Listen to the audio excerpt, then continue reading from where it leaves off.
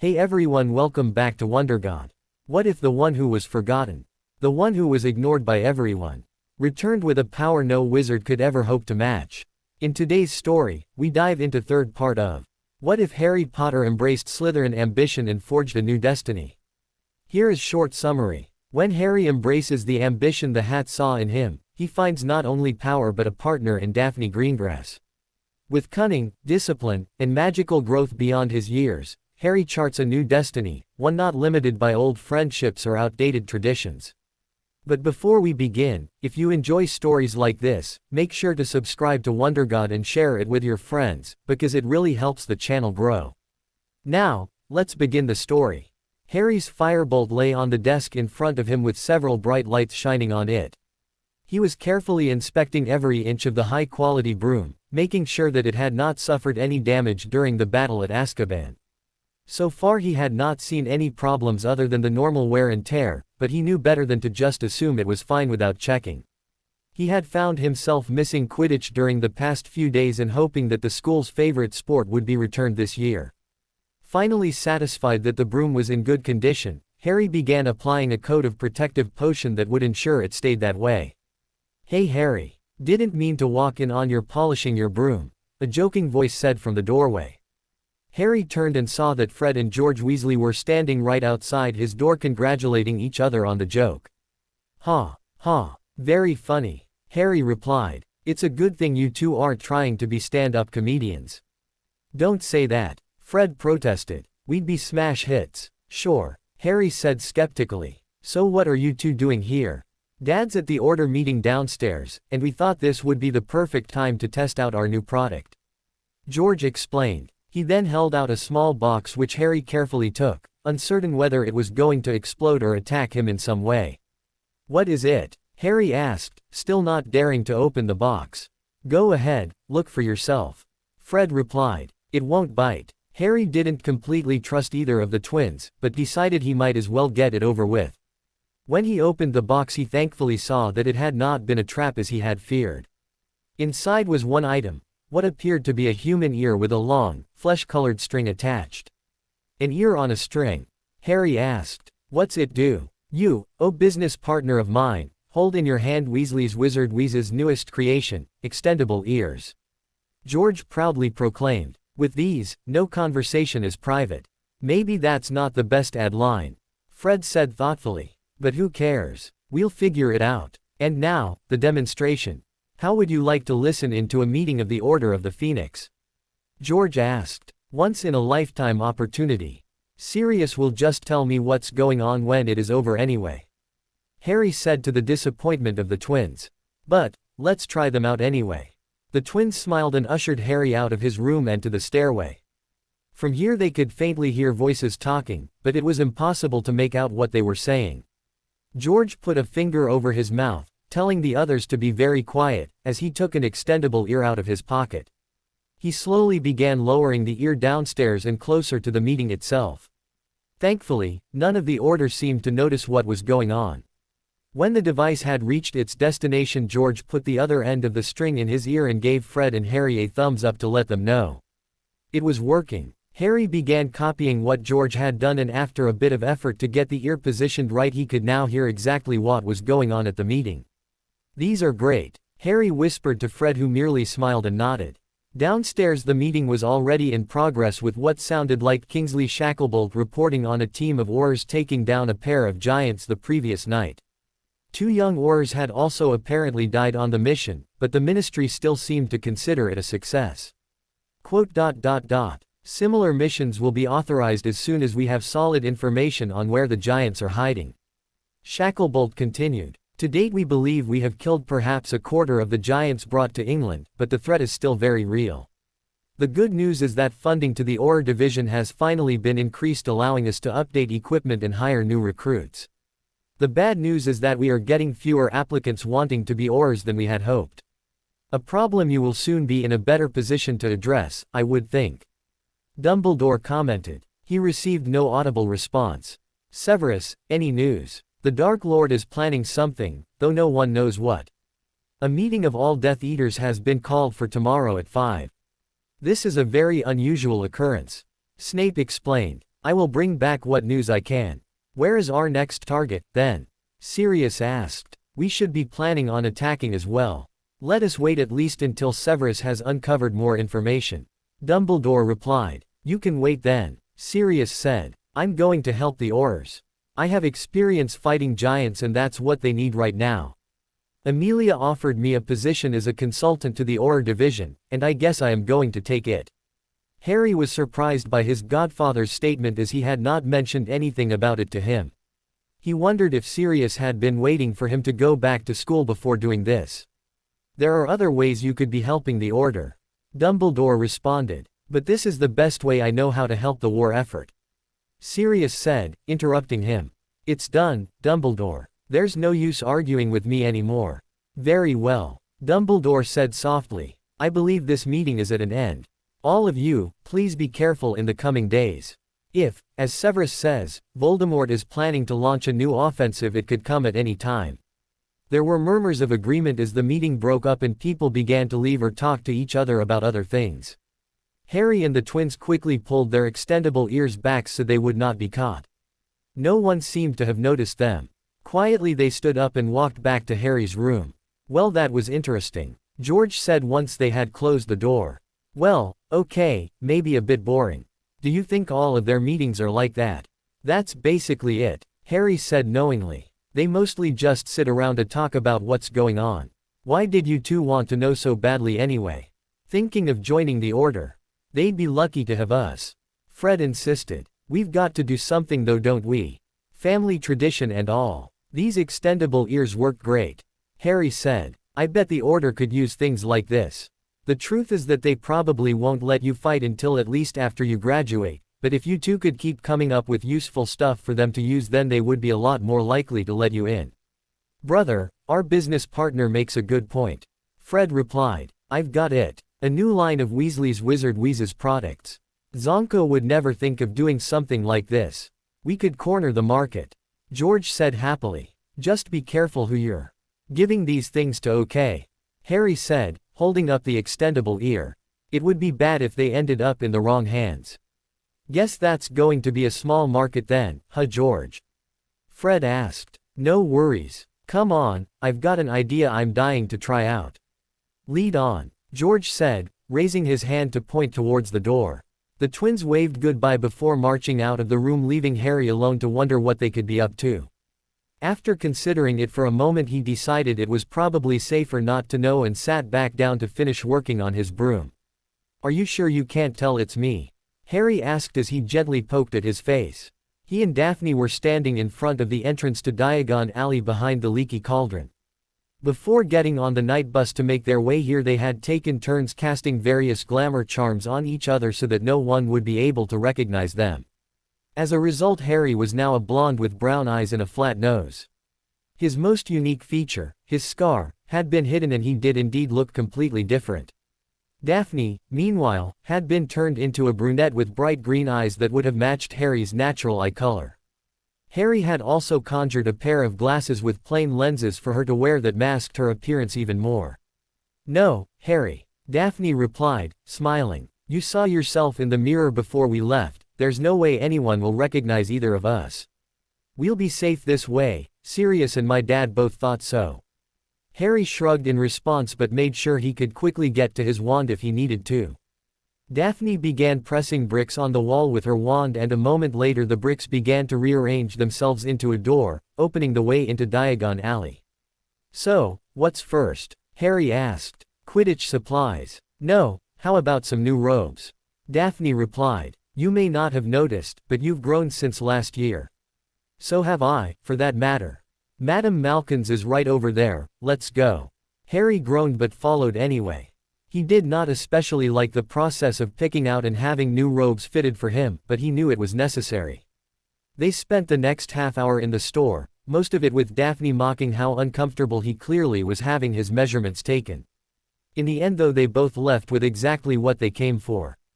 For the next few hours they strolled through Diagon Alley, purchasing all the supplies they would need for the coming year and enjoying the anonymity. They both agreed that disguising themselves was the best way to spend time in public when they wanted to have a good time. Eventually the day was drawing to a close.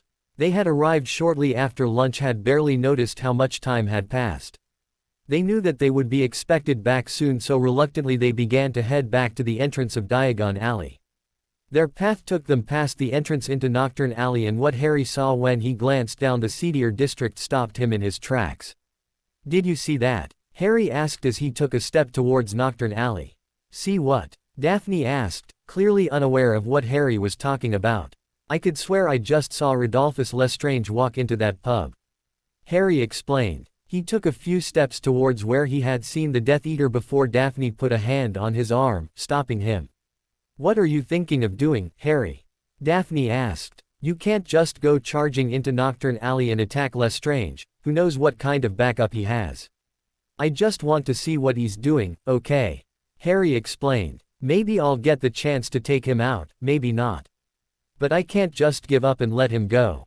"Okay, but just try not to draw attention to us," Daphne replied. Together, they walked into Nocturne Alley and towards the pub where Rodolphus Lestrange had gone. The alley seemed unnaturally dark, even though the sun was brightly shining back in Diagon Alley. Very few people were there, and those who were made sure to keep their faces mostly covered. Harry and Daphne tried to do the same so as not to appear out of the ordinary. They approached the pub and stood next to it, looking through a dirty window that offered a view of the bar at which Lestrange now sat. A glass of amber-colored liquid was placed in front of him and he eagerly drank it before ordering another. The bartender nodded and poured a glass, but it was clear from his face that he was reluctant to do anything to anger Lestrange. "I knew it was him." Harry smirked as they watched. "Hopefully he'll be coming out of there soon." "I don't know about that," Daphne said as Lestrange downed another drink. "He looks pretty occupied at the moment." "Wait, what time is it?" Harry asked, remembering something he had heard the previous night. "Almost 5, why?" Daphne replied. "Because Snape said they had a Death Eater meeting at 5 to discuss something big, all of the big shots are going to be there." Harry explained. "I guess we can just wait for him to leave." "That won't work," Daphne said. "See that door in the back? It leads outside. I've already seen a couple of people leave through it. My guess is that Lestrange will do the same thing when he has to leave." "Well then, do you think we should just go in there and drag him out?" Harry wondered. "I bet I could take him." "Too risky. I don't think we're going to be able to stop him, Harry," Daphne said sadly. She was disappointed as well. Lestrange had just been given a new drink, having quickly finished his first two. The other people in the bar had moved out of the Death Eater's way as if trying to avoid him. "So we don't try and stop him, we do something else," Harry suggested. "I think I could get a tracking spell on him from here." "Those are unpredictable if not done very close to the subject," Daphne replied with a shake of her head. "Wait a second, I think I may have an idea." "What is it?" Harry asked. "If it works, we'll have to thank Snape and Malfoy," Daphne said with a grin. She then reached into her bag and pulled out a tiny pouch. When the pouch was opened, Harry saw numerous small containers, each filled with a different potion. "I got the idea for this from Professor Snape. He always carries around a few useful potions just in case he needs them. And Malfoy gave me this idea." Daphne held up a vial that held a dark red liquid. "Let me guess, the Draft of Rage?" Harry asked. Daphne nodded and carefully handed the potion to Harry. "Have I told you today how amazing you are? Never hurts to say it again," Daphne replied. "Now, how good are your switching spells?" "Oh, I get it," Harry said as he began to understand Daphne's plan. "You want me to switch some of Rodolphus' beer with the potion. Do you think he'll notice? He's drinking pretty fast, so hopefully not." "Can you do it?" "I think so," Harry answered. "The hard part is going to be figuring out when to do it.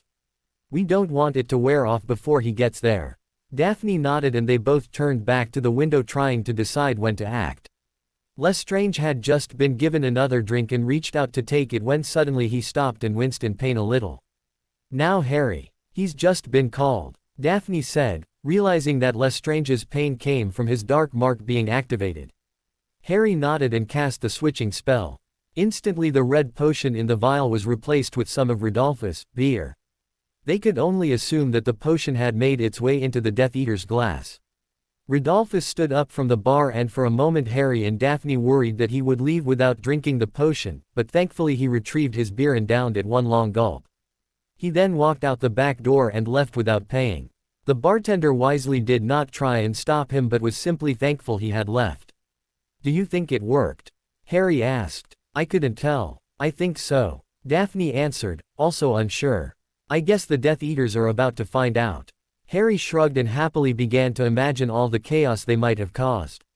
He only wished he could be there to see it. Rodolphus Lestrange did not know it, but Harry's spell had indeed worked exactly as he planned it. The Death Eaters were all beginning to arrive at Voldemort's lair in response to the call, but Voldemort himself had not yet arrived.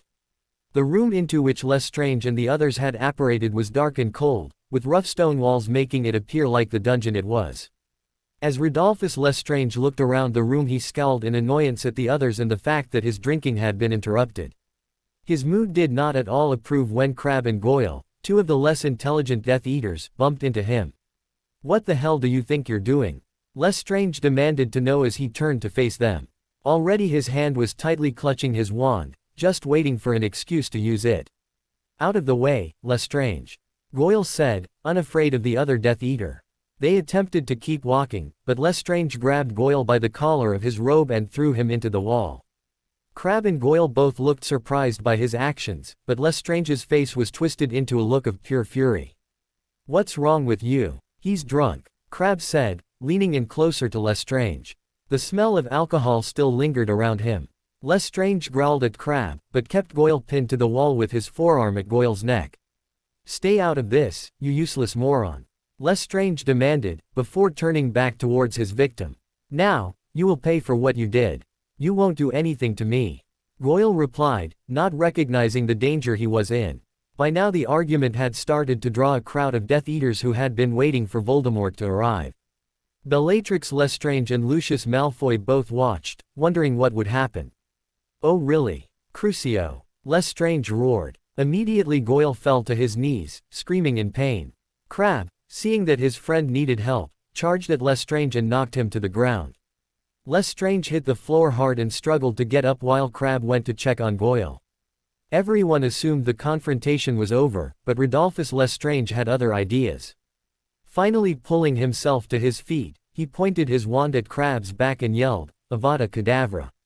Crabbe only had the chance to turn towards his attacker and look at him in shock before the green light struck him in the shoulder and sent him tumbling to the ground. The surrounding Death Eaters gasped in surprise, not expecting the argument to turn deadly. Goyle, seeing his lifelong friend murdered right in front of him, did the first thing that came to his mind. He aimed his wand at Lestrange and cast the killing curse right back at him. Fortunately for Lestrange he was able to dodge the curse, but a young Death Eater who was standing behind him was not so lucky. As he fell, panic began to spread in the room as Death Eaters tried to get away from Goyle and Lestrange. Goyle! Lucius Malfoy yelled, put down your wand. Goyle looked at Malfoy for a moment, unsure of what to do. He knew that the Dark Lord would not be happy with what he had done, but Lestrange had killed Crabbe. His brief moment of uncertainty was what Lestrange had been waiting for, and he took advantage of it by firing another killing curse at Goyle. The large man tried to avoid it, but was not able to. He too collapsed to the ground in a lifeless heap. A moment after the spell had left Rodolphus Lestrange's wand, Bellatrix fired a Expelliarmus at him and sent the wand flying to the ground. Rodolphus screamed in anger and dove for the wand, but was hit by an Incarcerus spell from Lucius Malfoy. The two senior Death Eaters stood over Rodolphus and looked at each other, unsure of what to do now. Around them the Death Eaters all began trying to talk over each other, some yelling for Lestrange to die and some trying to calm the others. Silence! The magically amplified voice of Lord Voldemort demanded. Immediately all conversations stopped and the crowd parted so that Voldemort could approach Lestrange.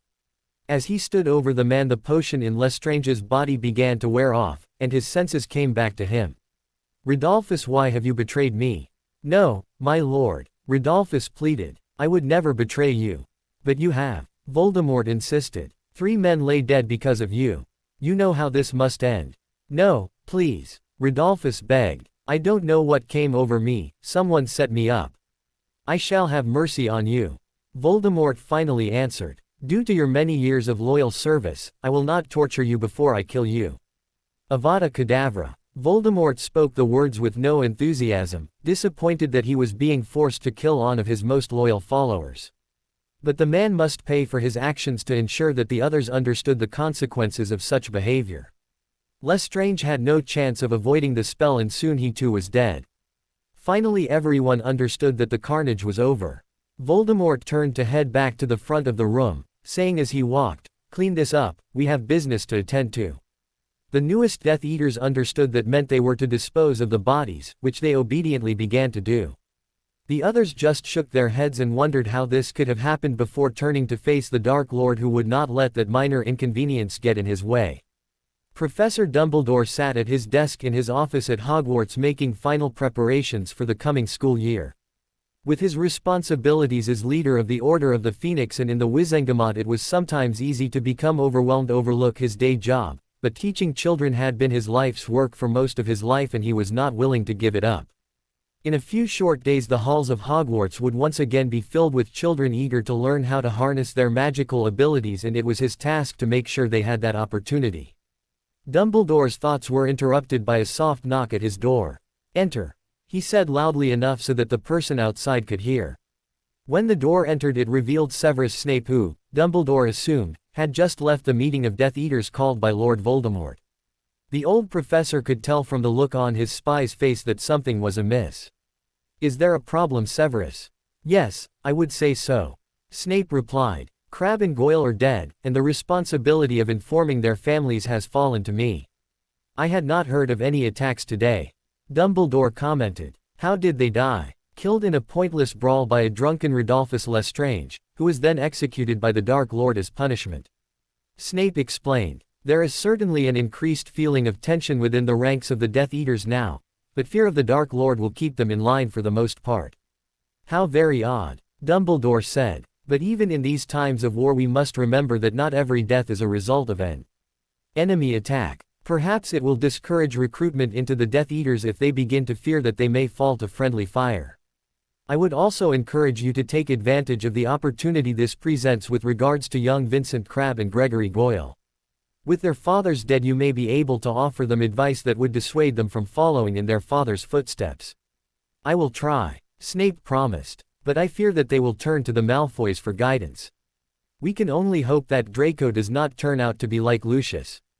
"True," Dumbledore agreed with a nod. "Now, have you learned of Voldemort's plans?" "An attack is coming on September 1st.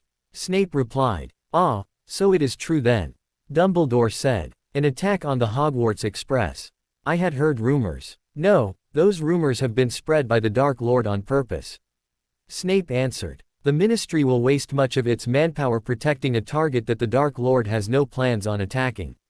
Meanwhile, other targets will become vulnerable." "So where is the attack going to occur?" Dumbledore asked. "We must be prepared. We were not told," Snape said. "We were assigned to different groups that would each have some mission to complete. Judging by the number of groups, no fewer than half a dozen targets will be hit on September 1st. Are you to lead one of these groups?" "No," Snape replied with a grimace. "I am to assist the Dark Lord on a mission he claims requires his participation. I have no idea what that could be." Dumbledore nodded and sighed. The news his spy had brought was less complete and more ominous than he had been expecting. The forces at his command could not be everywhere, and so it was inevitable that some of Voldemort's attacks would succeed. He could only hope that they would be able to respond in time. "Thank you, Severus," Dumbledore said finally. "I will inform the rest of the Order and we will be ready when needed." "Of course," Snape answered with a small bow of his head. Dumbledore turned back to what he was working on before Snape entered the room, but as the potions professor left Dumbledore turned a worried eye back towards the door.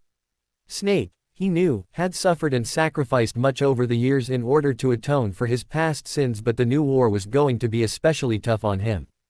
Dumbledore only hoped that the stress of Snape's situation would not become too much for him to handle. "Harry, get down here," Sirius yelled from the kitchen on 12 Grimmauld Place. "We need to be leaving." It was the morning of September 1st and Harry was desperately trying to get his last-minute packing done so that he would be ready to board the Hogwarts Express. Upstairs Harry was busy throwing clothes and books into his trunk. He had planned on doing this the night before, but Mad-Eye Moody had shown up intent on fitting one more tough duel into the summer break. This one had been watched by Sirius and Daphne, who were amazed at how violent it became. After nearly a half hour of fighting, Harry had finally emerged the victor, although he passed out a few moments later due to blood loss from a huge gash across his abdomen. It took another hour to heal the two warriors, and by then Harry was in no mood to pack. "I'm almost done," Harry shouted back as he slammed his trunk closed. He was forced to lean on it with all of his weight to get the lid down far enough for him to latch it shut. When he was finally finished, he breathed a sigh of relief. It was not typically like him to wait until the last minute to pack, but he knew from his experiences with the Weasleys that it was not at all uncommon. With a flick of his wand, the trunk rose into the air and followed him out of his room and downstairs where Sirius was waiting. "I don't know why you're in such a rush, the train doesn't leave for a half hour." "True, but I have other things to attend to," Sirius replied. Harry nodded, knowing that he was referring to the pending Death Eater attacks that the Order of the Phoenix had been warned about. As Snape had predicted, the Ministry, believing the rumors, had positioned the bulk of its available forces at King's Cross Station and along the path the Hogwarts Express would take. All available members of the Order of the Phoenix had been assigned to patrol various places they believed to be potential targets to see if the Death Eaters showed up there. If they did, a request for backup would immediately be sent out, and hopefully they would be able to prevent Voldemort and his followers from doing any significant damage today. Harry was upset that he was not being allowed to participate, but Sirius had been able to convince him that it was better if he was on the train just to ensure it wasn't attacked. Harry begrudgingly saw the merit of this point of view. "Yeah, and the worst I'll have to deal with is Draco Malfoy making his annual visit to my car on the train to annoy me," Harry griped. "And I'm not even allowed to curse him for it." "You shouldn't say that, Harry. You'll jinx it and then I'll have to come bail you out from an all-out assault," Sirius jokingly replied. "Besides, maybe you'll get lucky and little Malfoy will try and hex you. Then you can curse him, in self-defense of course." "Of course," Harry agreed, smiling a little at the idea. A year ago Malfoy might have been a challenge in a duel, but now, not a chance, Harry knew. If he does, I'll try not to hurt him, just embarrass him. "I'll make a marauder out of you, yet," Sirius replied proudly. "We better get going. Are your friends going to be waiting on you?" "I'll probably be there before they will be," Harry answered. "I'm ready anyway." Sirius nodded and walked over to Harry, placing a hand on his shoulder. Harry made sure he was touching his trunk, and together they apparated away from 12 Grimmauld Place into the apparition point at King's Cross Station just inside the magical barrier. When they arrived, they saw that the area was already full of people, most of them families saying goodbye to their children for the year. At first glance it appeared to be like any other year, but then Harry's eyes were drawn to the uniformed Aurors walking around and watching everything with a careful eye. They appeared tense and ready for battle. Harry turned to see that Sirius had noticed their behavior as well. Even though they were fairly confident that there would be no attack here, it still made both of them a little nervous. "Why do I get the feeling this isn't going to be a good day?" Sirius asked as he looked around. Harry nodded in agreement with the statement. For a moment they silently watched the crowds as if waiting for something to happen, but nothing did. "I almost forgot. I have something for you, Harry." "Really?" Harry asked. "What is it?" Sirius reached into his coat and pulled out what appeared to be a simple mirror. Harry took it and inspected it with a confused look on his face. "What's it for?" "I have another one just like it," Sirius explained. "And if you ever need to talk to me, all you have to do is say my name and we'll be able to talk through these." "Pretty neat, huh?" "It's great," Harry exclaimed. "Thanks, Sirius." "No problem. Just try and stay out of trouble this year, okay?" "I'll try," Harry laughed. "Promise. It won't be the same without you around," Sirius said thoughtfully. "We'll still be able to talk through the mirrors," Harry replied. "And I'll be back for Christmas." "Of course you will," Sirius agreed. "I better get going, there's no telling when the action is going to start today." "Sirius," Harry said uncertainly. He then hugged his godfather and Sirius hugged him back. "Thanks again for letting me live with you. This has been the best summer I've ever had." "It's good to hear you say that, Harry," Sirius said. "Have fun at Hogwarts, and do try and learn something." "I will," Harry promised. "Bye, Sirius." His godfather nodded and turned to leave, and as he did, Harry suspected that the man was feeling quite emotional. Once Sirius had reached the apparition point, he turned and waved at Harry one last time before disappearing. Harry felt sad watching him go, knowing how much his godfather had enjoyed having him live at 12 Grimmauld Place, but it was easier for him because he truly was excited to be going back to Hogwarts. Finally Harry turned and continued heading for the train. Happily, he saw a familiar face getting onto the train. "Neville!" Harry yelled, as he quickly walked towards his friend. The other boy was just about to step onto the train when he heard Harry call to him. "Hey, Harry," Neville said, also happy to find a friend. "Want to go find somewhere to sit?" "Sure," Harry agreed as they climbed onto the Hogwarts Express. The first few carriages they looked in already had other students sitting in them, but finally they found one that was empty and stepped inside. "So Neville, happy to be going back to school?" "Definitely," Neville replied with a fierce nod. "I love Gran and all, but it gets boring there in the summers. Hogwarts is always much more exciting." "Dangerous, exciting. Same thing I suppose," Harry said. "Well, for me at least." "I know," Neville agreed. "Oh yeah, guess what I got in the mail this week?" "What?" Harry asked. Neville reached into his pocket and pulled out a gleaming badge painted S. Arlet in gold with a large letter, P, stamped on the front. "Neville, is that a prefect's badge?" "Yes," Neville happily confirmed. "I've never seen Gran prouder than when I got this." "Congratulations," Harry said, happy for his friend but still a little disappointed he didn't get to be a prefect. "I bet Hermione is the other prefect for Gryffindor."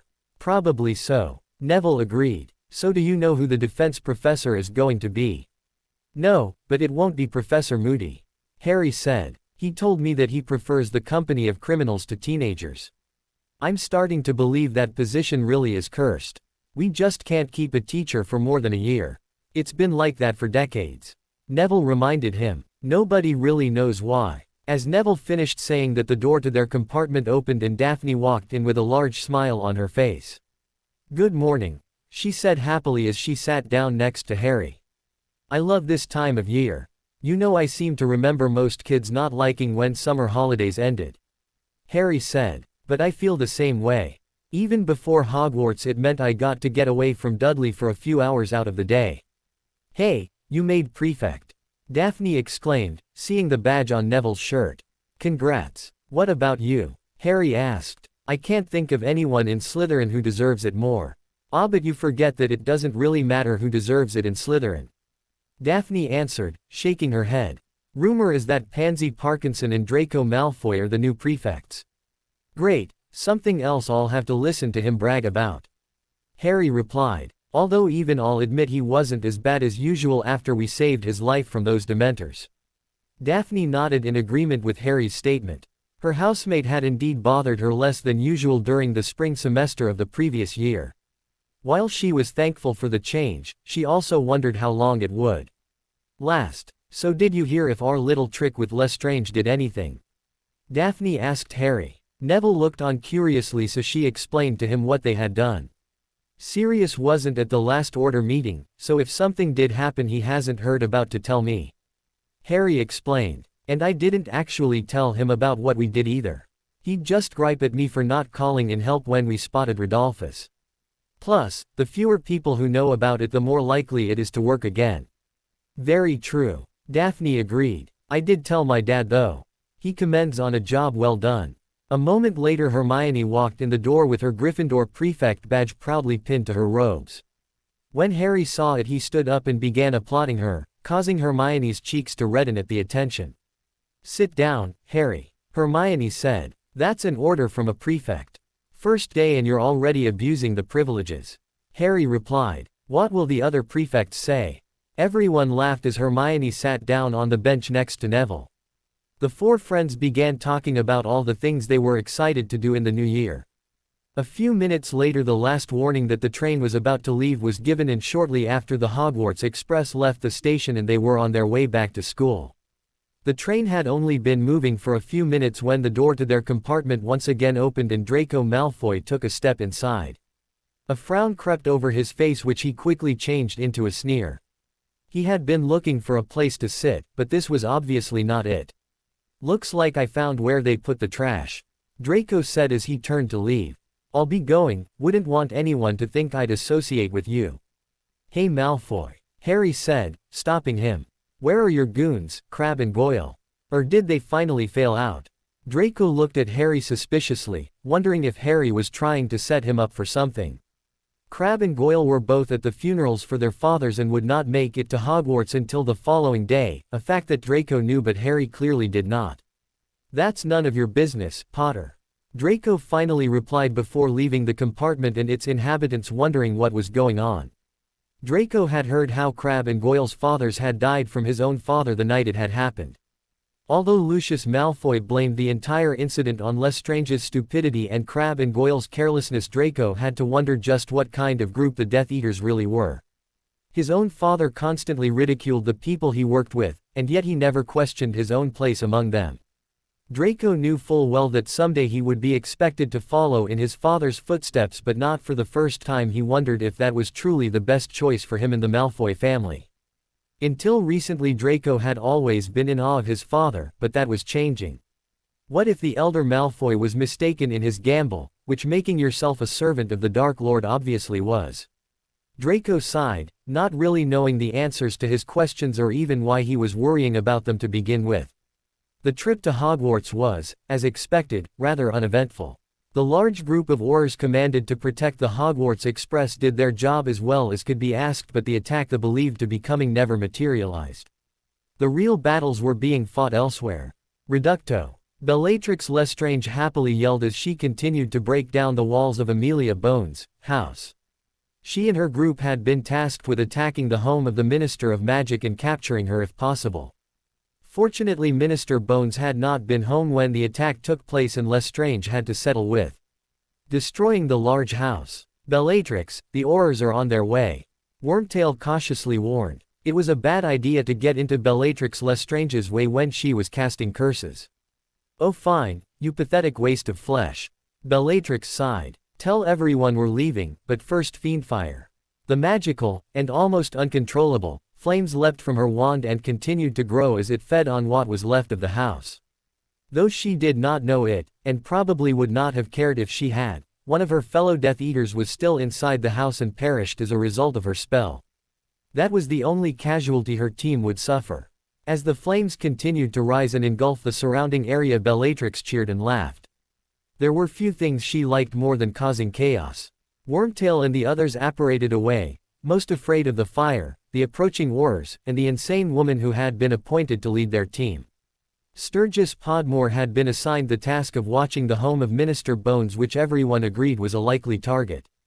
At the first signs of trouble he had requested help, but by the time the others arrived the Death Eaters had left and it was clear the house would be a total loss. A normal fire could quickly be extinguished, but fiendfire was completely different. Only the combined efforts of Mad-Eye Moody and Bill Weasley could finally put out the fire. Walden McNair and his group of Death Eaters were not ordered to fight at all that day. Instead they had spent the morning gathering together a group of a dozen giants and convincing them to attack the village of Godric's Hollow. Voldemort had picked the target himself, enjoying the idea of not only destroying the childhood home of Albus Dumbledore but also the town in which he had been temporarily defeated so many years ago by infant Harry Potter. After many hours of work the giants were finally ready and the Death Eaters commanded them to attack. Within moments panic began to spread in the village. The giants knocked down the walls of houses and business, picked up and threw cars as if they were children's toys, and attempted to stomp on any person that got in their way. The Death Eaters stood at the top of a nearby hill and watched Godric's Hollow be torn apart. Fortunately, a magical member of the community was able to tell the Ministry of Magic about the attack and they sent their giant fighting squad there as soon as possible. Sirius was among the group that arrived to battle the giants. They knew, however, that with only 20 wizards in their group it would be nearly impossible to defeat the giants. Working together they began to target the giants one by one, first luring one away from the others and then launching an all-out assault on the isolated giant. Luckily the giants were not very intelligent and did not catch on to the Aurors' plans. Slowly the number of giants began to fall until there were only 2 left standing. They, however, were also the 2 biggest and seemed reluctant to separate. "We're going to have to take them both at once," Sirius yelled. By this point he, like the rest of his team, was exhausted. It had taken them almost 2 hours to get to this point, and by the end of the first hour it had become clear to all of them that they were no longer fighting to protect the village. Godric's Hollow had been utterly destroyed. Every building in sight had sustained some damage, and in one of the rare calm moments of the day Sirius had stopped to wonder how the Aurors were going to explain this to the Muggles. The Aurors had taken losses as well.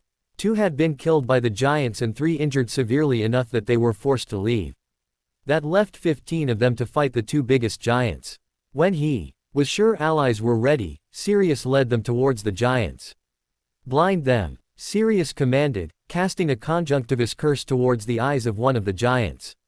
The others obeyed his command and followed suit. Many of their spells either missed or were not strong enough to have an effect, but thankfully by the end of their barrage both giants could no longer see due to their eyes being swollen shut. The giants reacted to this situation by panicking and swinging their fists wildly. One of the giants began clumsily walking towards them, and an Auror, fearing the giant was about to attack, fired a blasting curse towards it. This, of course, only angered the giant, and it lunged towards the source of the attack and crashed down on the unfortunate Auror, instantly killing him. "No!" Sirius yelled angrily. "Attack on my command, now!" This time a variety of curses hit the giants from all sides, and the combined efforts of the 14 remaining wizards was enough to knock the huge creature unconscious and leave it bleeding to death in the middle of the street.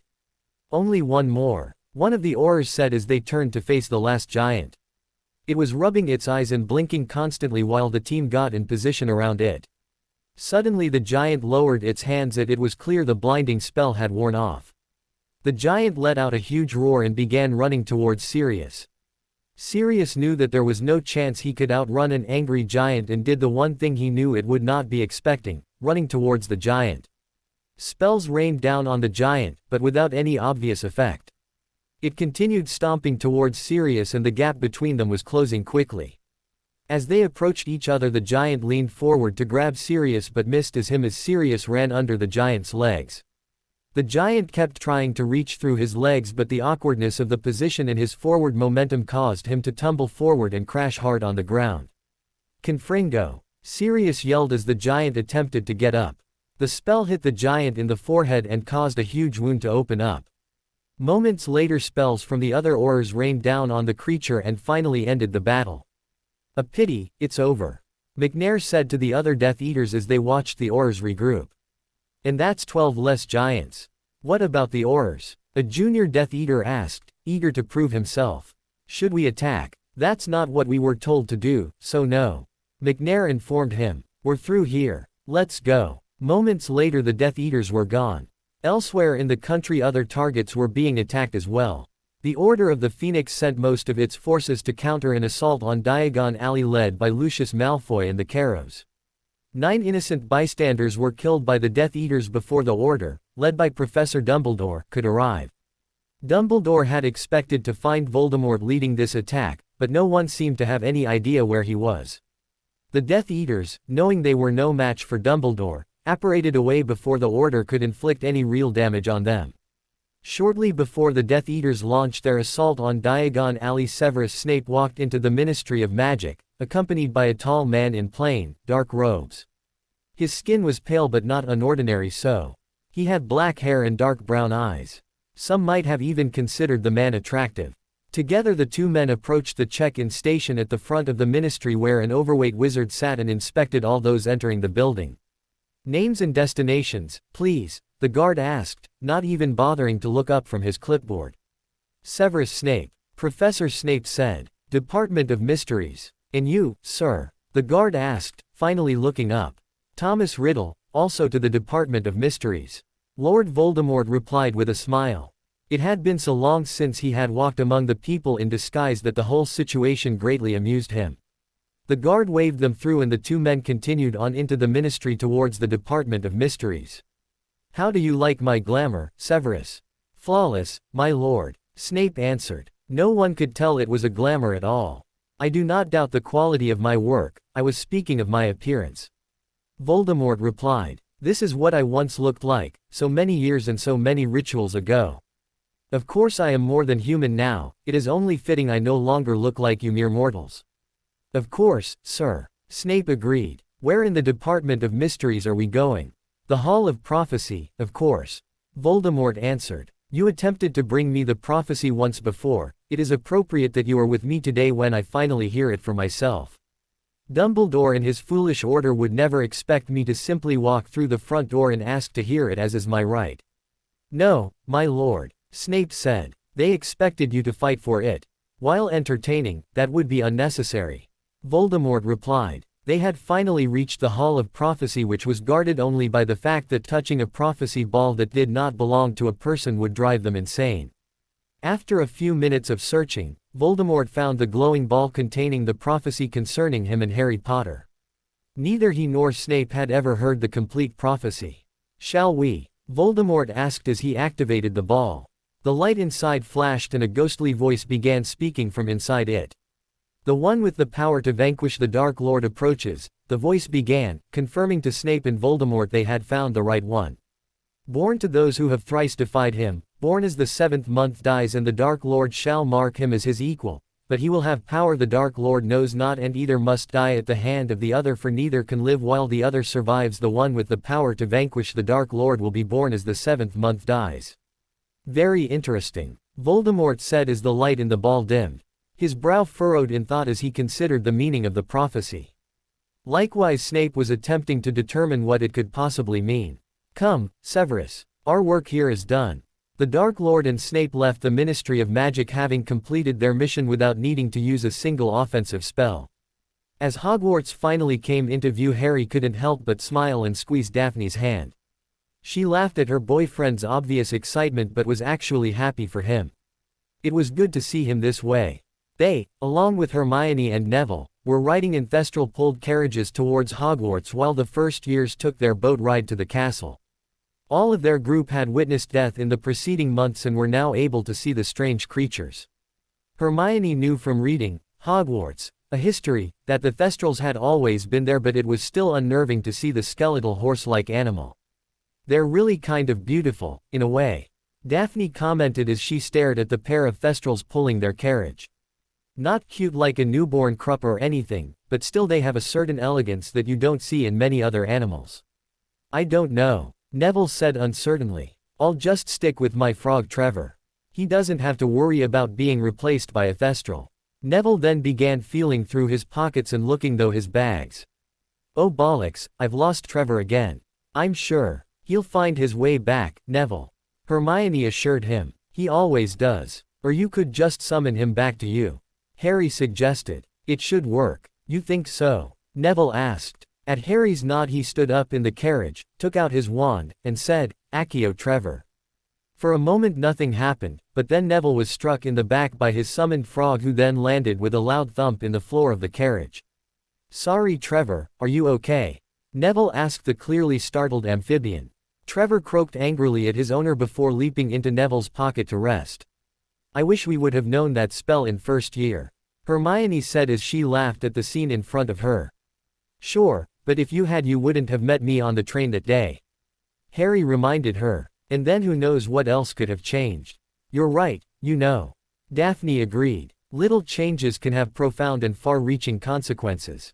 The future remains unwritten. Just like that transfiguration essay I was supposed to do, Neville said. You better get on that before Hermione here decides to make you a schedule telling you exactly what you are supposed to be studying every hour of the day. Harry replied. Not that I don't appreciate your schedules, Hermione. You're just lucky I bother to waste my time trying to help you, Hermione said jokingly before turning to Daphne as if preparing to relate some secret to her. He would have failed all 4 years of history of magic if it weren't for my notes. You're the only one who can manage to stay awake during that bloody class, Harry said. All of Gryffindor and half of Hufflepuff use those notes. In fact, Fred and George have been selling copies to the younger kids for years now. They never told me that, Hermione said. And I certainly haven't gotten paid for any of my work either. Maybe I shouldn't have told you then, Harry replied. The others in the cart broke out into laughs which only ended when they realized their trip was over and they were finally back at Hogwarts. The centuries-old castle towered above them with light pouring out of the windows into the dark night. Harry could remember how odd he had been when he had first seen the castle so many years ago, and even now the sight made his heart leap for joy. It truly felt, more than any other place he had lived, like home. Together the four returning students walked into the castle and towards the Great Hall. Once there Harry keyed Daphne before they parted ways, he headed towards the Gryffindor table and she towards the Slytherin table. As the students continued to fill the Great Hall, Harry noticed that the teacher's table was still mostly empty. Still no word on who the defense teacher is going to be. Harry asked Hermione as they took their seats. No. Whoever it is, they didn't ride the train in. Hermione answered. The rumor is that Professor Dumbledore had some problems trying to find a replacement for Professor Moody, but I'm sure he found somebody decent.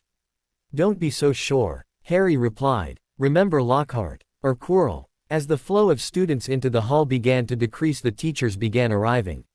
All of them were familiar faces though, giving them no clue on who the new teacher would be.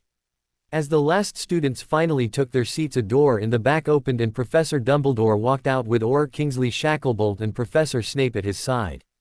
Dumbledore looked as calm as ever, but Shacklebolt and Snape were clearly unhappy about something. All three then took a seat at the teacher's table. It's Shacklebolt, Harry said happily. I should have known. Dumbledore did say something about him having a chance to encourage more people to become Aurors at that meeting we listened to. This must be how. I wonder what they were talking about that had him and Snape so upset. Hermione wondered. They, of course, had not heard anything about the numerous Death Eater attacks of the day. Harry shrugged in response, not knowing the answer to her question either. Their conversation was then interrupted by the new first-year students being ushered into the Great Hall. Harry marveled at how small they looked but knew he had once been in their position. The Sorting Hat sang a song encouraging school unity in these troubled times before beginning to sort the new students. They seemed to be split fairly evenly across the four houses as was usually the case. Each house cheered in turn as another member was added to their ranks. When the sorting ceremony was finally over, the opening feast magically appeared on the table and conversation seemed to cease as the hungry students began to eat. A few seats down on the table, Harry noticed that Ron's eating habits had not changed at all over the summer, even if his attitude had slightly improved. Attention! Professor Dumbledore called from the front of the room. All eyes turned to him as he stood to address the students. Welcome, everyone, to another exciting year at Hogwarts School of Witchcraft and Wizardry. I encourage all of you to take full advantage of the opportunity you are provided to educate yourselves, which is especially important during these difficult times. As you may know, Lord Voldemort has returned and our wood is once more at war. Even today several battles were fought against his forces. You, dear children, are the future of our world. And someday soon the burden of deciding its fate will rest on your shoulders. The students began to softly talk amongst themselves, most wondering what had happened during their ride on the train. Dumbledore was forced to tap a spoon against his glass to regain their attention. Professor Moody has unfortunately not returned this year, but let me assure you that he felt teaching you was the greatest joy his life had ever known. Harry tried to hide his laugh, knowing how Moody really felt about teaching. This year defense against the dark arts will be taught by Professor Kingsley Shacklebolt, an Auror on loan from the Ministry of Magic whose years of experience will be a valuable resource as he attempts to prepare you for not just your owls and newts but for the future. Before we sing the school song, I would like to remind you all that the Forbidden Forest remains forbidden and Mr. Filch has an updated list of banned items on his door for those of you who are interested. Now, the music please. With that everyone began singing in a variety of different ways to many different tunes. Dumbledore happily waved his wand as if he were conducting a symphony through the entire thing, while beside him even some of the teachers seemed to be mildly annoyed by the annual event. Eventually the song ended and with it the feast did as well. Hermione and Neville, as new prefects, had to rush out of their seats to help escort the first years to the Gryffindor dorms. The rest of the students were free to mingle. Harry began to get up from his seat when he saw Daphne rushing towards him. Is something wrong? He asked once she had made her way through the crowds to him. She shook her head no and sat down beside him close enough so that no one could hear what they were talking about. I found out why Crabbe and Goyle weren't on the train, Daphne said. From the look on her face Harry could tell the reason was good news. Well, why? Harry asked. Malfoy was explaining all of this to Nott, and I just happened to overhear him. Daphne explained. Anyway, Crabbe and Goyle's fathers were killed at a Death Eater meeting in a fight with Rodolphus Lestrange. The draft of rage, it must have worked. Harry realized. Exactly. Daphne agreed. But none of them seemed to know that Malfoy thought that Lestrange was just drunk. The best part is what happened after that. Voldemort killed Lestrange as punishment for his actions. Brilliant, Harry said happily. So we took him and 2 others out without putting ourselves in any danger at all. If only it could always be that simple. I know, Daphne replied. Now only Bellatrix is left of the Lestranges. We're one step closer to getting that Horcrux. She still wants to kill me and Sirius. Harry reminded her. She'll be coming at us eventually, don't doubt that. We'll just have to be ready. So, what about Crabbe and Goyle? I guess they will be coming back. Unfortunately so, Daphne confirmed. Probably by tomorrow in fact. But it might not matter so much. Malfoy seems different this year. Still a jerk of course, but quieter. Something is going on with him but I can't tell what it is. He's still potentially dangerous, Daphne. Harry reminded her. Don't expect him to ever have a change of heart. Daphne nodded and was about to say something when they realized they were being watched. They looked up from the table to see Professor Snape standing over them looking annoyed, as usual. Dumbledore wishes to speak with you, Potter. Snape informed Harry. Now, I'll talk to you later, okay? Harry told Daphne as he got up to follow Snape. He gave her one last key before turning to catch up with Snape who had chosen not to wait on Harry to say goodbye to Daphne. Harry walked behind Snape, not really caring to talking to the man, as they made their way through the many passages leading to Dumbledore's office. Once there Snape spoke the password which was, to Harry's surprise and amusement, Canary Cream, before they both climbed the stairs and entered the office. It was exactly as Harry remembered it being from the last time he was in it, even down to Dumbledore sitting at his desk with a worried look on his face.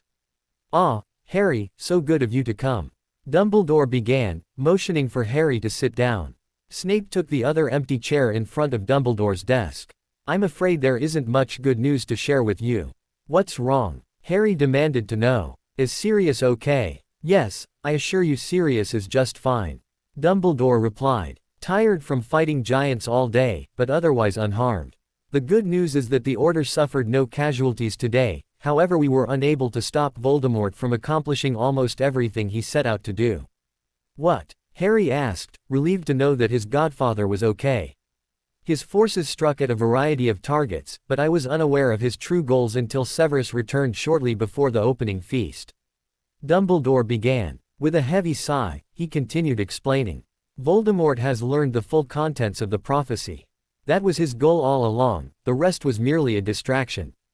"But how?" Harry asked. "Who told him?" "No one did," Snape answered. "He simply walked into the Hall of Prophecy and listened to it, as was his right as one of the people it described.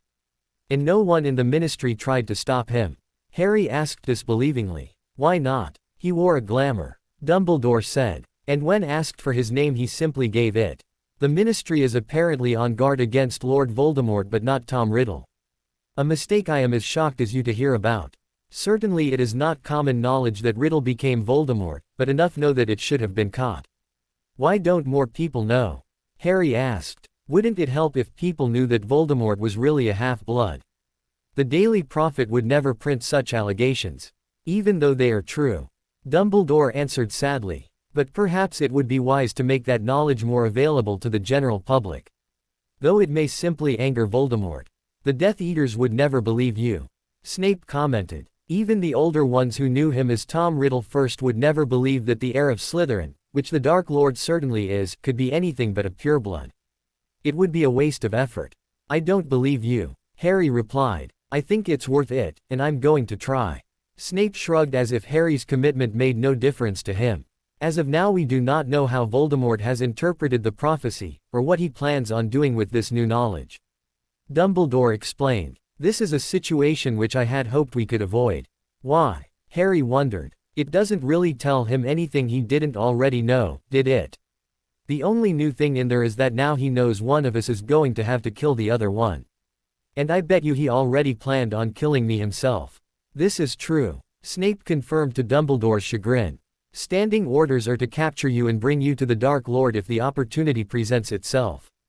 I, of course, am exempt from that command because I am far more valuable here spying on the Order of the Phoenix.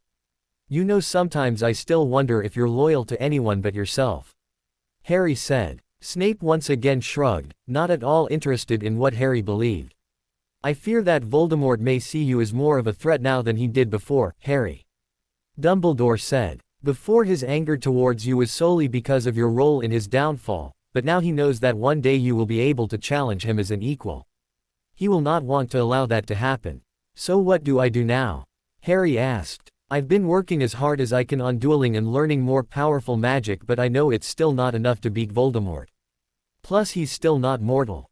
I am working on that. Dumbledore explained. Now that it has been confirmed his snake Nagini is indeed a Horcrux, we have been working on destroying it.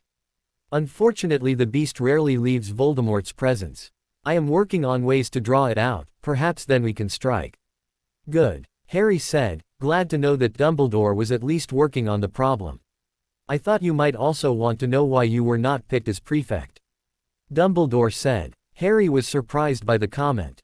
Although he did think he deserved it, he also believed that it was a good thing that Neville got it. He hoped the recognition would increase his friend's confidence. Clearly you would make a fine prefect, but I did not wish to burden you with any other additional responsibilities. I suspect you will be busy enough as it is this year. What exactly do you mean by that? Harry asked nervously. Have you ever had a calm year at Hogwarts? Dumbledore replied. Harry had to admit Dumbledore had a point, but he wondered what else was going on. I know of no specific threats concerning you, but as always I would advise you to be on guard. Other than that, I hope you have a good year. You may return to your dorm. Okay, Professor. Harry said as he stood and left the room. Snape stayed behind to talk to Dumbledore alone, but they waiting until Harry was downstairs and could no longer hear anything to begin their conversation. Harry was once again unsure of what to do about Dumbledore. He firmly believed that they should be on the attack against Voldemort, but there was little he could do about it from within Hogwarts. He would simply have to hope that Sirius and Daniel Greengrass were doing their best to oppose the Death Eaters and Voldemort on their own while he was at Hogwarts.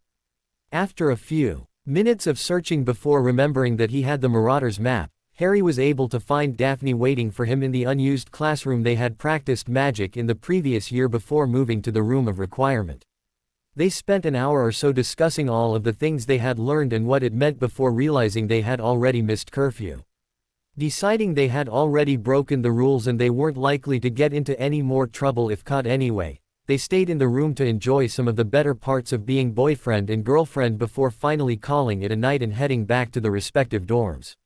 Your homework for next class is 12 inches of parchment detailing in which ways a zombie is different than an Inferius.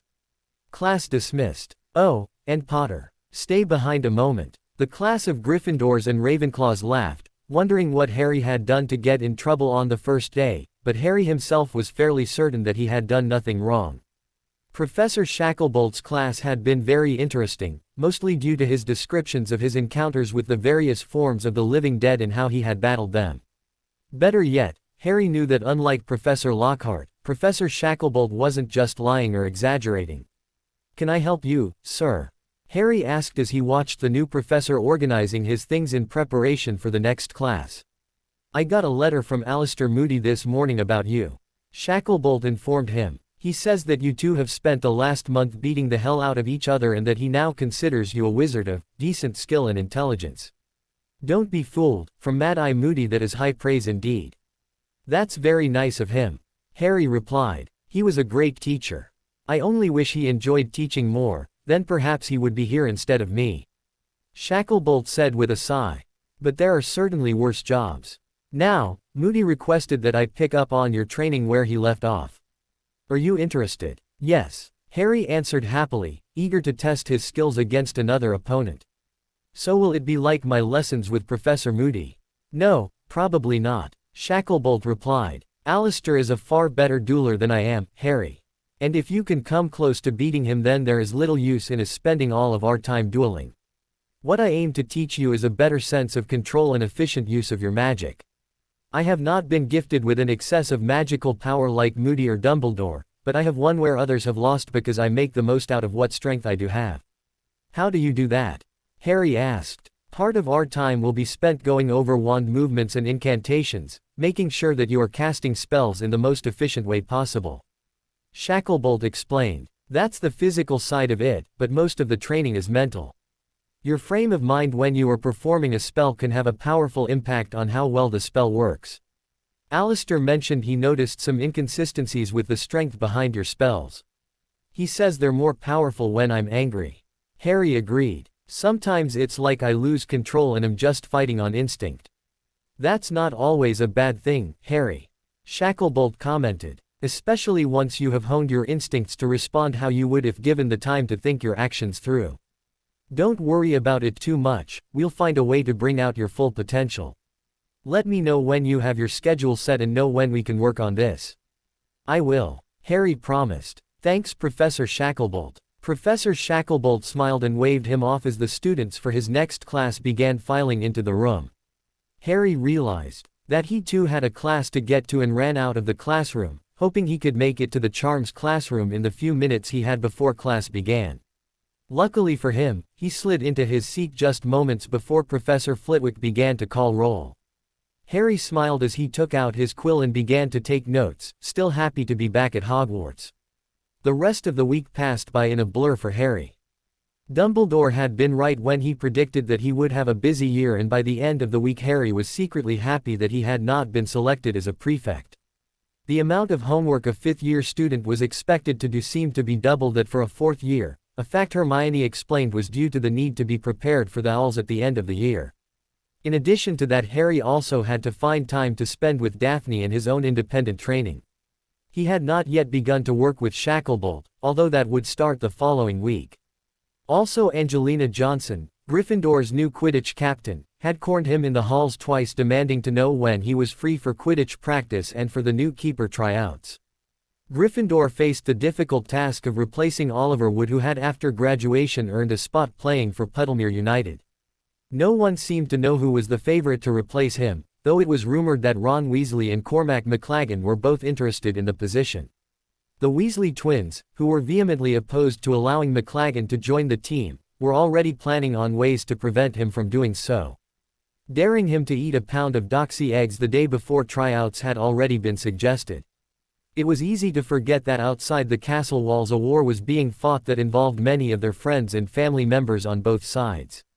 No major news had been reported in that first week other than the events of September 1st, and although the war was still often discussed, many found it easier to just ignore the topic. Harry had expected to hear more taunts and insults from Slytherin, but with Draco Malfoy reluctant to take up the leadership role for that, what trouble there was from Slytherin was far less serious than it could have been. Daphne reported to him that the Slytherin common room had become an odd place, with almost no one sure where the others' loyalties lay. Crabbe and Goyle had returned, as expected, and immediately been taken under the wing of Professor Snape. The Slytherins weren't very surprised by this. It was common knowledge that Snape would take care of them as well as he could, and with their fathers dead they would need extra help. Meanwhile, the war continued, although the Daily Prophet refused to acknowledge that fact. As in the First War, disappearances were commonplace.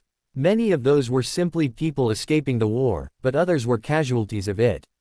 The major offensive for the light side was the fight against the Giants, now being unquestionably led by Sirius Black. Over half of the huge, destructive creatures had been killed since their arrival in England, with more falling daily.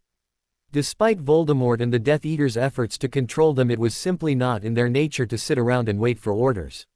And so at the first opportunity they were given they would run free, happily crushing everything in sight and bringing the attention of Sirius's team of giant fighters down on them. Their numbers were dwindling, and it was hoped that the giant threat could be eliminated by the end of the year. While Sirius fought giants and Harry sat in school, Daniel Greengrass was not idle. His efforts were mostly political and economic, but no less important than Sirius's. Even Voldemort needed funds to conduct his war against magical Britain, and if he could be deprived of that, the war against him stood a much better chance of succeeding. Unfortunately, the goblins had been unwilling to help him or take a side in the conflict, but even so Greengrass had used his wealth and influence to attack known financiers of the Dark Lord. Progress began slowly and with much difficulty, but with time the situation was improving. But, unfortunately, the Dark Lord's forces were also striking back.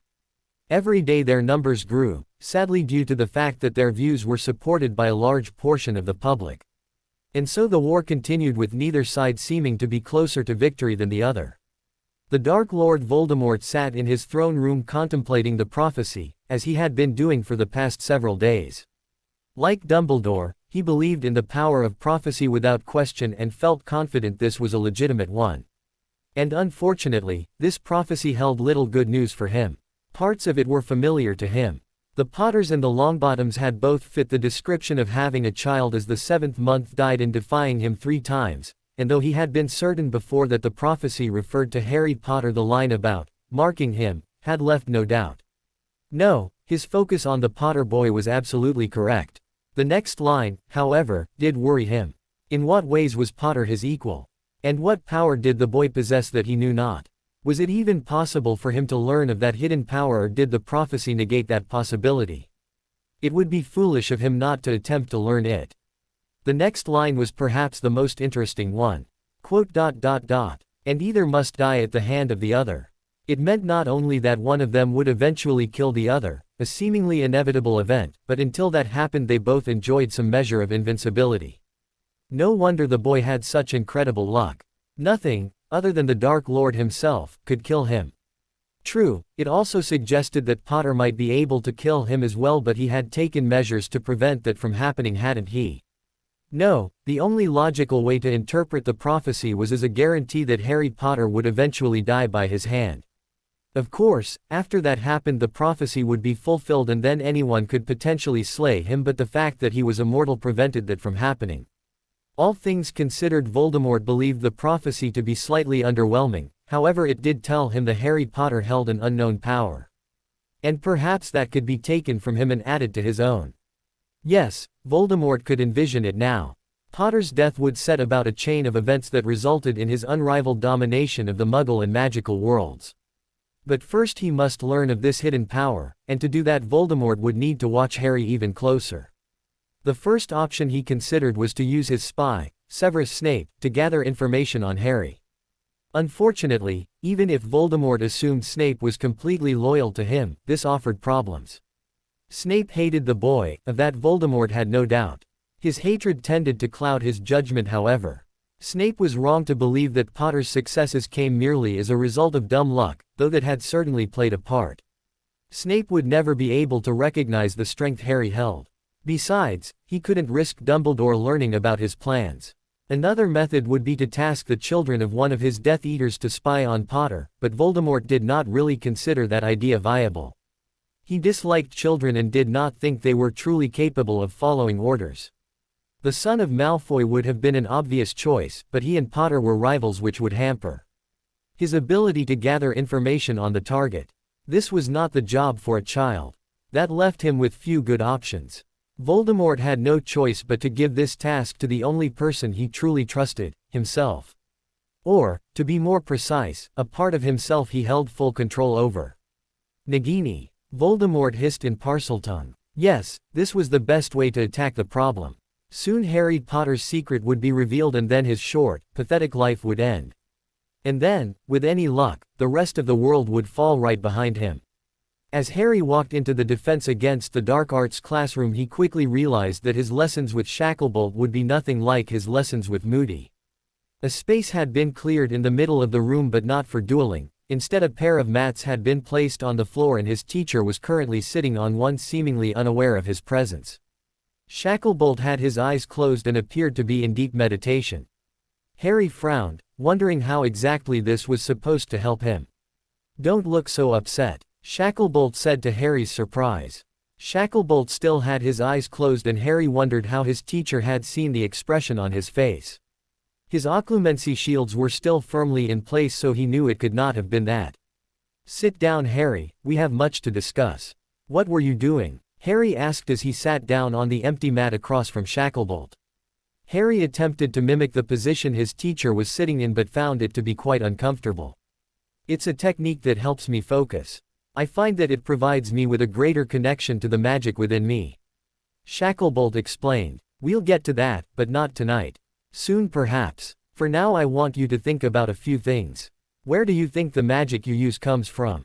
"I was born with it," Harry replied after thinking about it for a few moments.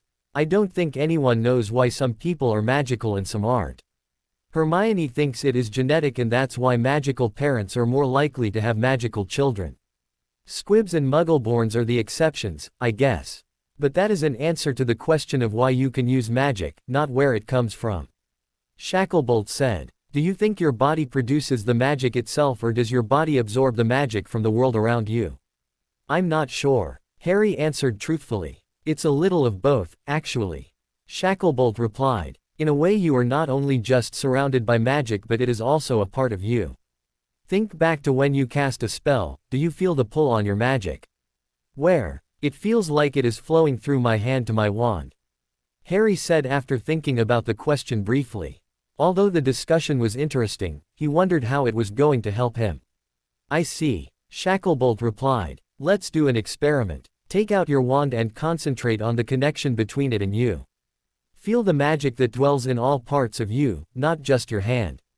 Now, cast Lumos. Lumos. Harry said softly. The tip of his wand immediately lit up so brightly that Harry and Shacklebolt were forced to turn their heads away from it. Harry cancelled the spell and then looked curiously at his wand. That came out a lot stronger than I meant for it to. And that's the lesson I wanted you to learn tonight. Shacklebolt said happily. There is more to casting a spell than simply saying the words and waving your wand.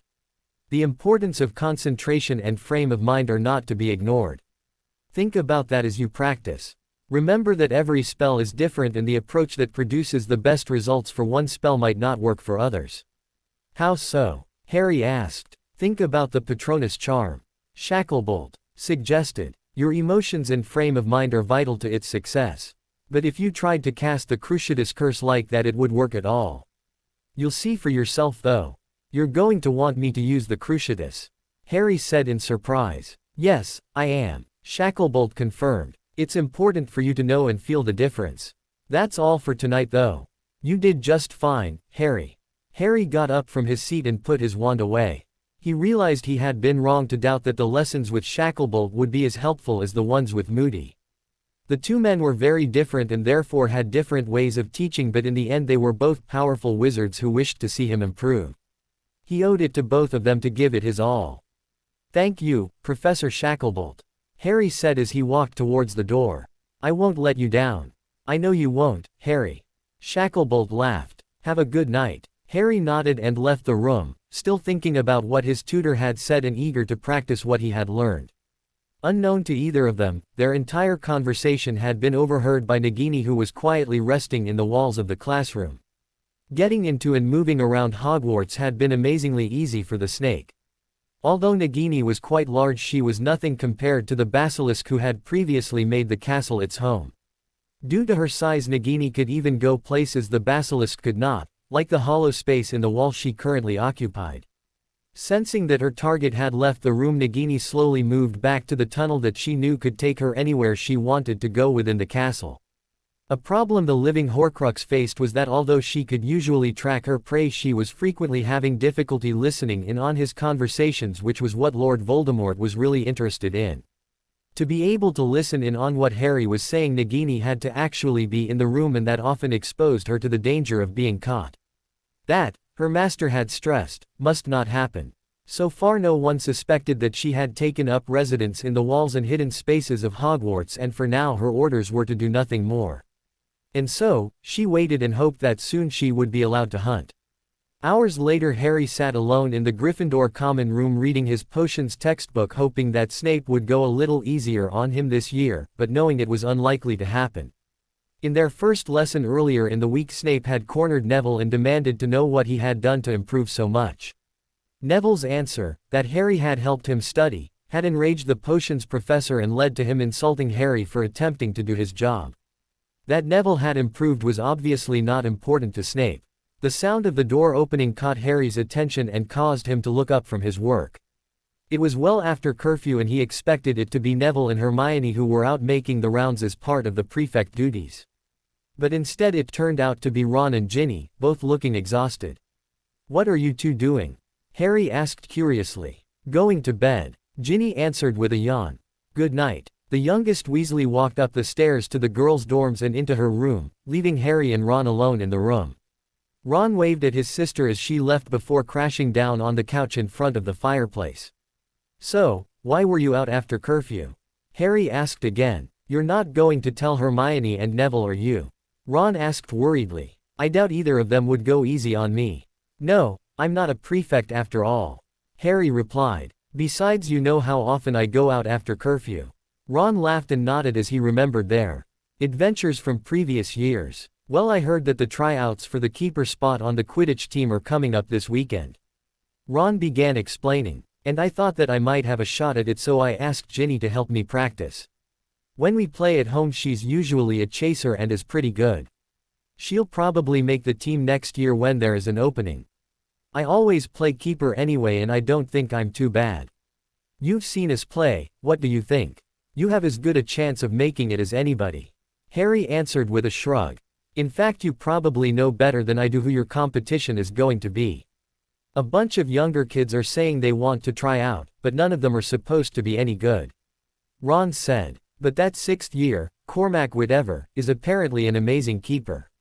Or at least that's what he's telling everybody. I know Fred and George can't stand him though, so hopefully that will help me out a little. Why don't they like him anyway? Harry asked. Neither of them would give me a real answer. On the train this year he said something pretty nasty to Katie Bell. Ron said. They didn't tell me what either. Oh, Harry said, wondering what it could have been to upset the twins so much. He did however know that Fred and George were just about the last people in the world you wanted angry at you. It almost made him feel bad for the guy, but then again Katie was his friend too, and anyone who hurt her deserved what they got. If that's the case, then there's no way he will ever make it on the team, even if he is the best keeper out there. That's what I thought, but you never know. Ron replied. Hopefully I won't need the help. I don't want to be the only Weasley other than Percy not to make the Gryffindor Quidditch team. Good luck then, Harry said. He and Ron had not spoken to each other much in the past year. In fact, this had been one of the longer conversations they had recently had. Perhaps, he thought, Ron was growing up. He suspected a year ago Ron probably would have just shown up at tryouts and hoped he made the team, but at least this year he was putting some effort into it. I'll be cheering for you to make it. Thanks, Harry. Ron said as he sat up on the couch. I appreciate it. Harry nodded and returned his attention back to the book. Ron remained sitting there for a few more minutes before yawning and walking up the dorms. A half hour later, after finally reaching the point where he could not stand the thought of reading any more about potions, Harry also left the common room and headed for bed. Another peaceful day at Hogwarts ended, but peace did not extend everywhere, and even there it was bound to end. Sirius checked his watch again, wondering where Daniel Greengrass was. It was well after midnight, and only an hour earlier he had received a flow call from the man to meet him here, in the middle of a Muggle park. Daniel had not said why it was so important that they meet, but Sirius had come anyway. Sirius quickly grew tired of waiting and was about to begin searching for his ally when he heard the soft crack of apparition. Over here, Sirius. Daniel called out from a nearby bench. Sirius walked towards him cautiously. Something was going to happen tonight and he wanted to know what. It's okay, we're safe for now. What's this all about, Daniel? Sirius asked. He didn't enjoy being left in the dark more than anyone else. Tonight we can strike a major blow to Voldemort, Daniel announced. It will take a bit of daring, but it will be worth it. Explain, Sirius demanded. There are about a half-dozen Death Eaters that control the financing for Voldemort's war. Most notably Malfoy, but there are others almost as important. Daniel replied. Tonight, I discovered that one of them has been a bit careless about guarding information and has put himself in a very vulnerable position. Who? Sirius asked. Not. Daniel said. Snape mentioned a week ago that Nott had been tasked with reaching out to the vampires to fill the gap left in the Dark Lord's ranks now that the werewolves and Dementors are gone. Don't forget the Giants either. Sirius added. We think he only has 20 to 25 left. Excellent, Daniel said with a nod. For the most part the vampires want nothing to do with Voldemort, but Nott is hoping that with enough money he can buy their support. A goblin at Gringotts who enjoys the extra galleons I often give him informed me today that Nott made a huge withdrawal from the bank. Such large withdrawals are very uncommon, and Gringotts usually does whatever they can to slow the process down so they can learn more about where the money is going. Nott seemed to know that and insisted that they give him the money immediately. He also let it slip that if he didn't have the money by tomorrow there would be hell to pay. He got his money a day earlier than he needed it. So you think he's going to meet with the vampires tomorrow and give them the bribe? Sirius asked. Precisely. Daniel confirmed. Meanwhile Nott, and the money, are waiting at his house. What do you want to do then? Sirius asked. Break in and steal the money. For starters, yes. Daniel agreed. But we can do much more than that. Especially since I intercepted Nott's owl to the vampires and replaced his note saying he had the money with one saying that he had the money and they should send their emissary tonight to come get it and negotiate the deal. Very sneaky of you, Sirius said. How is it that you know about all of this and Dumbledore doesn't? I couldn't have done it without the information I gathered from the Order of the Phoenix. Daniel replied. But I also have my own sources of information, many of them not as noble as the great Albus Dumbledore would like. You're sure we're not walking into a trap then? Sirius asked warily. As sure as I can be. Daniel said. Nott should be the only one in the house. His son is at school and his wife died a few years ago. Getting in undetected will be the hardest part. I don't know what kind of defenses he has. Okay then, lead the way. Sirius finally said. Daniel nodded and placed his hand on the other man's shoulder. A moment later they apparated away and appeared in front of a large home that actually looked more like a mansion. The Knotts were quite wealthy and had been since Voldemort's first rise to power. It was that wealth that enabled Nott, like Malfoy, to avoid prison by paying a few well-placed bribes. The home did not seem to have any obvious protections. I'm not good with wards. Sirius warned. Can you check them? Yes. Daniel confirmed. He then cast a diagnostic spell toward the house. When it hit, the light split off into a couple of different pieces, each a different color, that ended in strange symbols that Sirius did not recognize. As he studied them, Daniel began laughing. What's so funny? Sirius asked. Not as an arrogant fool. Daniel laughed. All he has on his house are wards to keep muggles away and a perimeter ward to let him know when someone steps onto his property. That's not very much protection. Sirius commented. His home at 12 Grimmauld had a wide variety of wards and charms protecting it that assured the safety of those within. I guess he thinks no one would ever dare attack him. Stupid Death Eaters. Sure, but it works to our advantage so I won't complain too much. Daniel said with a grin. I can't cancel the perimeter ward, and really I wouldn't even want to, but I can. Get us through without setting it off. Hold on a second. Daniel once again began casting a spell, but this one seemed to be much more complex than the diagnostic spell he had performed earlier. When it was finally over, the tip of Daniel's wand glowed blue for a moment before fading away. Let's go. The two men walked up the path leading to the house as quietly as they could. None of the lights inside the house were on, so they felt pretty confident that Nott was still asleep. A simple Alohomora was enough to open the door and allow them into the house itself. Neither of them had been there before and so were unsure exactly where the master bedroom would be. After a few minutes of searching, they finally came to an elaborate door that they both suspected led to the room they were looking for. How do you want to do this? Sirius asked quietly. Leave it to me, just be ready to disarm him if he reaches for his wand. Daniel said. But if we do this right he won't have time. Ready. Let's get this over with. Sirius answered. Daniel turned his attention back to the door. As quietly as possible he turned the knob and pushed the door open. Nott was inside, asleep and snoring loudly on his bed. He was completely unaware that his house had been broken into. Daniel crossed the distance between them without a sound and only moments later was standing over the Death Eater. Imperio. Daniel said forcefully. At the noise Nott's eyes flashed open and he attempted to sit up, but then the spell hit him and he was still again. Show me the money you were planning on giving to the vampires. Nott obediently got out of bed and reached into a drawer on his bedside table. He pulled out a small, plain pouch and presented it to Daniel, who took it from him and tossed it to Sirius. Check it, make sure that's everything. Sirius nodded and looked inside the pouch. It had been magically expanded and had a weightless charm cast on it so that it was able to hold the vast amount of gold. It looks like this is all of it. Sirius confirmed. Good. Now for step 2. Daniel replied. Stupefy. The red spell hit Nott and his unconscious body fell to the ground. A stunner? Sirius asked incredulously. Really? Just wait, you'll see. Daniel said. He then cast 2 piercing hexes at the man's neck, which opened up 2 identical wounds which were small and circular. I've never tried this on a person before, but I don't see why if it works on an animal it wouldn't work on a person. A Biocruer. As the spell hit Nott, his skin began to pale, starting at where the spell hit him and continuing out as Daniel held the spell. After about a minute Daniel finally released the spell.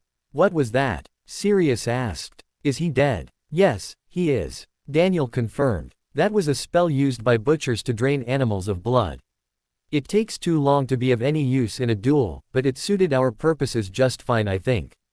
Sirius took a closer look at Nott and his condition. With his blood removed and the 2 wounds on his neck, it did indeed look like he had been attacked by a vampire. Finally the realization of what Daniel was attempting to do hit him. You want to turn Voldemort against the vampires, Sirius said. Instead of an ally he gets another enemy. That's right, but it won't work unless the vampires think they've been betrayed too. Daniel replied. They should be here soon, but not expecting an attack. We need to hurry to have everything set up. Sirius nodded in agreement and they walked out of the room and back towards the main entrance that they knew the vampires would be using. The first thing they did was turn on the lights so that it would look like Nott was still up and waiting for them. Then they both conjured Death Eater masks for in case any of the vampires were able to escape and put them on before finding good spots in the room to hide and wait. Luckily for them their wait was not long. Less than 15 minutes later a loud knock was heard at the door. Sirius pointed his wand at the door and magically opened it, allowing the vampires in. There were 3 of them, 2 bodyguards and then another vampire who must have been their ambassador to Voldemort. They cautiously entered the room and Sirius could tell by the looks on their faces that they knew something was wrong. Suddenly the door they had just entered slammed shut and the 2 bodyguards tried to shield the other vampire from the attack they knew was coming. Sirius and Daniel leapt from their hiding spots and began their assault. Sirius set one vampire on fire with a well-placed incendio and the other 2 ran from him in order to avoid catching on fire themselves. After a few moments of screaming the flaming vampire crumbled to dust. The other bodyguard fell a moment later to a wooden stake through the heart that Daniel had conjured and banished towards him. The remaining vampire fell to his knees to beg for mercy. Nott, please, think about what you're doing, he yelled. Sirius and Daniel approached him and it was only when they took off their masks that the vampire realized he was not talking to the Death Eater he had been expecting. Who are you? What are you doing here? I really don't think that's your concern anymore, Daniel replied before flicking his wand in a slashing movement across the vampire's neck. The cutting curse severed the undead monster's head from its body and by the time the head struck the ground it had already begun to crumble into ashes. Are we done here? Sirius asked as he stared at the pile of ashes. Almost, Daniel said before vanishing the ashes and once again turning out the lights. They had managed to not make a mess of the room, which was exactly what Daniel had wanted. Now Voldemort will think the vampires killed Nott and stole the money while the vampires will think Voldemort assassinated their ambassador. I'd say the chances of an alliance between them just dropped, wouldn't you? Definitely, Sirius agreed. But don't you think they'll eventually figure out what happened? Honestly, no, I don't, Daniel answered with a shake of his head. Voldemort won't bother to gather information, he'll just attack. And by the time either of them figures out what really happened they'll already be at each other's throats. And the money? Sirius asked. I'm sure we can find something to spend it on. Daniel laughed. We should leave. It would ruin everything if someone saw us here. There's no apparition wards, so I'm going to leave from here. Good work tonight, Sirius. I feel like I was just along for the ride. Sirius replied. Next time you have to give me more information on what's going on. If there is a next time. Actually, I've been thinking about a way to solve one of your problems, Daniel said. And what would that be? Sirius asked. Come over tomorrow, we'll discuss it then, Daniel answered. Sirius nodded in agreement and then apparated away. Daniel did the same a moment later. It would be 2 days until anyone noticed that Nott was missing. Eventually Lucius Malfoy was sent to check on him and discovered Nott's rotting corpse in the master bedroom of his home. Malfoy, who knew of the plan to buy the vampire's allegiance, accepted without question the idea that his old friend had been murdered by the vampires who Malfoy did not like to begin with. This was later reported to Voldemort as fact and luckily for Sirius and Daniel Voldemort did not bother to verify the accusation.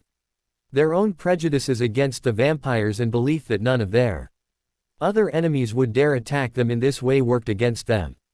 As Daniel had hoped, the alliance between the two groups died before it could even really begin, and Voldemort's enemies had struck another blow against him without him even realizing it. Harry eagerly left the Transfiguration classroom and began his search for Daphne. He knew she should just be leaving charms at this point and desperately wanted to tell her what Sirius had told him through the two-way mirrors last night. Harry pushed his way through the crowds of students all headed in different directions and kept looking for his girlfriend. Finally he saw Daphne exit the classroom and start walking away from him, unaware that Harry was looking for her. Harry rushed to catch up with her, and when he threw his arm around her in greeting she yelped in surprise. "Harry," she said once she realized who it was. "You shouldn't sneak up on me, I might hex you."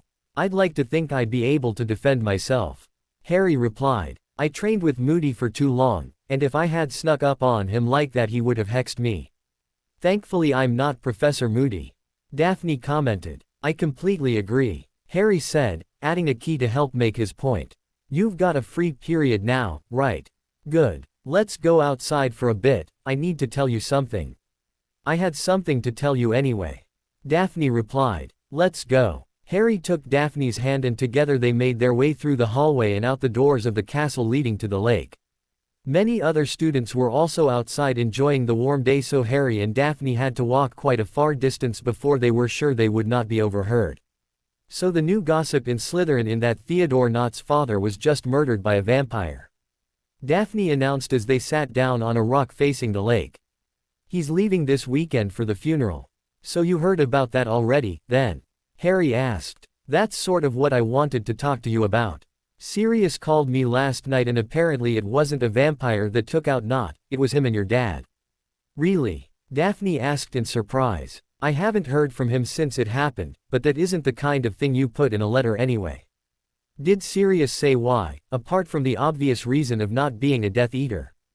"Voldemort was working on trying to get help from the vampires," Harry explained. "That won't be happening now." "No, I guess it won't," Daphne said. "I wonder how much of this has just been planned and how much has just been luck." "What are you talking about?" Harry asked. "During the last war, one of the reasons Voldemort was so feared was because of the legions of dark creatures under his command," Daphne began. "But after you killed Greyback he lost control of the werewolves and it will be years before they stop fighting each other and pick a new leader.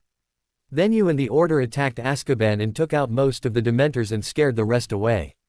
That was a bigger accomplishment than I think you realized at the time, Harry. People lived in constant fear of them last time." "I can see why," Harry replied. "I hate those bloody things. Voldemort has also brought over the giants, but the fact is that their population never really got the chance to rebuild since the last war," Daphne explained. "Even though they have caused a lot of damage, Sirius seems to think that they will be killed or driven away by the end of the year. Sirius is pretty proud of what he has been able to accomplish with the Aurors and Minister Bones' help." Harry agreed. "The vampires and Voldemort were supposed to have never trusted each other," Daphne said. "That he would even consider reaching out to them is a sign of desperation. And the best part is that it didn't even work. Pretty much all he has left now are his Death Eaters."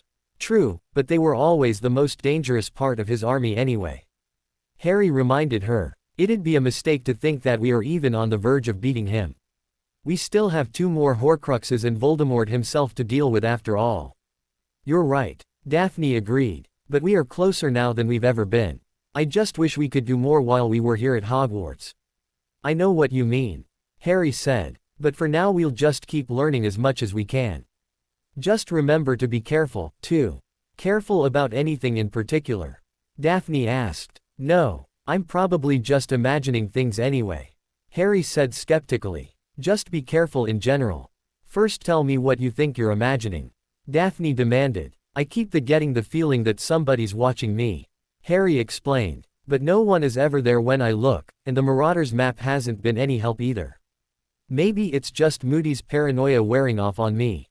"It could be, but it'd be smart to assume otherwise," Daphne advised. "If something is going on we'll figure it out." "Thanks," Harry said with a smile.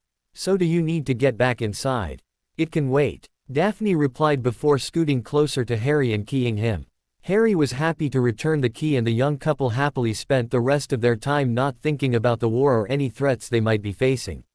At precisely 1:15 p.m. Sirius Black arrived at the apparition point in Diagon Alley and began walking towards the Leaky Cauldron for lunch exactly like he had done the 2 days before. The popular magical shopping area was bustling with activity, but Sirius appeared to pay little attention to any of it. He simply looked straight ahead and quickly made his way to his destination.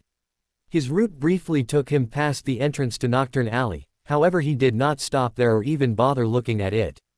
"You're doing just fine, Sirius," Daniel Greengrass said through a charmed and disillusioned device resting on Sirius' ear.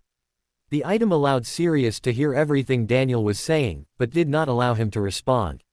That part of the system was housed in the watch he wore on his left arm. Daniel was currently perched on the roof of the magical menagerie, which happened to be one of the tallest buildings in Diagon Alley. Using a pair of omnioculars, Daniel followed Sirius' every move and the crowd of people around him. "Sirius, I think you just picked up an admirer," Tonks said through an identical pair of communications devices. She was on the street walking around, careful to always keep Sirius within view. Her abilities as a metamorphagus especially came in handy for this task. Today she appeared to be a middle-aged witch with long, graying hair. Yesterday she had looked like a younger, slightly overweight witch, and tomorrow she was toying with the idea of disguising herself as a wizard. Tonks was confident she could pull it off. "Where is he, Tonks?" Daniel asked as he began searching the area around Sirius.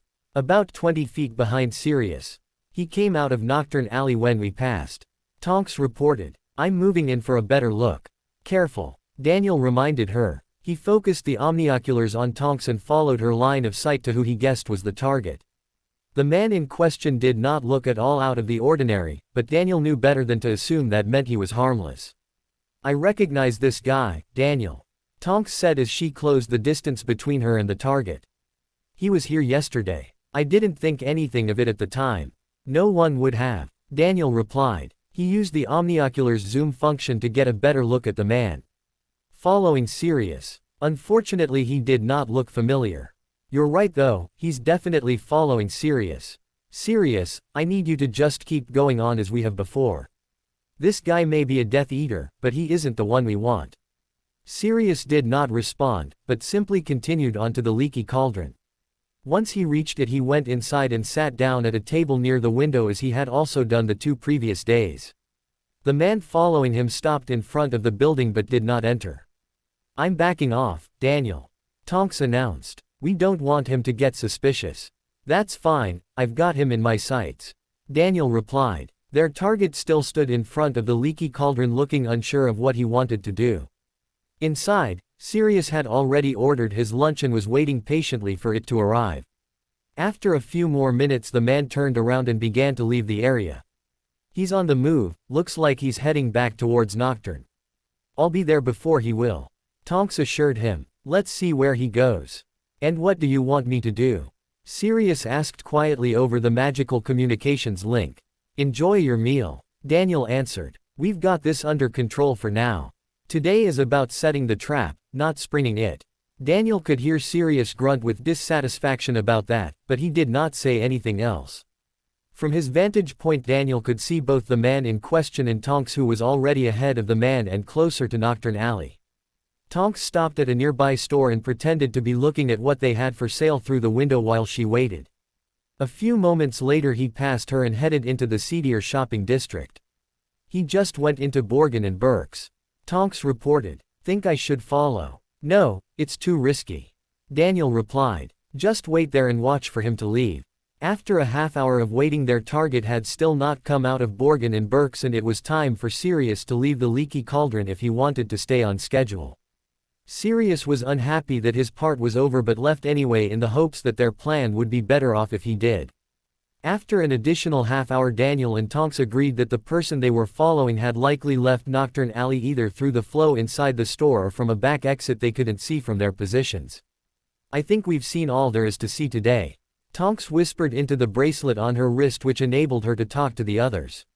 "Same time tomorrow." "No, tomorrow's Saturday. We'll stick to doing this on just weekdays. Hopefully that won't look suspicious," Daniel replied. That'll give me time to try and identify whoever it was following Sirius. Okay. Tonks agreed. In that case I'm leaving. Daniel nodded and turned his attention back to Diagon Alley. It was still busy but he could not spot anything out of the ordinary. Reluctantly he had to agree with Tonks that there wasn't much left for them to do here, so he gathered his things and apparated back home. He, and the others, could only hope that their real target would fall for the bait. Harry, Fred, and George stood on the sidelines of the Quidditch pitch watching closely as the 3 Gryffindor chasers tested the potential keepers. About a dozen students had eagerly signed up, hoping to be on the team that had been so successful in recent years. About half of them had absolutely no hope of making the team, but the rest had at least some skills. A 7th year that Harry barely knew was currently attempting to keep Angelina Johnson from scoring.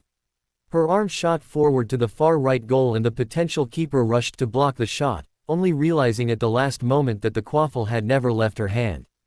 The fake left the other goals wide open and Angelina easily scored. That's the 5th one he's missed. Fred commented with a shake of his head. Out of 6. George added. Obviously he's not our guy, but who is? The best anyone's done so far is block 6 out of 10. Harry said. The other 2 shrugged, each hoping that someone better would show up. I noticed Cormac McLagan didn't show up. Either of you know why?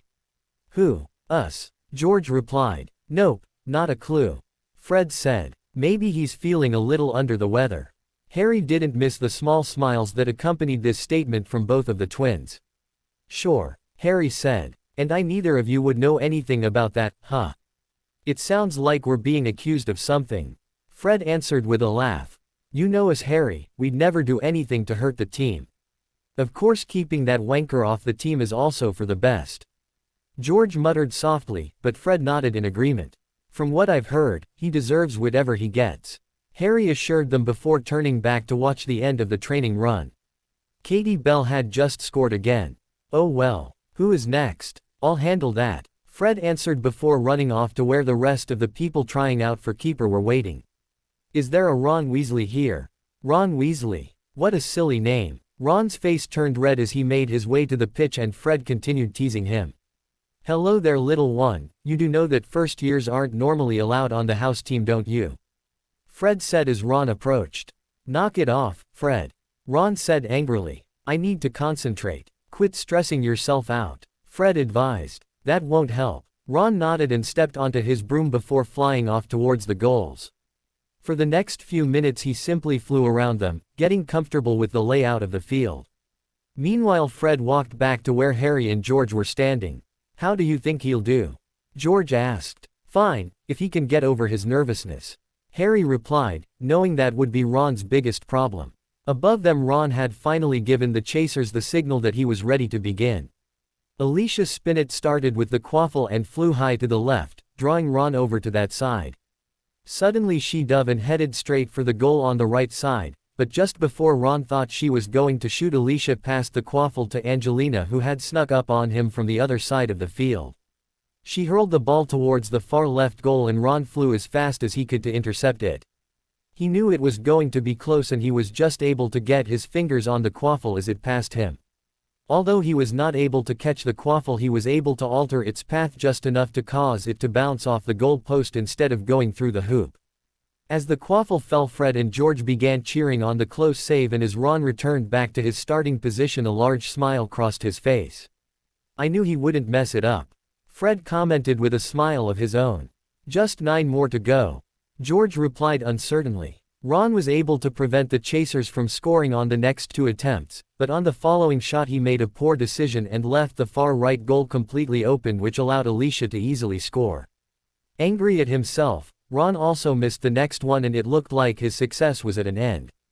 But he blocked the next shot and the relief on his face was clear to all who were watching. After that his confidence seemed to return and he was able to prevent the chasers from scoring any more goals. Having blocked 8 out of 10 shots, Ron was the clear front runner for the keeper position. After another hour of tryouts, no one else had been able to block as many shots as he had. The team met at the middle of the pitch to discuss what to do next. All right everybody, Angelina said. I know I'm the captain, but this is a team decision. You all saw the tryouts, so who is our next keeper? I vote for Ron. Fred replied, with George nodding beside him.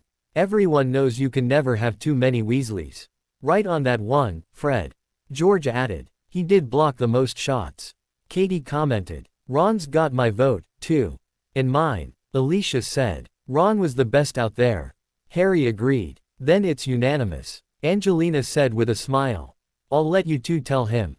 Fred and George ran off to tell their little brother the good news, and Harry could hear them yelling excitedly from completely across the pitch.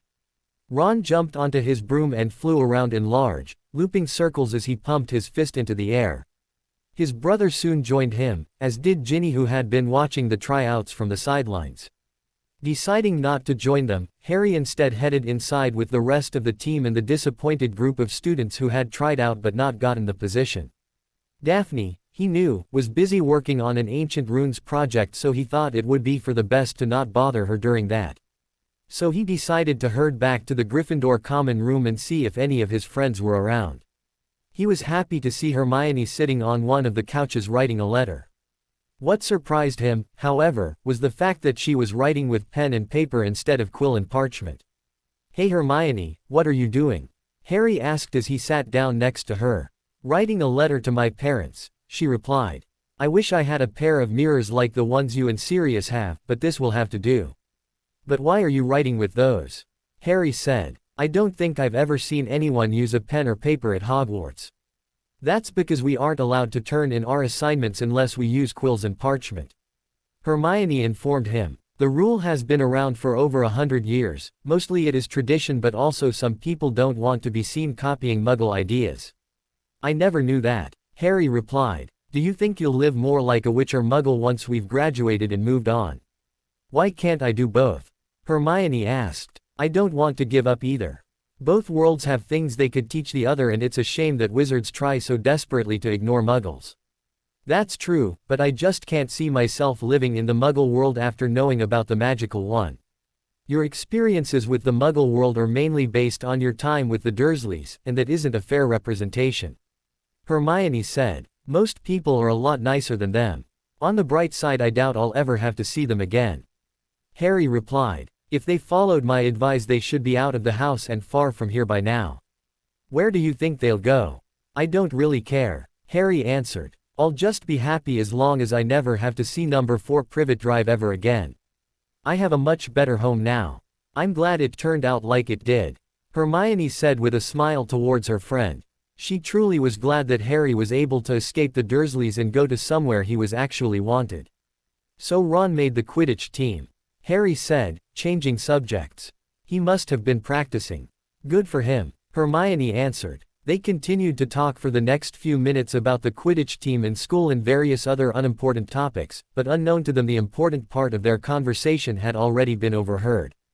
Nagini sat completely still in a part of the wall high above Harry and Hermione, but their voices could still be clearly heard. The information the snake gathered was immediately available to Lord Voldemort, who pondered what he could do with this new piece of data.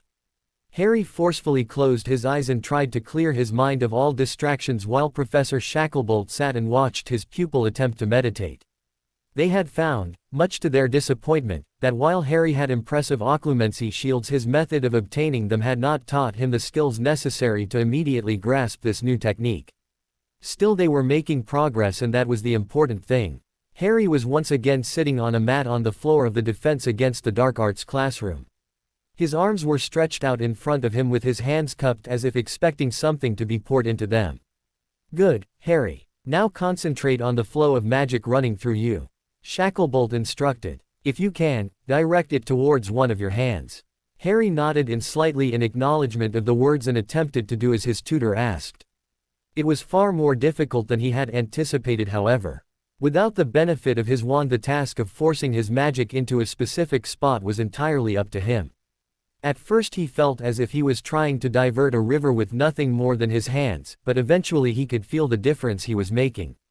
The magic seemed to finally acknowledge Harry as its master and do as he commanded. He was so focused, he almost missed what Shacklebolt said, "Open your eyes." Harry did as asked and was shocked to see a tiny flame hovering above his outstretched hand. He could feel the warmth of the small flame, but it did not burn him. "That's amazing," Harry gasped. "It's wandless magic, isn't it?" A form of it, yes. Shacklebolt agreed. Now, try to bring the flame back within you and push it through your other hand. Harry closed his eyes again, began pulling back on his magic. He could feel the small gust of cool air hit his hand when the flame was extinguished, but even so it felt as if the warmth had somehow been transferred into his arm. The warmth traveled all the way up his arm, then across his shoulders and into the other arm. A few moments later he felt a familiar feeling in his other hand and opened his eyes. Another small flame was hovering just above his hand. I did it, Harry said proudly. Yes, you did, Shacklebolt said. But we always knew you could do it, Harry. You've done similar things before without realizing it, often in moments of extreme stress or emotion. It is important you learn to do it without those requirements. Continue meditating for another half hour or so and keep practicing what you learned tonight. Are you leaving? Harry asked. Unfortunately. Shacklebolt sighed. Apparently one of the requirements of being a teacher is grading papers. Dumbledore failed to mention how much of that there was when he was trying to convince me to take the job. Good work tonight, Harry. Thanks, Professor. Harry replied. See you Monday. Shacklebolt nodded his head in agreement before gathering his things and leaving the room. Harry was alone once again and still determined to master the skills his tutor was trying to teach him. He had grown much more powerful over the past few months, especially after learning how his power increases were different from that of other wizards and witches. Although it had been a long time since he had measured his magical power, he suspected that he was roughly twice as strong now as he was in the spring. Not bad, he thought, for a few months' work, including a lot of time that had been lost to either the Dursleys or recovering from Voldemort's spell. He's weak, Master. The strange and very faint voice surprised Harry. His eyes flew open and he began scanning the room for any threats that might be coming, but saw none. An idea struck him and he began to concentrate on feeling the magic around him, as Shacklebolt had shown him was possible.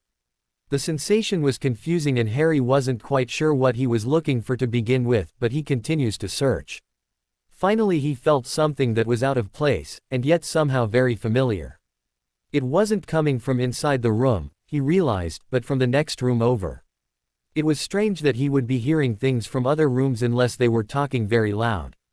Harry's suspicion that he was being watched grew and he could not think of any other explanation for it.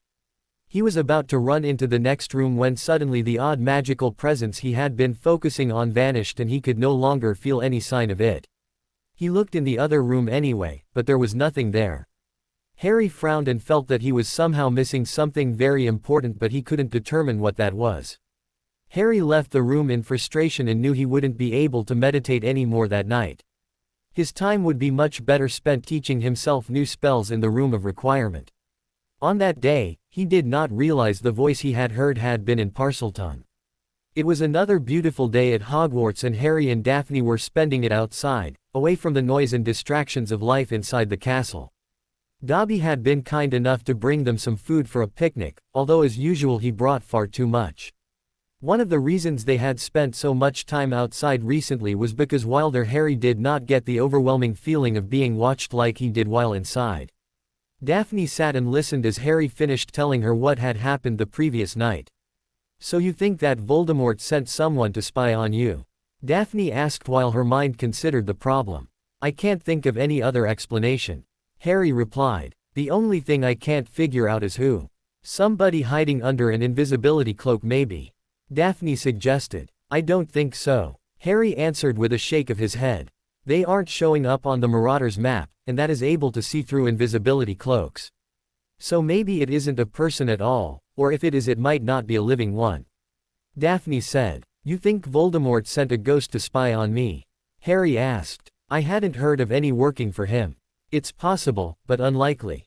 Daphne replied. The other ghosts in the castle would have noticed and brought it to someone's attention. We should still ask around though. What about a house elf? That's a good suggestion. Harry agreed. We know they can move around the castle freely, and the protections against apparition don't seem to work on them. They wouldn't, elves have a different kind of magic than we do. Daphne said. We should tell Dobby to keep an eye out for any house elves in the castle who don't belong here. I just have this feeling that I'm missing something. Harry said. But I can't figure out what it could be. Just keep thinking about it. Daphne advised. Harry nodded in agreement and leaned against the tree he was standing next to. He already had the sinking suspicion that he would be kicking himself when he realized what it was he was overlooking. Daphne watched her boyfriend worry about his problems and sighed. She wished there was more she could do to help, but she was already doing everything she knew to. Harry had closed his eyes to think and remained that way for several minutes. Daphne didn't say anything, knowing it would be better to just let him do it himself. Suddenly Harry's eyes popped open and a horrified expression crossed his face. "What is it, Harry?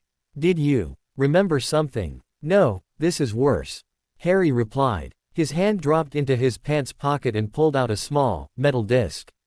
It was slightly glowing and had become hot to the touch. "It's the Dursleys. I gave the other one of these to Aunt Petunia and told her to only use it if she were in extreme danger. I've got to go." "Where are we going?" Daphne asked, implying that Harry would not be leaving without her. "According to this, they're still at home," Harry said. "But I need you to go back into the castle and get my mirror. Tell Sirius what is going on, hopefully he'll be able to bring back up." "Harry, I don't like this," Daphne protested. "I should be there with you."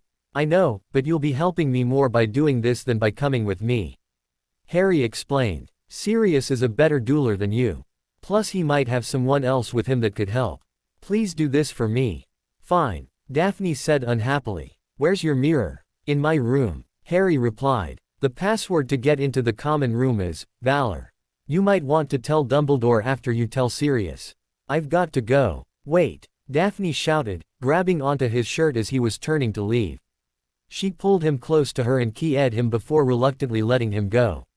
"I love you. Be careful." "Love you, too. And I will be," Harry promised. He then began running towards the main gates and to the edge of the anti-apparition wards. He only hoped he could reach his relatives in time to save them. Daphne stood and watched him for a moment before turning and running the opposite direction towards the castle. She looked back once, just in time to see Harry pass through the gate and vanish. The only thing she could do to help him now was to send Sirius after him. Harry apparated to a spot on Privet Drive a few hundred feet away from his former home. Looking around the neighborhood, he could not find any signs of violence or a fight having taken place, but that did little to reassure him. There was no way Petunia could have accidentally activated the charm, not with the safeguards he had placed on it. Here in Surrey the skies were overcast and full of clouds threatening to unleash heavy storms, a stark contrast to the warm and sunny day Hogwarts was experiencing. The streets, normally full of children playing on the weekends, were completely empty as people decided to stay inside instead.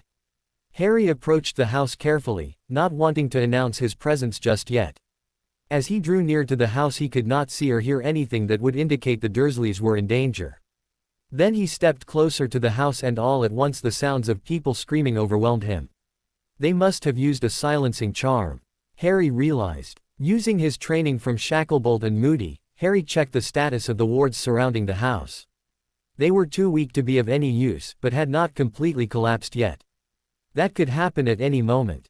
Another scream brought his attention back to what was going on inside the house. One of the screams was clearly his Aunt Petunia, begging someone to stop what they were doing. There was only fear in her voice though, not pain. The voice yelling in pain was male and Harry suspected it belonged to his cousin Dudley. Slowly, Harry moved around the house so that he could look through the window.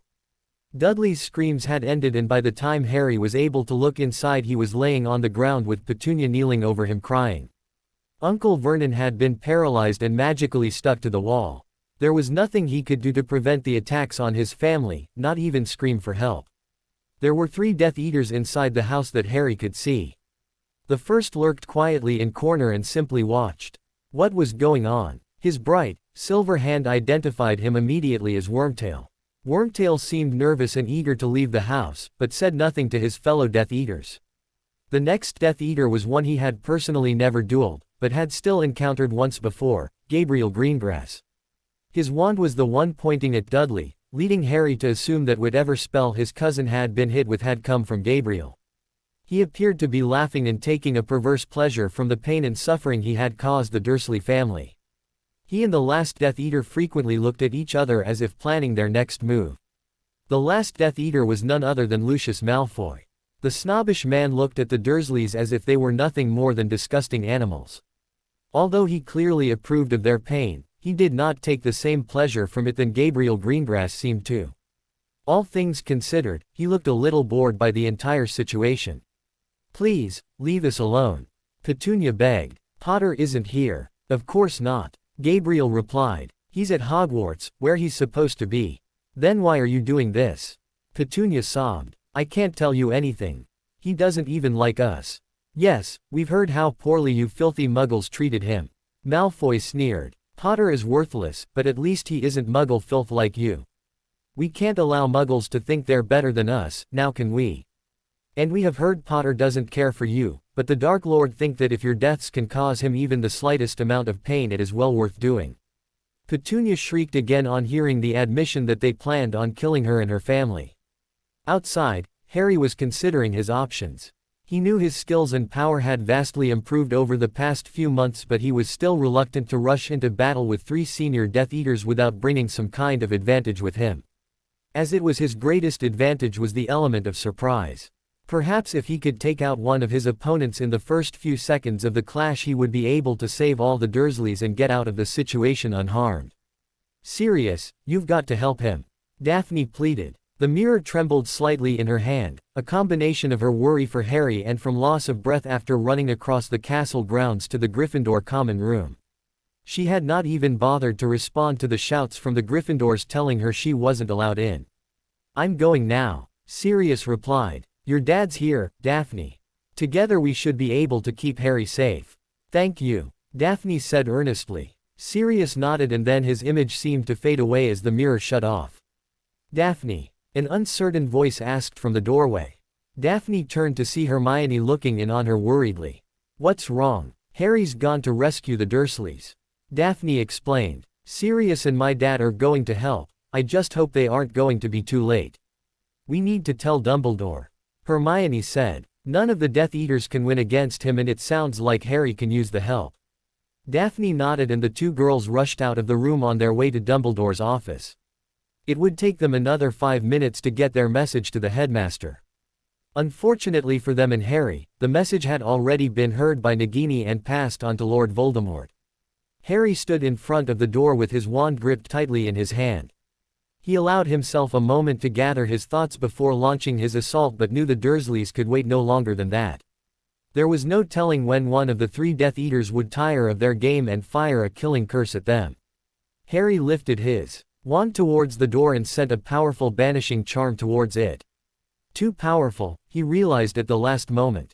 The door broke into pieces from the force of his spell, and they were sent at high speeds into the living room. Wormtail was directly in the line of fire, but the small pieces of door did less damage than a solid door hitting him would have. Still, it was enough to knock Wormtail to the ground and send his wand spinning to the floor. All eyes in the room immediately turned towards Harry, whose wand was looking for its next target. Malfoy and Greengrass now stood between Harry and the Dursleys. For a brief moment Harry hesitated and took a second to aim, not wanting to cast a powerful spell that might also hit the Dursleys. That moment was all the experienced Death Eaters needed to level the playing field. An instant later their wands were moving too, and all 3 wizards fired their spells at once. With such little space between them, there was no chance for any of them to dodge. Malfoy's spell was a powerful shield that covered him but left Gabriel vulnerable. He knew his partner would choose an offensive spell to use against Potter, and he did not survive this long by dueling stupidly. No matter what happened, he knew he would be safe from this round of spells. Harry's spell created a fireball which sped towards Gabriel, searing the flesh it impacted and causing his robes to burst into flames. Gabriel's spell was a reducto curse that hit Harry squarely in the chest and sent him flying back out the open front door. Fortunately for Harry, Gabriel had been caught by surprise and not able to put the full extent of his power behind the curse. What a pleasant surprise! Malfoy laughed as he stepped outside. Harry was scrambling to pick himself up, get ready to defend himself. Crucio! Malfoy yelled, casting one of his favorite spells. Harry was able to roll out of the way of the dark red spell. Where it hit the sidewalk, it broke the top of the concrete and left a black mark on the point of impact. Inside, Wormtail had finally gotten to his feet and was walking outside as well while Gabriel attempted to extinguish the flames on his robes. Meanwhile, Petunia and Dudley were desperately trying to pull Vernon down from the wall, but the sticking charm that had placed him there held strong.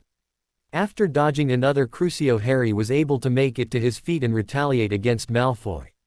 Bright blue bolts of electricity leapt from the tip of his wand and began striking Malfoy as the elder man screamed in pain. He was forced to cancel the spell, however, when he noticed Wormtail preparing to join the fight. With a flick of his wrist, Harry cast a strong cutting curse aimed not at his magical hand, but at the arm it was attached to. A moment later another piece of Wormtail's arm fell to the ground, taking the magical hand with it, and he began to scream in pain. Now disconnected from his body, the magic holding the hand together vanished, leaving only a stump behind. A scream from inside the house alerted Harry to the fact that Gabriel Greengrass had recovered enough to make it back onto his feet. While he would rather stay outside and deal with Malfoy, who was still moaning in pain on the ground, that wasn't an option because his relatives were still inside. Harry once again rushed through the door, only then realizing that he was too late. Avada Kedavra! Gabriel yelled to Harry's horror as he entered the room. Harry attempted to conjure a brick wall in front of the spell, but it materialized a fraction of a second too late to stop the spell from hitting its intended target. Harry saw his Uncle Vernon's eyes grow wide as the spell approached him, and Harry wondered if the man knew what was coming. From Petunia's screams of, "No!" he assumed she did. When the deadly green spell hit him, Vernon's eyes fell closed, but otherwise there was no change in his appearance. The paralysis and binding spells still held him firmly in place. "Bastard!" Harry said angrily, turned his wand back towards Gabriel. A strong banishing charm sent the man crashing through the living room wall and into the kitchen. Another wave of his wand toppled the refrigerator on top of him. Gabriel was still groaning in pain, but was no longer an immediate threat. Harry looked up at his now deceased uncle and sighed bitterly. Though he never liked the man, Vernon did not deserve to die like this. Harry cancelled the spells, keeping his uncle in place, and the body fell to the ground at his feet. Petunia and Dudley rushed to him, but Harry knew there was no time for them to waste fretting over a dead body. "You have to get out of here," Harry commanded. He picked up a piece of junk from the ground, a silly-looking ceramic cat that had somehow survived the fight, and turned it into a portkey to take them to a nearby hospital. It was the best he could do for them at the moment. "Take this. Run to the end of the block, and when you're both holding on to it, say, 'Escape.' It will get you out of here, you'll be safe." "But Vernon," Petunia sobbed. "Is dead," Harry replied. "I'm sorry. But you have to go.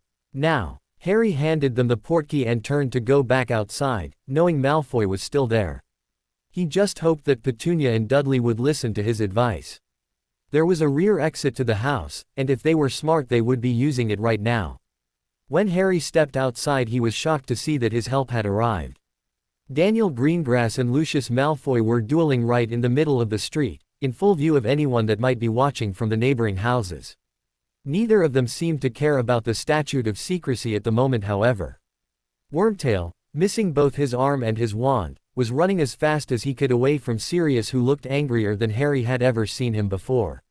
"You can't run this time, Wormtail," Sirius shouted with his wand pointed at the fleeing traitor's back.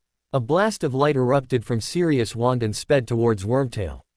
Harry had the time to recognize it as an overpowered piercing hex before it struck its target. The spell punched a 2-inch diameter hole all the way through Wormtail's chest, and he immediately tumbled to the ground and did not move again. Sirius had finally gotten his revenge on Peter Pettigrew. For a moment, Harry thought the situation was almost under control. An instant later everything changed. Harry felt Voldemort's presence before he actually saw the Dark Lord. His training with Shacklebolt had helped him develop his ability to sense the magic around him, and what he felt now was equally powerful and evil. Harry turned and looked down towards the end of the street where he had apparated in only a few minutes before. Lord Voldemort was calmly making his way towards 4 Privet Drive, and as he did, everyone else was becoming aware of his presence. Lucius Malfoy stopped dueling Daniel Greengrass and ran towards his master, while Harry, Sirius, and Daniel regrouped on the other end of the street. When the distance between them had been reduced to only 50 feet, Voldemort stopped to enjoy the scene in front of him. "I see that one of you has killed Wormtail," Voldemort said, although there was no hint of sadness in his voice. "Who could have done that?" "You, Harry." "No, I think now. It must have been Pettigrew's old friend Sirius Black." "What did it feel like to kill a friend, Black?" "He was a traitor," Sirius yelled in response. He stopped being my friend when he joined you. He's just playing with you, Sirius. Daniel whispered, trying to calm him down. Don't fall for it. There's one Greengrass, now where is mine? Voldemort said. His eyes drifted over towards the Dursleys' house as if he already knew that Gabriel was inside. The Dark Lord raised his wand, causing everyone else to tense up, but instead of attacking them he simply summoned his lost Death Eater towards him. Gabriel screamed as he flew through a window and landed at Voldemort's feet. Now we're all here. To think, when I started the day all I wanted to do was to kill some muggles. This is going to be much more fun. What are we going to do? Sirius asked. Run or fight? Voldemort put up an anti-apparition ward around the whole place when he got here. Harry replied with a shake of his head. It extends for at least a mile. I don't think we have a choice but to fight. Harry's right. Daniel agreed sadly. Voldemort's the main threat here. Which is why you have to leave him to me. Harry interrupted. I am better than you and you both know that. Take out Malfoy and Gabriel as quick as you can and come help me. I don't know if I can beat him, but I don't have to today. Daphne should be on her way to tell Dumbledore right now, and with his help we can send Voldemort running. In that case, I'll take my brother. Daniel replied. Which means I've got Malfoy. Sirius said. Both of them shifted where their wands were pointed to reflect their new targets. For a few seconds nothing happened. All 6 wizards stood perfectly still with their wands pointed at each other. Harry saw movement in one of the houses on Privet Drive, and when he glanced over saw 2 small children looking out the window with the eyes wide open. Their reactions to seeing real wizards preparing to fight each other with magic would have made Harry laugh in any other situation, but there was no time for it now. In the end, it was Lucius Malfoy who cast the first spell and started the battle. Avada Kedavra! Malfoy yelled, casting the killing curse at Sirius. Sirius stepped to the side and sent a reducto back at his attacker, but Malfoy was able to shield against the spell and quickly return fire. Their duel drifted off to one side of the street until they were fighting on the lawns and sidewalks instead of the actual road. The need for space to maneuver similarly pushed the Greengrass brothers' duel off to the other side of the street, leaving Harry and Voldemort alone in the middle of the road. Voldemort began with a volley of Crucios that he cast in rapid succession, faster than Harry had ever seen anyone cast the unforgivable before. Harry knew Voldemort expected him to run or jump to avoid the curses, but Harry was eager to surprise the Dark Lord with how powerful he had become. A wave of Harry's wand caused the concrete the street was made of to peel up and form a wall in front of him. Voldemort's curses smashed into the concrete and broke pieces of it off, but none of the spells were able to break completely through and reach Harry. Instead of just dropping the concrete back to where it was, Harry kept folding it over until the top curled down on itself. Soon that piece of the road had been formed into a hollow concrete cylinder that Harry sent rolling towards the Dark Lord. He put as much power into pushing it as he could and the object accelerated rapidly. Unfortunately, right before it reached its target, Voldemort magically lifted the ground in front of him into a ramp and the concrete cylinder flew harmlessly over his head and down the street where it crushed several cars. Impressive, Potter, Voldemort said as he waved his wand again, lowering the ground in front of him so that he could keep approaching Harry. Let's see how you handle this. Voldemort began waving his wand, frequently jabbing it into the air above his head, but Harry could not tell what the spell was doing. But then he followed Voldemort's gaze and looked into the sky above him. High in the air he could see a number of tiny orange-red dots. Whatever they were, Harry knew they were bad news. Suddenly one of the specks appeared to be getting larger and Harry realized the objects were not tiny at all, just very high up in the air, and one of them was falling quickly. As it grew closer Harry could finally see it clearly and recognize it for what it was, a large, burning chunk of rock falling to the ground like a meteorite. Harry sent a strong banishing curse towards the rock and was just able to hit it and knock it off course. Even so, the boulder smashed into the ground about 20 feet from him and shook the ground like an earthquake. The impact had even formed a small crater and kicked up a cloud of dust that covered the area. Harry looked up to see that the rest of the burning rocks were now also beginning to fall and they were all headed towards him. Harry knew that he couldn't simply divert all of these magically created meteorites like he had done previously, there were just too many of them for that. Time was running out for him to come up with a solution. With only moments left until the next one struck, Harry created a huge magical dome around himself and hoped it would be able to stop them. When Voldemort saw this, a cruel smile formed on his face. The rocks began crashing into Harry's shield one after another. When they finally stopped, the area was covered with dust and debris, and where Harry once stood was nothing but a pile of smoldering rubble. Voldemort cackled gleefully, certain that he had finally destroyed the boy who lived. His joy was short-lived, however, because only seconds later the pile began to shake. The rubble was then thrown in every direction away from the pile, and when it was clear once again, Voldemort saw that Harry was standing in the middle of the crater, still alive and well. Voldemort, angry that his attack had not worked, began angrily walking towards Harry, throwing another barrage of curses. Harry returned fire with his own curses, but both of them were surprised when their wands once again began to connect. A similar event had occurred at their last fight in the graveyard, but still neither one of them knew what it meant. A magical dome formed around them as Harry and Voldemort fought for control of the connection. After a few moments of fighting, Harry knew that Voldemort was still vastly more powerful than he was, and that he could not hold the connection for much longer. With a final push, Harry broke the connection between their wands and rolled to the side. As he did, he cast a strong cutting curse which caught Voldemort off guard. The spell caused a long, bloody gash to open up on the Dark Lord's chest as he roared in pain and fury. "Crucio!" Voldemort yelled in his rage. Harry dodged the spell and responded with the acid spell he had stolen from Barty Crouch Jr.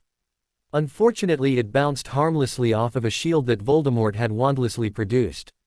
The two powerful wizards continued to trade spells until Voldemort was finally able to catch Harry off guard with a bit of wandless animation. Behind Harry, a large hand made of rock had been created and brought to life by Voldemort. Harry was completely unaware of its existence until its finger wrapped around him and began crushing him. Harry could not even move his wand because it was trapped at his side. He was defenseless before Lord Voldemort. "Finally, I have you where I want you," Voldemort said. Around them, Sirius and Daniel were still dueling with Lucius and Gabriel, and therefore unable to help Harry. "You're hiding something from me, Potter, and now I am going to find out what this power I know not really is Legilimens." Voldemort's mental assault actually began far weaker than Harry was expecting, mostly due to the Dark Lord not anticipating Harry's advanced mental defenses. When he realized that Harry was prepared to fight him, Voldemort once again let out a frustrated growl before turning the full power of his Legilimency skill against his rival. Fortunately for Harry, his shields were different than any Voldemort had encountered before due to the odd way in which he had learned the skill of occlumency. This made Voldemort's attack less effective than it would have otherwise been. Even so, Harry could feel his defenses buckling under the force being exerted against him. He wasn't sure how long he could withstand the attack, but he knew he had no choice. There were far too many secrets in his head that Voldemort must never learn, chief among them his efforts to destroy the Horcruxes. While Harry and Voldemort were struggling in their mental battle, neither Sirius or Daniel had been able to end the fight against their opponents. Malfoy had always been one of the most talented Death Eaters, and Gabriel had clearly fully recovered from his stay in Azkaban and returned to his full potential. All four men had suffered a variety of minor injuries, but nothing that would stop them from continuing their duels. Several minutes had passed since the fighting began, and Dumbledore had still not arrived as Harry expected him to. The strain on his mental shields was becoming too great, and he knew that he had to do something unexpected, or else Voldemort would be able to pry his mind open and look for whatever he wanted. His wand was still in his hand even though he couldn't move it much, but perhaps the small range of motion he had would be enough, and even better, Voldemort did not seem to notice what he was doing. Harry concentrated on his magic, remembering what Shacklebolt had taught him, and then released it all at once. The rock hand holding him captive exploded and sent chunks of rock flying in every direction. Though he was taken by surprise by this, Voldemort was still quick enough to raise a shield to protect him from the vast majority of the debris. Harry scrambled backwards in the following confusion, eager to put some distance between himself and Voldemort. "Very well, Potter," Voldemort shouted as he lowered his shield. "If you won't give me the information I want, I'll just kill you." "I don't think so, Tom," a familiar voice said from behind the Dark Lord. Voldemort scowled in recognition as he turned to face Dumbledore. Sirius and Daniel were standing next to him, looking battered from their duels but still healthy.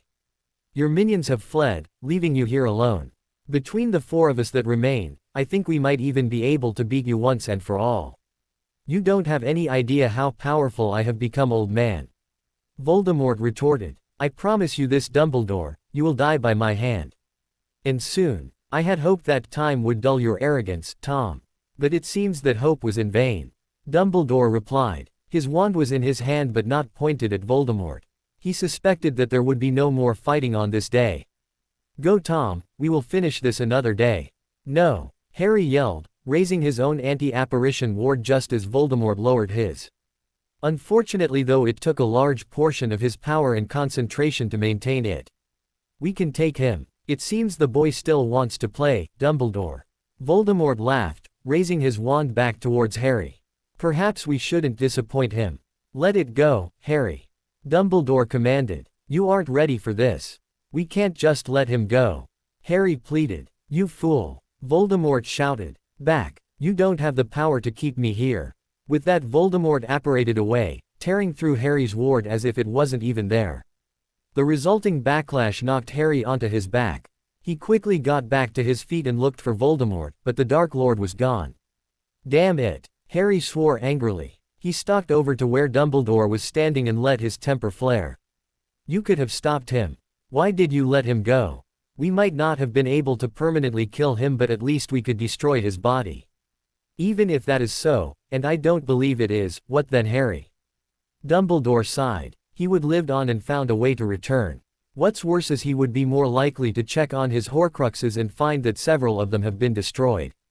Until Hufflepuff's cup and the snake are destroyed, attempting to finish him off would be a mistake. At Dumbledore's mention of Nagini, Harry blinked hard as the piece of the puzzle he had been missing finally fell into place. He was so angry at himself he almost forgot the argument he had been having with Dumbledore. The snake, Harry said. How could I have been so stupid? It was right in front of me all along. Harry, what are you talking about? Sirius asked curiously. He knew his godson was onto something. It all makes sense now. That's how Voldemort knew where the Dursleys lived, plus it's probably how he figured out I had come to help them today. Harry rambled on, not making sense to anyone around him. When he saw their confused faces, he knew he had to explain. For weeks now I've felt like someone has been watching me, but I couldn't figure out who it was. They didn't show up on the Marauders map either, said Daphne, and I thought maybe it was a house elf. But it wasn't. It was Nagini all along. Are you saying that Voldemort sent his Horcrux snake into Hogwarts just to spy on you? Daniel asked. That's an awfully big risk. Tom would not think so. Dumbledore disagreed. In his arrogance he would not even consider that his plan could possibly go wrong. Also, he doesn't yet realize that we even know of his Horcruxes. It might have worked, too.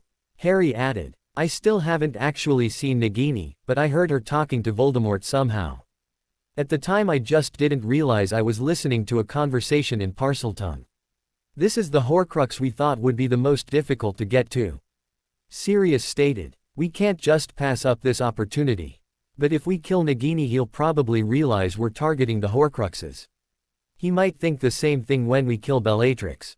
Daniel reminded him. We're going to have to coordinate it and try to take out both at once. Catching him by surprise is our best hope. Harry, Albus, now that you know Nagini is somewhere in the castle, can you track it down? I believe so. Dumbledore nodded. It is likely using the same passages the basilisk did when the Chamber of Secrets was opened. So when do we do this? Harry asked eagerly. I don't like being watched, and there's no telling what else the snake is up to. We have to wait for Bellatrix to fall for our trap. Sirius smiled. Neither Harry nor Dumbledore knew anything about his and Daniel's plan up to that point. We're probably a week away, if that. Sirius, what are you up to? Dumbledore asked with a worried expression on his face. I did not approve this action. And we weren't going to win this war sitting around for your okay. Daniel replied. Don't worry about our end of it, Dumbledore. Sirius and I can handle it. You and Harry just take care of the snake. I don't like it, but very well. Dumbledore said. Harry, you must speak of this to no one when we return. Not even your closest friends. The consequences of our plans being discovered are too great. You must also try not to change your habits in any way so as not to arouse suspicion. Fine, Harry said reluctantly. He didn't like the idea of keeping something this big from his friends, and especially not Daphne. It shouldn't be for too long, right? We hope not, Sirius answered. A smile then crossed his face and he wrapped his arm around Harry's shoulder proudly. Excellent work out there today, Harry. You actually fought that loser to a draw. Thanks Sirius, but you're wrong about it being a draw. Harry replied. He was never fighting at his full power. He was just toying with me, testing me to see how strong I really was. The only time he really tried was when he using legilimency, and for the most part one was able to fight him off then because I was lucky. Next time he won't be holding back. Don't get so down on yourself, you did very well. Daniel reminded him. Next time you'll be better too. Yeah, Harry agreed uncertainly. Hey, did anyone see where the Dursleys went to? He looked around but there was no sign of them. They portkeyed out before the fighting really started. Sirius informed him. Was that your doing? Yes, Harry confirmed. At least they made it. I couldn't save Vernon though. Sorry kiddo. Sirius replied. You did your best. Yes, you did. And there is still much for the rest of us to do. Dumbledore said. The three of us will stay behind and attempt to clean up this mess, and I suspect there are quite a few muggles in need of obliviation. In that case I really should be going. Harry said, smiling. You guys have fun with that though. I think the rest of the street is at the bottom of the hill if you were wondering. Bye. Harry apparated away before Sirius or Daniel could argue that he needed to stay behind and help. Sirius laughed heartily at Harry's attitude. Just like James, he thought to himself between chuckles. The three of them would spend several hours repairing what only a few minutes of chaos had caused. But by the end of the day there were no physical signs indicating a battle had taken place on Privet Drive and none of the residents could seem to remember anything out of the ordinary happening that day. What's going on, Harry?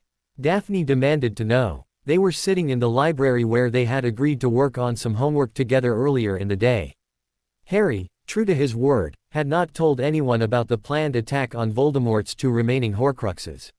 He thought that he had also not acted suspiciously, but obviously Daphne now suspected something was up that she was not privy to. What do you mean? Harry asked uncomfortably. He could vaguely feel a dark sensation coming from the ceiling above him, evidence that Nagini was listening in on their conversation. As much as he wanted to be honest with Daphne, who knew that he simply could not right now. You know exactly what I mean. Daphne said as loud as she could get away with in the library. You've been acting strange ever since you got back from the Dursleys. Did something happen there you are telling me? I'm fine Daphne, really. Harry insisted. Yes, it was a bad situation and I wish it had not have happened, but it's over now. I just don't see why you think something is so wrong with me. Besides the attitude, you've been forgetful. Daphne explained. Forgetful? Harry asked, genuinely confused. How? What's today? Daphne asked. Wednesday. Harry answered, still not understanding where she was going with this line of questioning. The date, Harry. What's the date? I don't know. Harry replied. October something. October the 11th. Daphne reminded him. And do you remember why that day might be important? Crap. Harry said, finally, realizing his error. I forgot your birthday. Yeah, you did. Daphne replied angrily. I thought that maybe you were just trying to get me to the library to surprise me with something, but obviously not. Daphne, I'm so sorry. Harry pleaded. I've had a lot on my mind lately, but still that isn't a good excuse. No, it's not. Daphne agreed. I'm going to make this up to you, I swear. Harry said. Can you forgive me? Yes, but you owe me. Daphne replied. I expect something sufficiently impressive. Duly noted. Harry said with a nod of his head. Any hints? You can start with telling me what is on your mind. Daphne suggested. I've just been busy, that's all. Harry lied, but as he did he raised his hand to his mouth and covered it while shaking his head back and forth. He gestured towards the ceiling. Daphne had no idea what was going on, but understood that for whatever reason Harry was trying to say he couldn't talk about it. That, however, was not really the answer she wanted to hear. Fine, Daphne said. Well then, I actually already did my homework when I thought we might have other plans for tonight. I'll just leave you to finish yours. Good night, Harry. With that Daphne stood up, grabbed her things, and walked out of the library. Harry silently debated about whether or not to go after her but decided not to when he realized there was no way he could explain what was going on, especially not with Nagini listening. He just hoped that when all of this was over she would understand why he couldn't talk about it. Forgetting her birthday, on the other hand, was completely his fault and he knew he would have to do something impressive to make up for it. Bellatrix laid on a couch in the Malfoys' living room boredly twirling a dagger in her hand and listening to her sister ramble on about some fancy party she had attended a year prior and how interesting it had been. In truth, Bellatrix wasn't paying any attention to Narcissa, but there was nothing better for her to do than pretend to listen. Bellatrix had never cared for social functions that the elite purebloods held and attended. She would much rather be out causing chaos amongst the mudbloods and muggles. But of course the Parkinsons are fools if they think we'd ever allow our dear Draco to marry their whore daughter. Narcissa continued, apparently on a new subject that Bellatrix had also not been listening to. You'd agree if you heard the way Draco says she acts at school. Narcissa, shut up. Bellatrix finally said. I don't care. She did not even bother to look as her sister sighed in annoyance and left the room. Deep down Bellatrix knew it was not wise to anger her sister like that. Especially not now since there were so few other places for her to go, but in the end her desire to provoke people won out. She didn't consider it to be her fault, however. What else could they expect after keeping her trapped in this house for weeks on end? More than anything she wanted to be out in the world fighting for her master and seeking revenge on her enemies. That was the good life. Excuse me, Mrs. Lestrange. A new voice asked from the entrance to the living room. Bellatrix tilted her head slightly to see who it was, frowning when she didn't recognize the young man. What do you want? She asked, her annoyance evident in her tone of voice. Her wand was already in her hand, just in case. I had heard you were looking for information on Sirius Black, he explained. I have something that might be interesting to you. Well, what is it? Bellatrix demanded as she rose to her feet. Actually, I was wondering if there was some kind of reward. If the information helps, of course, the young Death Eater said hopefully. How about this for a reward? You tell me everything you know and I won't cut out your intestines and feed them to you. Bellatrix replied, waving the dagger in her non-wand hand. Does that work for you? Yes, ma'am, the man agreed nervously. I first saw him last week, but I thought it was just a random thing. But he's come back every day since then, except for on the weekends. Slow down and start making sense. Bellatrix demanded. The Death Eater nodded and continued. Sirius Black shows up in Diagon Alley every day a little after 1 in the afternoon, he explained. He usually goes straight to the Leaky Cauldron for lunch. There was a girl that I didn't recognize with him once, but most times he is alone. After he's finished eating he spends an hour or so walking around Diagon Alley going different places. Today he spent about a half hour in Gringotts for some reason. That is interesting, Bellatrix said with an evil smile. Poor cousin Sirius will have to be taught not to have such predictable habits. Will you need help? The young Death Eater asked, silently hoping to be told no. You'd just get in the way, Bellatrix said dismissively, eliciting a sigh of relief from her guest. Speak of this to no one else. Sirius Black dies by my hand and no one else's. Is that clear? Yes, of course, the man agreed. Now leave, Bellatrix commanded happily. I have a family murder to plan. The Death Eater quickly did as she asked, and as he left the house he could clearly hear the demented witch laughing gleefully. He swore at that moment never to return to the house.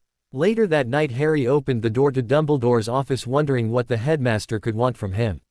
He had been delivered a note just before curfew requesting a meeting. He suspected it had something to do with their search for Nagini, which they had not spoken of since leaving the Dursleys. Even so, Harry had carefully monitored the movements of the snake in the hopes that he could discover an easy way to catch it.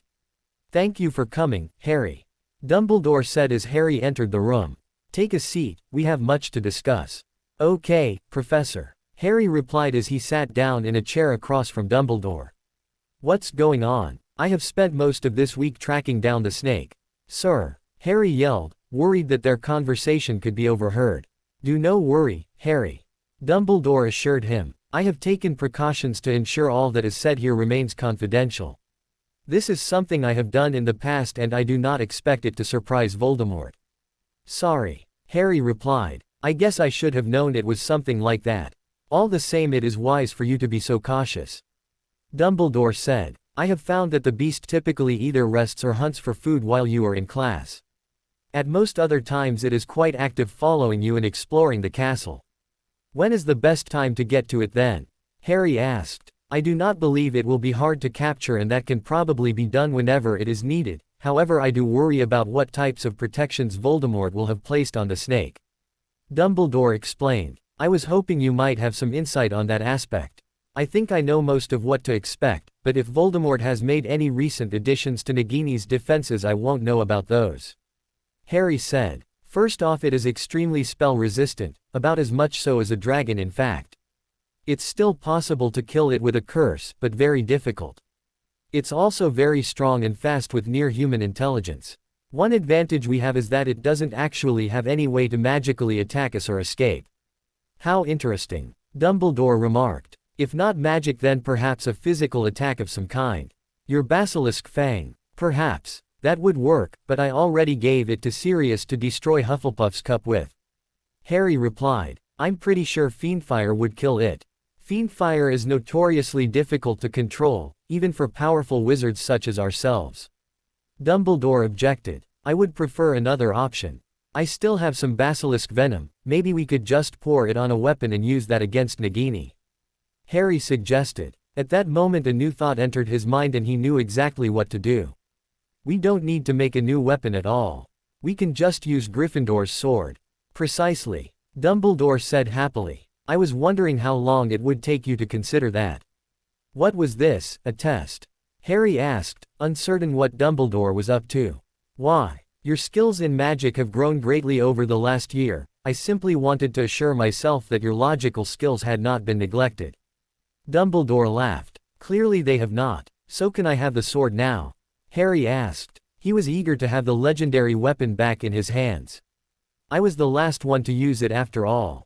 I think I will keep it until it is needed, though I agree you are probably the one most likely to use it. Dumbledore said. Stay vigilant, Harry. Sirius believes the time to strike could come very soon. I will. Harry promised. Anything else, Professor? I do not believe so. Dumbledore answered, although he sounded like there was more on his mind that he wasn't saying. You may go. Harry nodded and left the room, wondering what Dumbledore was really thinking. It was hard for him to understand the thought processes of the headmaster though, even after fighting with and helping him over the past year. Things had changed so much since then that it almost seemed like a lifetime ago that his name had come out of the goblet of fire and set so many things into action. Even he had changed in ways he had not thought possible. He laughed at the thought that perhaps Dumbledore had as much trouble understanding him as he did understanding Dumbledore. It was entirely possible, he concluded with a laugh as he passed the gargoyle guarding Dumbledore's office. Above him, Nagini wondered why the boy was laughing and quickly slithered after him. Bellatrix Lestrange hated crowds, and on this day Diagon Alley was unusually busy. Her only comfort was the knowledge that the masses of people would make it easier to stalk her prey unnoticed until the time was right for her to strike. She had no intention of killing Sirius in Diagon Alley, that would come much later after she had fully amused herself torturing him in a variety of gruesome ways that only a true psychopath could ever imagine. In fact, she had not slept the night before because she was so eager to modify the Malfoys' basement into a dungeon for her own use. When her work was finally over, Bellatrix was quite proud of what she had accomplished. Only one task remained, bringing in Sirius. Bellatrix was presently leaning against the wall of one of the shops lining Diagon Alley watching the apparition point. She had decided to disguise herself so as to better be able to track and capture her traitorous cousin, and as of yet no one had seemed to notice her. She had not moved from her spot since she arrived there a half hour ago, but that did not bother her. She had to be sure that she was there when Sirius arrived. If the information she had received was correct, he should appear at the apparition point in a few more minutes, but the younger Death Eaters were notoriously unreliable. The thought made her growl in disgust. Such fools were not worthy to serve her master. Her impatience had begun building to a crescendo as the time that Sirius was supposed to arrive neared. When it was finally 1:15 p.m., she angrily grasped her wand and wanted to curse something because Sirius was not there. But then, just as she was imagining how she would punish the idiot who gave her false information, Sirius apparated into Diagon Alley and began walking towards the leaky cauldron. Bellatrix followed behind him close enough so that she would not lose him, but far enough back that he would not suspect he was being followed. Luckily for her, Sirius never once looked back over his shoulder or made a single move to detect potential threats. Bellatrix couldn't help but laugh at his mistake, but she failed to notice that with all of her focus on Sirius she was making the exact same one. Sirius made it to the leaky cauldron before Bellatrix could make her move against him. Disappointed, Bellatrix sat on a bench across the street watching the front window and waiting for Sirius to leave. Yet again she was frustrated with the delay, but at least this time she had her target in her sights. She paid no attention to the people on the street passing by, not even to a beautiful young witch that glanced her way every so often about 50 feet to her right. Tonks, of course, looked nothing like what her Aunt Bellatrix would expect her to look like. Her hair was long and B***owned to go with her bright blue eyes, all copied from a model on the cover of a Muggle magazine that she had seen earlier in the day. She had arrived at Diagon Alley 15 minutes before Sirius, as usual, and was immediately informed by Daniel that he had spotted a witch taking an unusual interest in the apparition point. Upon inspection, Tonks agreed with Daniel and the feeling that this was finally the day that caught Bellatrix Lestrange began to grow. Damn, I don't think she's even blinked in the last 10 minutes. Tonks whispered over their magical communications link. On the other end she heard Daniel chuckling at her observation. Is everything ready? Yes. Daniel confirmed. I'll be getting into position once Sirius finishes lunch, you just keep trailing Bellatrix. Aye, Captain. Tonks replied with a laugh. She had to be careful not to use the link too much, it would ruin things if Bellatrix became aware of her presence. A quick glance at her watch told her that Sirius should be leaving the leaky cauldron in another 5 minutes. She didn't really enjoy waiting either. Luckily the time passed fairly quickly for her and soon Sirius was on the move again with Bellatrix right behind him. This day was unlike the others because instead of shopping in Diagon Alley Sirius had a different destination, Nocturne Alley. No one was more surprised about this than Bellatrix. She almost cackled in glee when she saw where he was going because the darker shopping district would make it much easier to capture Sirius with minimum fuss. It was looking to be a very good day for her indeed, she thought. She continued following him and noticed he seemed a bit more tense in Nocturne Alley than he did Diagon Alley. Perhaps, she wondered, her cousin was doing something he didn't want to get caught doing. That just made the chase all the more interesting. Suddenly Sirius turned down an alley and for a moment Bellatrix lost sight of her target. She ran towards where she had seen him go, desperate to not let him get away. The alley Sirius had entered was only about 30 feet long and ended in a brick wall. There was however another alley connected to it leading to the left from the end of the alley. When Bellatrix entered the alley Sirius had already exited the other way, but this only encouraged Bellatrix. She knew this part of town very well and was certain that this alley ended in a dead end. Sirius, and whoever he was likely meeting, would be trapped. She hoped that by the end of the day she would have killed her annoying cousin and perhaps captured a member of the Order of the Phoenix. Slowing down so she wouldn't be heard, Bellatrix drew her wand and prepared to ambush Sirius. The moment she turned the corner she knew something had gone horribly wrong. Sirius was nowhere to be seen and she could sense an anti-apparition ward being cast on the entire area. Bellatrix slowly walked to the end of the alley, hoping for some clue as to what was going on. Looking for me, Bella? Sirius asked from the entrance of the alley, causing Bellatrix to spin in his direction with her wand pointed at him. The deadly smile returned to her face. Well, here I am. Good, I was afraid you had run. Bellatrix replied. Now we can finish this. I didn't come to fight fair. Sirius informed her. A woman stepped into the alley beside Sirius and smirked at her. Bellatrix was a little confused by this because she didn't recognize the woman and the Death Eaters felt they had good information on who was in the Order of the Phoenix. Oops, I forgot to take off my disguise, didn't I? Tonks asked. A moment later her face and hair returned to normal as she revealed herself. Long time no see, Aunt Bellatrix. You're that blood traitor Andromeda's daughter. Nymphadora. Bellatrix realized. It's a family reunion. Don't call me Nymphadora, Tonks demanded, raising her wand and pointing it at her aunt's head. Or else I'll get angry. How cute. Bellatrix commented. The two of you really think you can beat me, the Dark Lord's best soldier? No, Bella. Sirius said. The three of us do. Bellatrix looked confused for a moment before a loud whistle was heard from the top of one of the surrounding buildings. She looked up to see Daniel Greengrass peering over the ledge at them with his wand pointed directly at her. Bellatrix sneered at him, but inside she was worried. There was no clear path of escape for her. So what now, cousin? Bellatrix asked. Going to hand me over to that old fool Dumbledore? No, Bella. Sirius answered with a shake of his head. We brought you here to kill you. So there is still some black blood in your veins. Bellatrix laughed. But do you really have it in you to cast Avada Kedavra? The killing curse burst from her wand and streaked towards Sirius. Bellatrix had realized that attacking suddenly was perhaps her only chance of survival. Sirius leapt to the side to avoid the spell while Tonks summoned a nearby trash can to intercept it. As a result, the spell had no chance of reaching its target.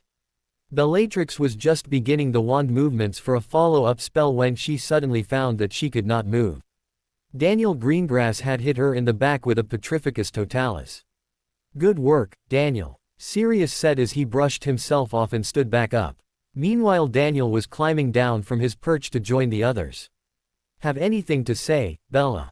Bellatrix's eyes, the only part of her body she could really move, flared angrily, but she was unable to say anything in response. Tonks took the chance to steal the wand out of her aunt's hand and placed it in her back pocket, leaving the Death Eater completely defenseless. You know, Bella, you were right, Sirius said as he walked up to his cousin. I've never cast the killing curse before and I never will. Maybe I just don't have it in me. But I can cast this one, Lacero. The cutting curse ripped through Bellatrix's neck as if it wasn't even there. As her head was separated from her body and she died, the spell holding her in place was cancelled, allowing her body to fall to the ground in a graceless pile. Tonks turned and coughed, trying not to vomit at the gruesome sight. What about the body? Sirius asked. I'll take care of that, Daniel replied. He then transfigured Bellatrix's body into a trash can and her head into the lid. Sirius couldn't help but laugh at his cousin's fate. That should last for a week or so, more than enough time than we need. Hopefully nobody will be looking for her anytime soon. I'm headed to Gringotts now. Sirius nodded. Her vault's records will have already recorded her death. From there it should be fairly simple to get in and destroy Hufflepuff's cup. Harry gave me his basilisk fang. Speaking of Harry, you need to let him know that it's time to strike against the snake. Daniel replied. He needs to do it soon. Our window of opportunity could be very small. I'll tell him now, Sirius said. With that he pulled the charmed mirror out of his cloak and activated it. Harry was on his way to potions class when he heard the familiar sound of his charmed mirror activating. Sirius was obviously trying to contact him and he suspected he knew what that meant. Harry rushed out of the hall and into an empty classroom before pulling the mirror out of his bag. Sirius, Harry said when he saw the face of his godfather in the mirror. Hey Harry, Sirius said. I just wanted to let you know that thing I promised I'd do for you is almost done. Actually, it will be in an hour or so. Sirius was purposefully being vague so that no one would be able to learn what they were up to by overhearing the conversation. That's great, Harry said. Thanks for that, Sirius. No problem, Sirius replied. I guess I'll talk to you later. I'm sure you have lots to do. Exactly, Harry agreed. Bye, Sirius. Harry put the mirror away and smiled to himself. Voldemort was closer to being defeated than he had ever been, and the best part was that he didn't even know it. Harry immediately decided to skip potions, his least favorite class anyway, and make his way to Dumbledore's office to tell him the good news. Harry practically ran across the Hogwarts campus, he was so eager to finish his task.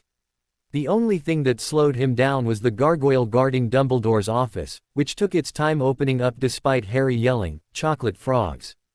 At it! It's time!" Harry yelled as he burst through the doors. Dumbledore was inside speaking with Professor McGonagall, and upon seeing Harry, Dumbledore looked amused while McGonagall looked upset.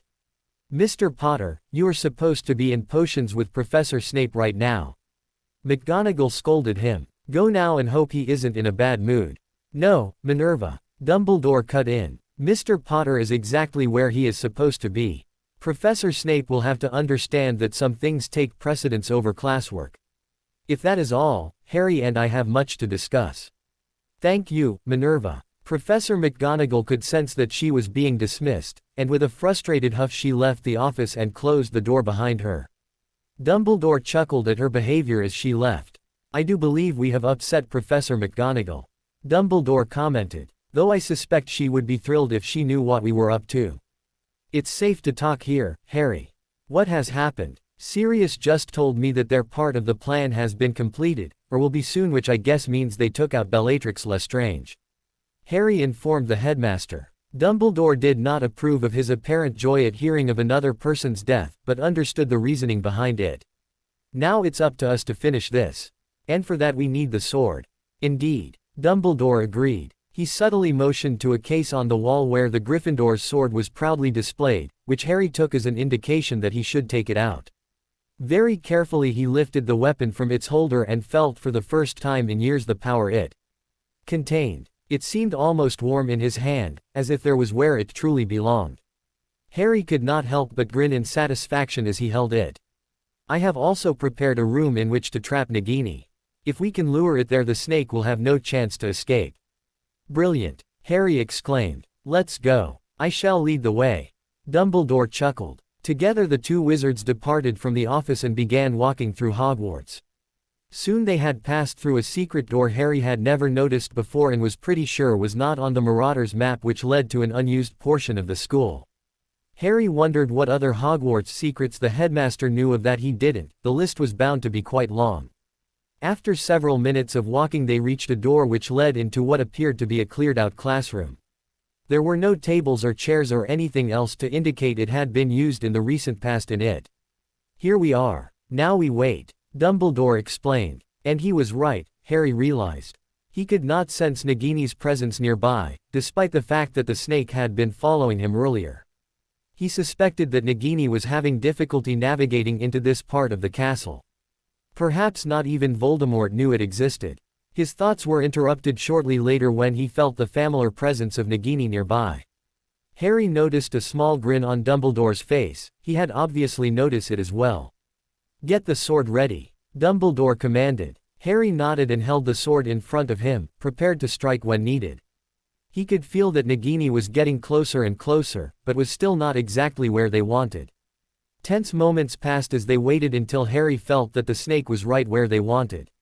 He urgently looked towards Dumbledore, who shook his head, obviously wanting to wait a few more seconds. Finally the headmaster calmly said, Hogwarts, seal this room. The door slammed shut and locked instantly. Harry could hear other changes going on around the room that he couldn't see, but he suspected their effect was that Nagini was trapped where it was. Dumbledore brought out his wand and effortlessly blasted away a section of the ceiling. A huge, dark mass fell from the destroyed ceiling and slammed powerfully into the ground. Nagini hissed angrily as it tried to recover from the fall and attack its captors. It took mere moments for the snake to realize its new position and the location of its attackers before quickly lunging in Harry's direction. Harry's instincts were far too good, however, and he was able to sidestep the best and bring the sword down on it in one fluid motion. In one swing the snake was cut in half and left writhing in pain on the ground. Finish it, Harry, Dumbledore said. Harry nodded and approached the snake's head, which turned to look at its destroyer. In the moment before Harry brought the blade down on Nagini and ended its life, the snake looked up at Harry with a look of pure hatred. Harry felt absolutely certain in that moment Voldemort was seeing him through his Horcrux's eyes. Then, in a flash, it was all over. One more of Voldemort's Horcruxes was destroyed. They would find out shortly afterwards that Sirius' mission at Gringotts had also been a total success with no problems at all. For the first time in decades Lord Voldemort was once again mortal, but Harry knew this would not make him any less dangerous. The real battle against the Dark Lord was just about to begin. By the time Lord Voldemort left the small shack the Gaunt family once lived in, the flames had already consumed much of it and the pitiful structure was beginning to collapse. The Dark Lord's rage was not quenched by this small act, however, and would not be until he shed the blood of his enemies. They would pay for their crimes against him. Watching the last moments of Nagini's life through the snake's own eyes had been a truly shocking event for Voldemort. Another one of his precious anchors to this world had somehow been destroyed without him ever even realizing it was in danger. To his knowledge, that meant his supply of Horcruxes had been reduced from 5 to 4.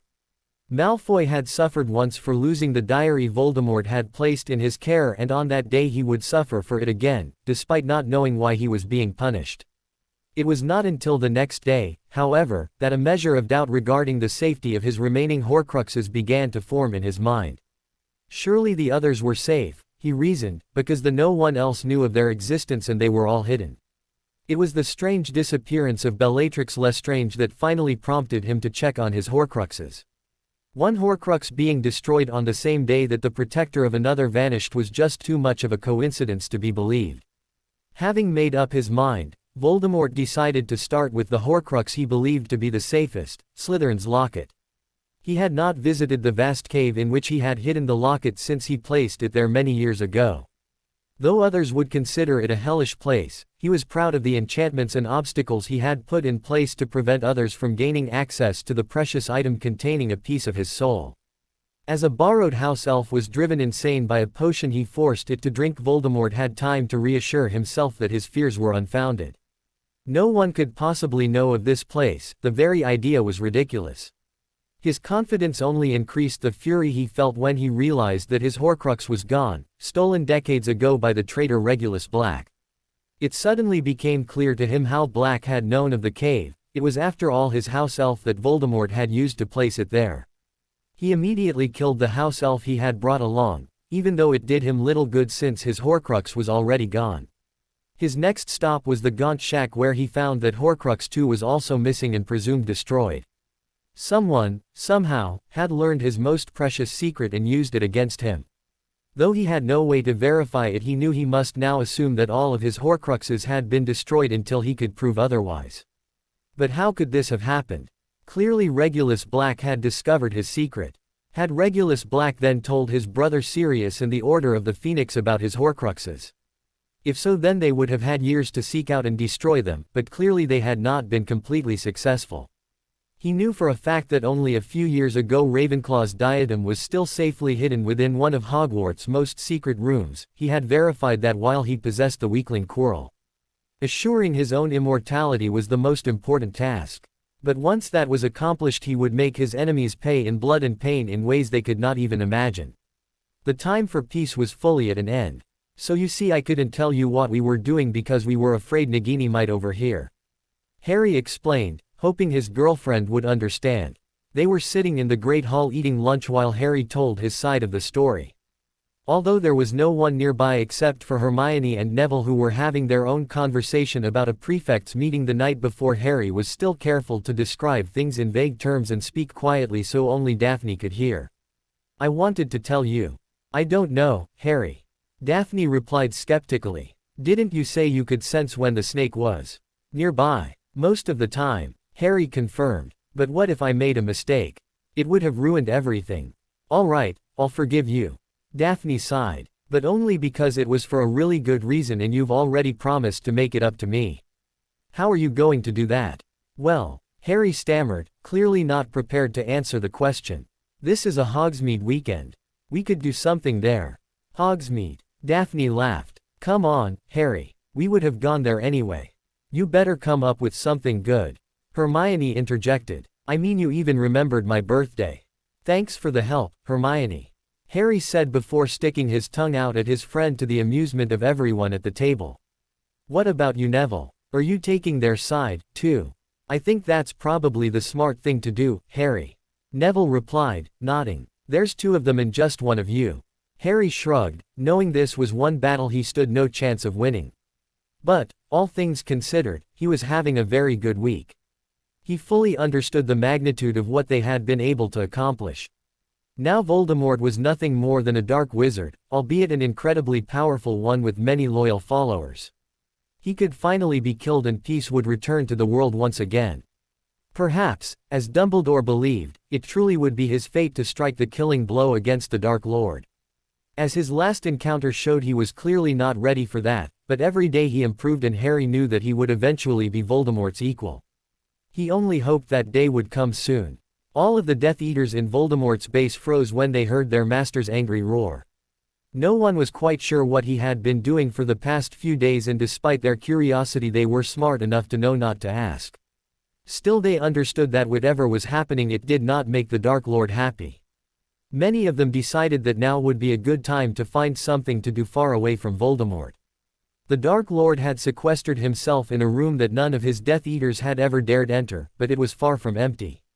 On a stone table in the center of the room a female Muggle teenager was screaming hysterically and thrashing against the bonds that held her in place.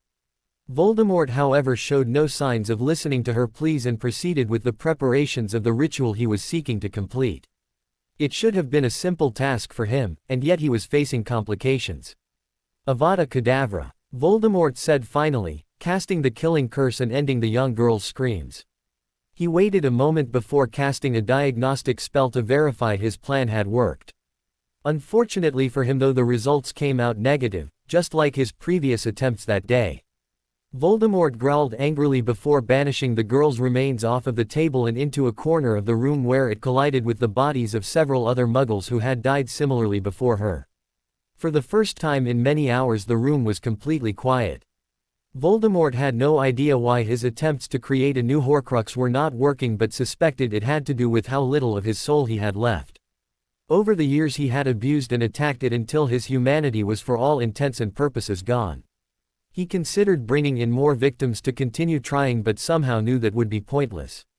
That path to immortality was now closed to him forever, but there were rumors of other paths that one could take to achieve the same result. He had never needed them before, but now he knew he would have to search for new magic to ensure his eternal dominance among all wizards. But now it was time to punish his enemies for their crimes. Despite his anger, that thought made him smile. Harry, Daphne, Hermione, and Neville chatted happily as their carriage made its way from Hogwarts to the nearby village of Hogsmeade. It was a bright, sunny day but also one of the coldest of the fall so far. Harry was looking forward to the day more than the others because he had finally come up with a way to surprise his girlfriend. He only hoped that she would like it. He had not told anyone but Neville what he was going to do but was happy that Neville at least seemed to think it was a winning plan. Where to first? Hermione asked as the carriage neared Hogsmeade. Maybe Honeydukes before lunch at the Three Broomsticks. Oh, and I wanted to go to Scrivenshafts and pick up some new quills. Settle down, Hermione. Harry laughed. You'll have time for all of that. But Daphne and I won't be joining you. We won't. Daphne asked curiously. Where will we be? That's the surprise. Harry replied. You'll just have to wait and see. Daphne groaned in disappointment but underneath that was a smile. She did enjoy surprises. Finally the cart came to a stop and the four teenagers climbed down and stood at the edge of the village, three of them waiting to see what would happen next. Can I ask a big favor of you two? Harry asked, looking back and forth between Neville and Hermione. Cover for us. Hermione was about to ask him what he meant but without warning Harry grabbed Daphne's hand and the two of them vanished. Neville merely laughed at the sight while Hermione looked angry and confused. Harry James Potter, what do you think you're doing?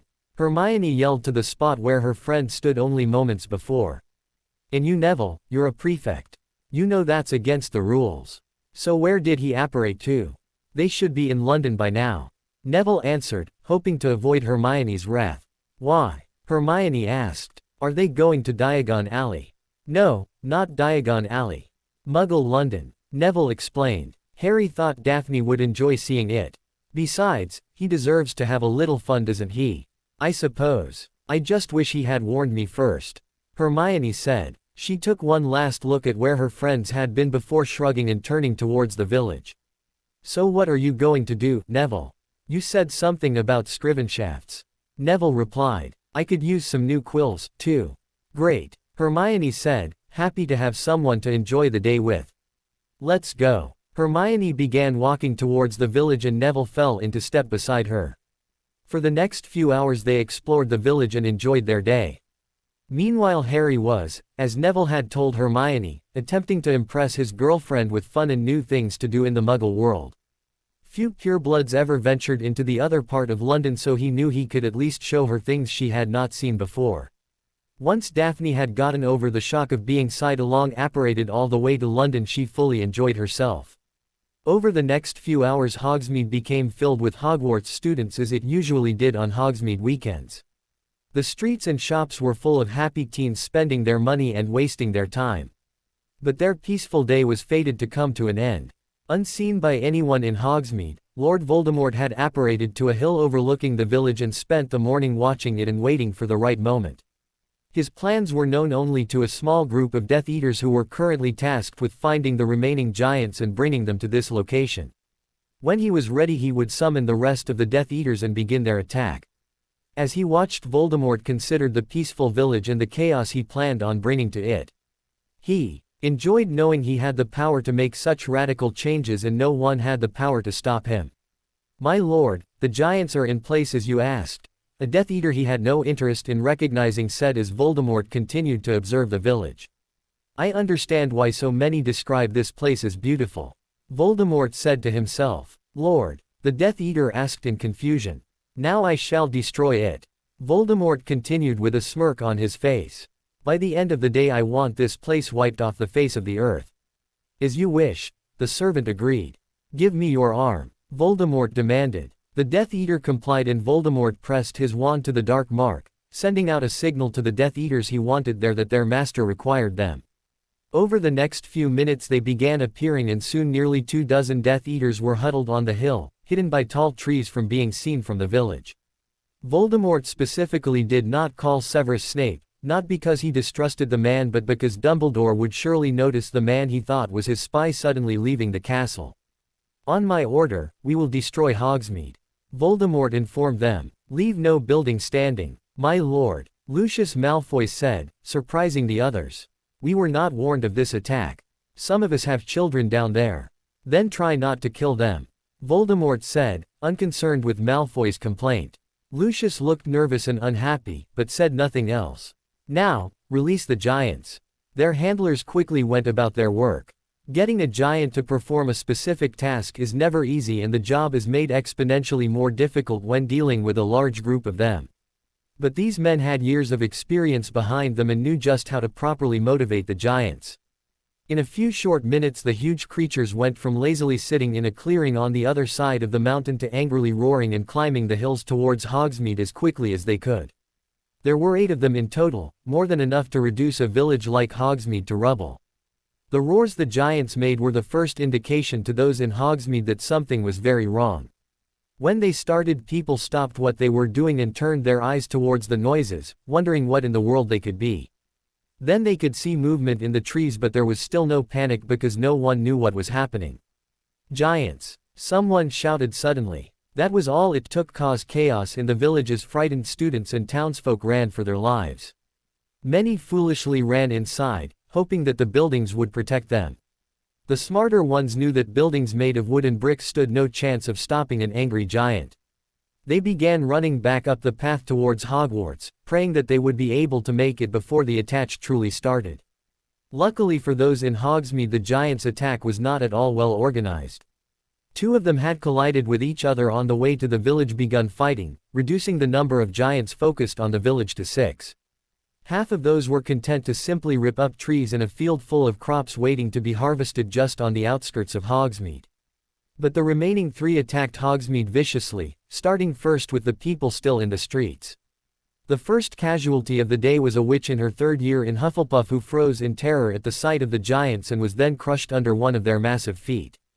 A few students tried to fight back against the giants, but their weak stupefies and reductos did little to slow their huge opponents.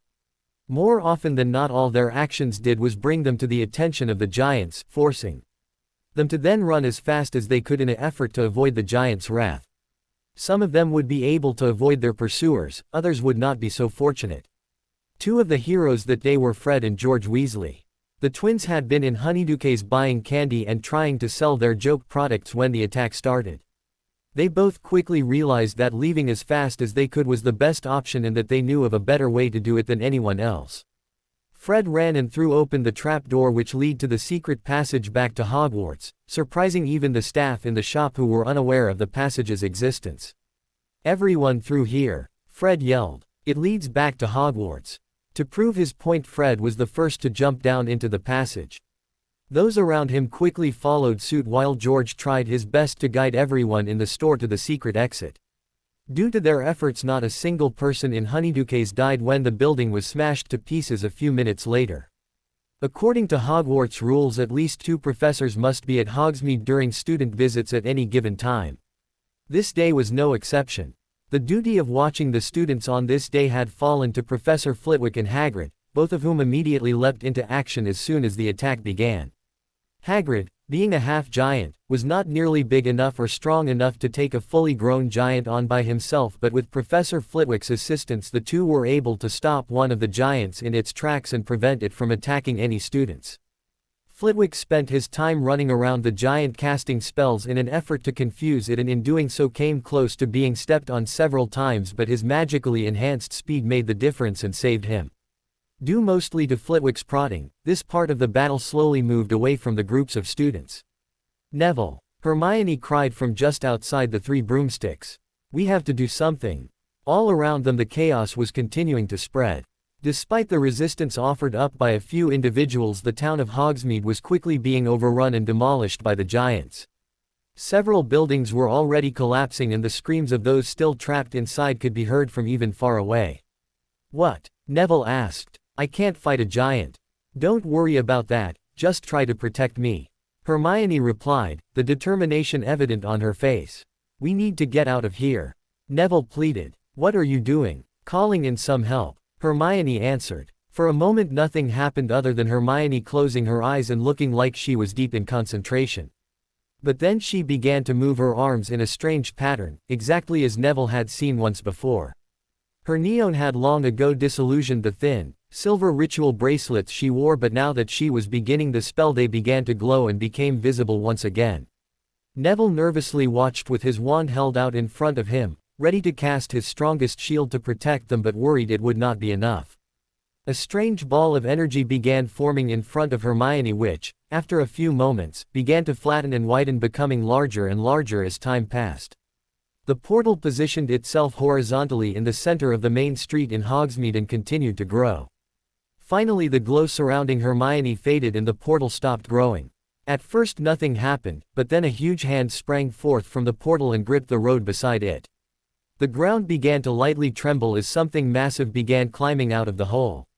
The figure that finally appeared was slightly larger than even the biggest giant, but it wore a full suit of armor similar to that worn by Roman soldiers thousands of years ago. Apart from a very faint blue hue in its skin, the thing appeared human. Strapped to its back was a huge sword, just the right size for its master. Unlike the giants though, this creature had a look of intelligence about him. The summoned creature's eyes darted towards one of the giants, and with a look of recognition he knew who his enemy was.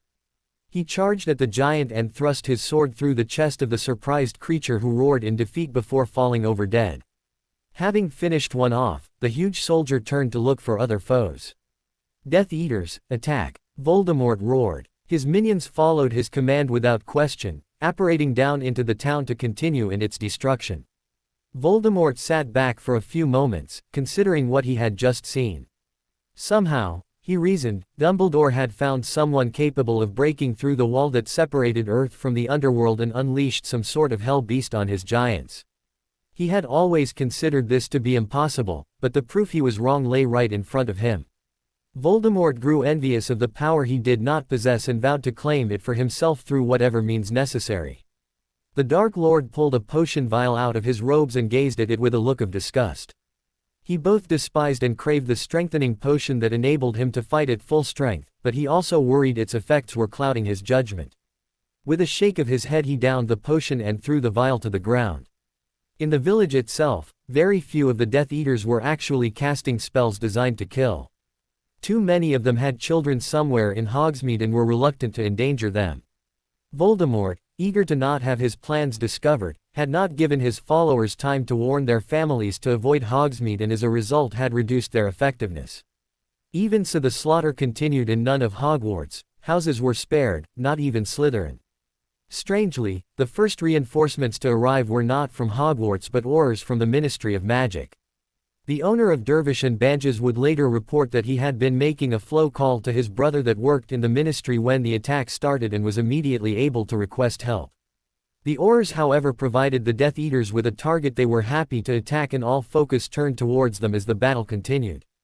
Voldemort finally apparated into Hogsmeade, intent on tracking down whoever had summoned the beast, slaughtering his giants and determining how they were doing it. The Dark Lord could feel where the power was coming from and followed the sensation until he found Hermione, with Neville still bravely guarding her. Neither of them had yet realized that the Dark Lord's attention was focused on them, but another person who could recognize the power Hermione held had. "Leave her alone, Voldemort."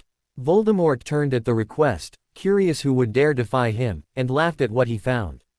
"Aberforth," Voldemort said cheerily. "The Lesser Dumbledore. You don't know how happy I am to see that you've come out to play."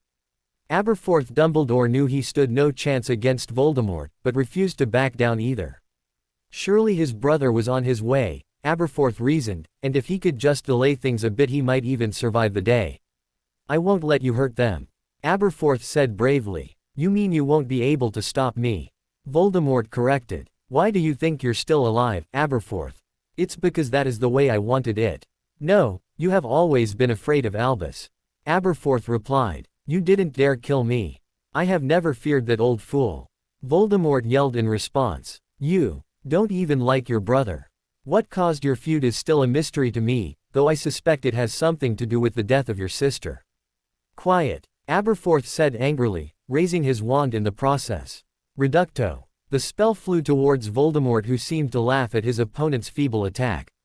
Just before it reached the Dark Lord swatted the spell away with his hand as if it was some mere annoyance. Aberforth's jaw dropped open in surprise. He had never seen anyone do that before. Not even his powerful brother. "You were a fool to challenge me," Voldemort said with a shake of his head. Avada Kedavra. Aberforth tried to move out of the way of the spell, but it was coming too quickly and he was far too slow. His body fell gracelessly to the ground where it landed with a dull thump. Voldemort stared at the body for a moment before casting another spell, but nothing seemed to happen when it hit the corpse. The Dark Lord's attention now turned back to Hermione. Neville was the first to notice Voldemort approaching him. His startled gasp drew Hermione's attention and she too shuddered in fear at what she saw. Before they knew it, the Voldemort was right in front of them, staring curiously at Hermione. Despite his fear, Neville never left his position in front of Hermione. Finally noticing his presence, Voldemort silently fired a spell directly at Neville. Neville yelled out, "Protega," raising the strongest shield he could muster because he knew it would hit Hermione if he did not. Sadly, Neville's shield was not able to resist the spell and it sent the young wizard tumbling to the ground with a mass of small, bleeding wounds all over his body. Thankfully, though, Hermione could see he was still breathing, although only with great difficulty. "Who are you?" Voldemort demanded to know. "How did you open a gate to the underworld? Tell me how to control the beasts of hell." Hermione frowned, knowing that Voldemort misunderstood what he was seeing but unwilling to correct him on what was really happening. Her eyes darted around her, but it was obvious there was no way for her to escape. "I will learn your secrets, even if I have to destroy your mind to do so." Hermione was able to recognize Voldemort's spell as a stunner just before it hit her. The speed and power with which he cast gave her very little time to respond, and in truth her mind and magic were preoccupied with maintaining the portal. The moment she fell unconscious, both the portal and the massive creature that had come out of it disappeared, much to the surprise of everyone who had been watching it fight the giants. Voldemort stepped back out into the street with Hermione's body being levitated behind him. The scene before him was one of pure chaos. The Aurors did not have the numbers or the magical power to overcome his Death Eaters, but the giants had not been able to inflict the damage on the village he had hoped for. Even so, nearly half of the buildings in Hogsmeade were either near collapse or had already fallen. He expected the death count to be quite large when the carnage finally ended. Voldemort noticed that the Order of the Phoenix had finally arrived to take up the battle with the Aurors. His forces no longer held the numerical advantage. "I think you've done enough, Tom," the voice of Albus Dumbledore said, moments after apparating to a spot directly in front of Voldemort. "Perhaps it's time we end this."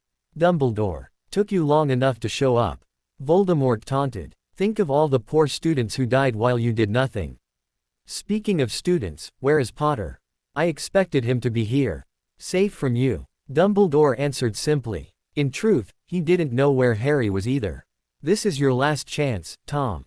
Leave or I will destroy you. If you honestly believed that you could beat me, you already would have tried," Voldemort said dismissively. "But we've both heard the prophecy.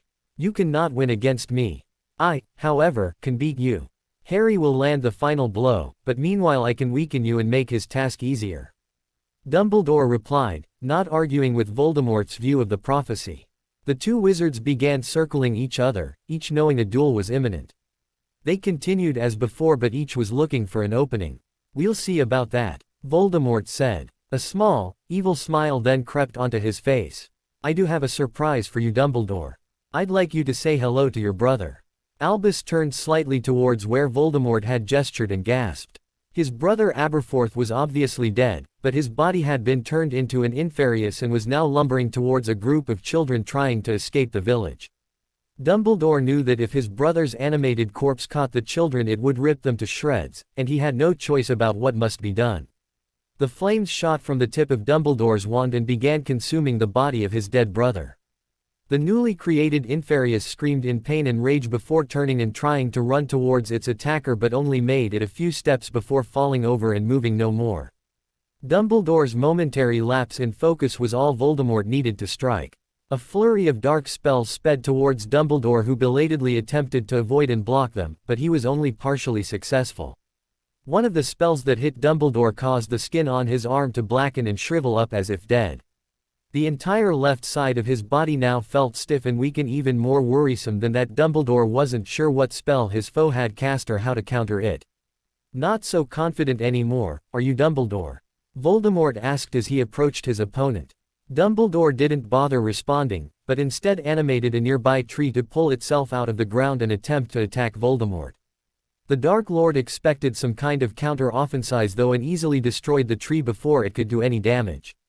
Dumbledore was not giving up so easily though, and sent a powerful blasting curse towards Voldemort's legs. But to his surprise the Dark Lord avoided this by flying into the air and hovering a few feet over the ground. "Clever trick, Tom," Dumbledore commented as Voldemort lowered himself to the ground. Meanwhile Dumbledore had attempted to counter the curse that had struck him with mildly positive results. He could now move normally, although with a great deal of pain. "And I'm growing tired of this Avada Kedavra," Voldemort replied. The killing curse raced towards Dumbledore, but before it could reach its target crashed into a stone slab that Dumbledore had conjured to intercept it. Voldemort was not surprised by this, tactics like that had never worked against Dumbledore. But the killing curse was really just a distraction. The spell he followed it with was a bludgeoning curse that knocked Dumbledore to the ground. "You've grown weak, and they said I feared you. After today, no one will be foolish enough to claim that." Dumbledore rolled to his side and began to get up, but while Voldemort was gloating the old professor took the opportunity to wandlessly enervate Hermione. He didn't know why Voldemort wanted her, but it was always a wise idea to keep things he wanted away from him. Hermione's eyes shot open as she began to realize where she was. She knew the most important thing was that she escaped and kept the secrets she possessed away from Voldemort. The Dark Lord's back was to her, so she took the risk of jumping to her feet and running as fast as she could in the other direction. Voldemort immediately sensed what was happening and turned to recapture Hermione. In doing so he left his back open to attack, and Dumbledore was able to send a powerful piercing curse at Voldemort's stomach which ripped a hole straight through him, allowing Hermione the time she needed to escape. Voldemort screamed in pain before turning and yelling, "Avada Kedavra," sending another killing curse towards Dumbledore. Unfortunately for Dumbledore, he was not prepared for the quick counter-attack and knew he could not avoid the curse. Then, an instant before the spell would have hit him, Dumbledore disappeared in a burst of flames. His Phoenix Fox had saved his life. Voldemort immediately realized that the spell Dumbledore had used was not a simply piercing curse. The wound felt all wrong and he could sense the strength rapidly leaving him. He had no choice but to retreat. His only comfort was that his mission had largely been a success. Hogsmeade would never be the same. Death Eaters were leaving. Voldemort yelled before apparating away. His troops followed his order and a few seconds later the fighting in Hogsmeade was over. All of the town's buildings had been damaged and half of them were no longer standing. Immediately efforts began to rescue people still trapped in the ruins. The dead and injured alike were taken to Hogwarts and the scale of the losses slowly became clear. Over 50 people had died that day, and of those more than 30 were Hogwarts students. They came from all houses and years, including Dean Thomas of Gryffindor, Tracy Davis of Slytherin, Cho Chang of Ravenclaw, and Hannah Abbott of Hufflepuff. One of the most critically injured was Neville Longbottom. As he was taken back to Hogwarts with his friend Hermione at his side, no one could say for sure whether he would live or not. Only time would tell. This was the scene that Harry and Daphne found when they finally made it back a half hour after the battle had ended. With tears of grief and anger flowing from their eyes, the two teens rushed back to Hogwarts to be with their friends. Harry immediately realized this was retribution from Voldemort for the destruction of his Horcruxes, and in a small way he felt guilty for that and for not being there to try and stop him. As he and Daphne re-entered the castle, he swore that he would never let anything like this happen again. Harry, with Daphne trailing right behind him, rushed through the doors of Hogwarts and was immediately confronted with a chaotic scene. Half of the Great Hall had been turned into a medical station, and the other half was full of worried students looking for their friends and praying that they were not among the fallen. The staff was attempting to maintain order, but it was nearly impossible. They all wished that Professor Dumbledore would show up to reassure them that everything would be all right, but he had not been seen since his disastrous duel with Lord Voldemort. "Look, there's Hermione," Harry said, the relief evident in his voice. He ran towards her and wrapped his friend up in a hug which Hermione gratefully returned. She was crying, as she had been since she made it out of Hogsmeade. "Are you okay?" Harry asked. "Are you hurt?" "It's not me, Harry. It's Neville," Hermione sobbed. Daphne had made her way to them after unsuccessfully looking for some of her other friends. Though she still worried about them, she could see that Hermione was clearly in need of support. "Is he alive?" Daphne asked softly. Hermione nodded yes in between sobs, eliciting sighs of relief from Harry and Daphne. "Voldemort was there. He saw me summon a creature to fight his giants and he wanted to take me." Hermione began to explain. "Neville tried to protect me, but he couldn't. Voldemort hit him with some spell and then stunned me. Dumbledore was able to free me, but then he was almost killed by Voldemort. Fawkes saved him. Dumbledore lost." Harry asked, slightly stunned. Hermione just nodded yes at the questions. "So where's Neville?" "Madame Pomfrey took him. I haven't seen him since," Hermione answered. "Harry, he didn't look good." "I'm worried." "I know, so am I," Harry replied. He looked around the Great Hall and sighed in frustration, wishing there was something he could do to help. "I'm going to Dumbledore's office. I bet that's where Fawkes took him." "Why?" Daphne asked. "It doesn't sound like he is going to be in any shape to help right now." "To find out how all this happened," Harry said. "Besides, he might need some help too. Can you two watch out for each other while I'm gone?" "Go," Hermione answered. "We'll be okay." Harry looked to Daphne, who nodded in agreement. He gave Hermione a hug and Daphne a quick key before leaving the Great Hall to search for the headmaster. Harry gave the room one last sad look as he left. But he wasn't aware that someone else was watching him leave.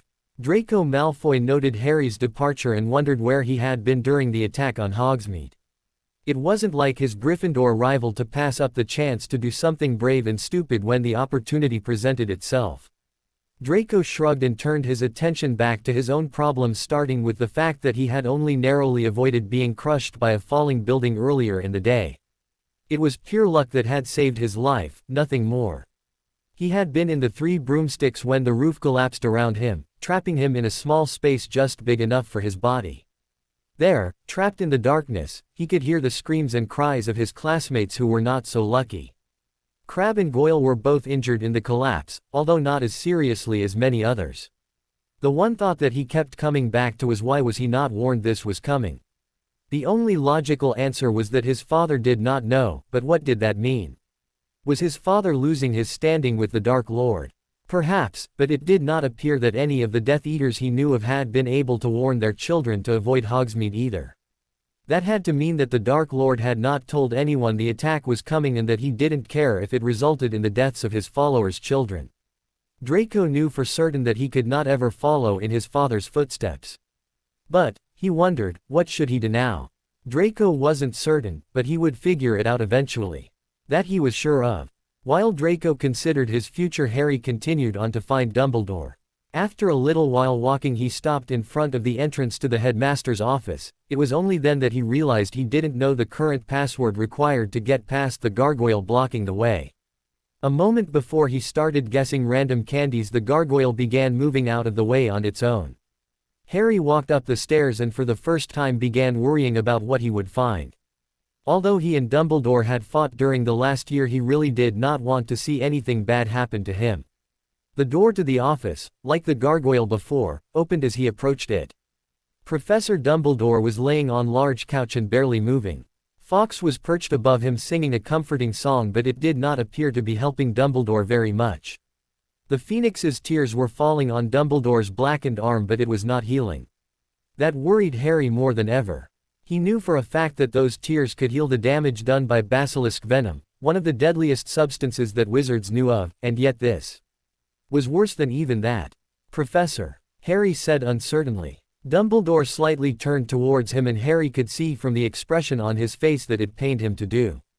"Can I do something?" "I don't believe so," Dumbledore said in a whisper. "Fawkes, you can stop as well. I believe Tom anticipated you would attempt to heal me and designed his spell specifically to counter that. You'll be okay, won't you?" Harry asked. "Perhaps," Dumbledore replied with a weak smile.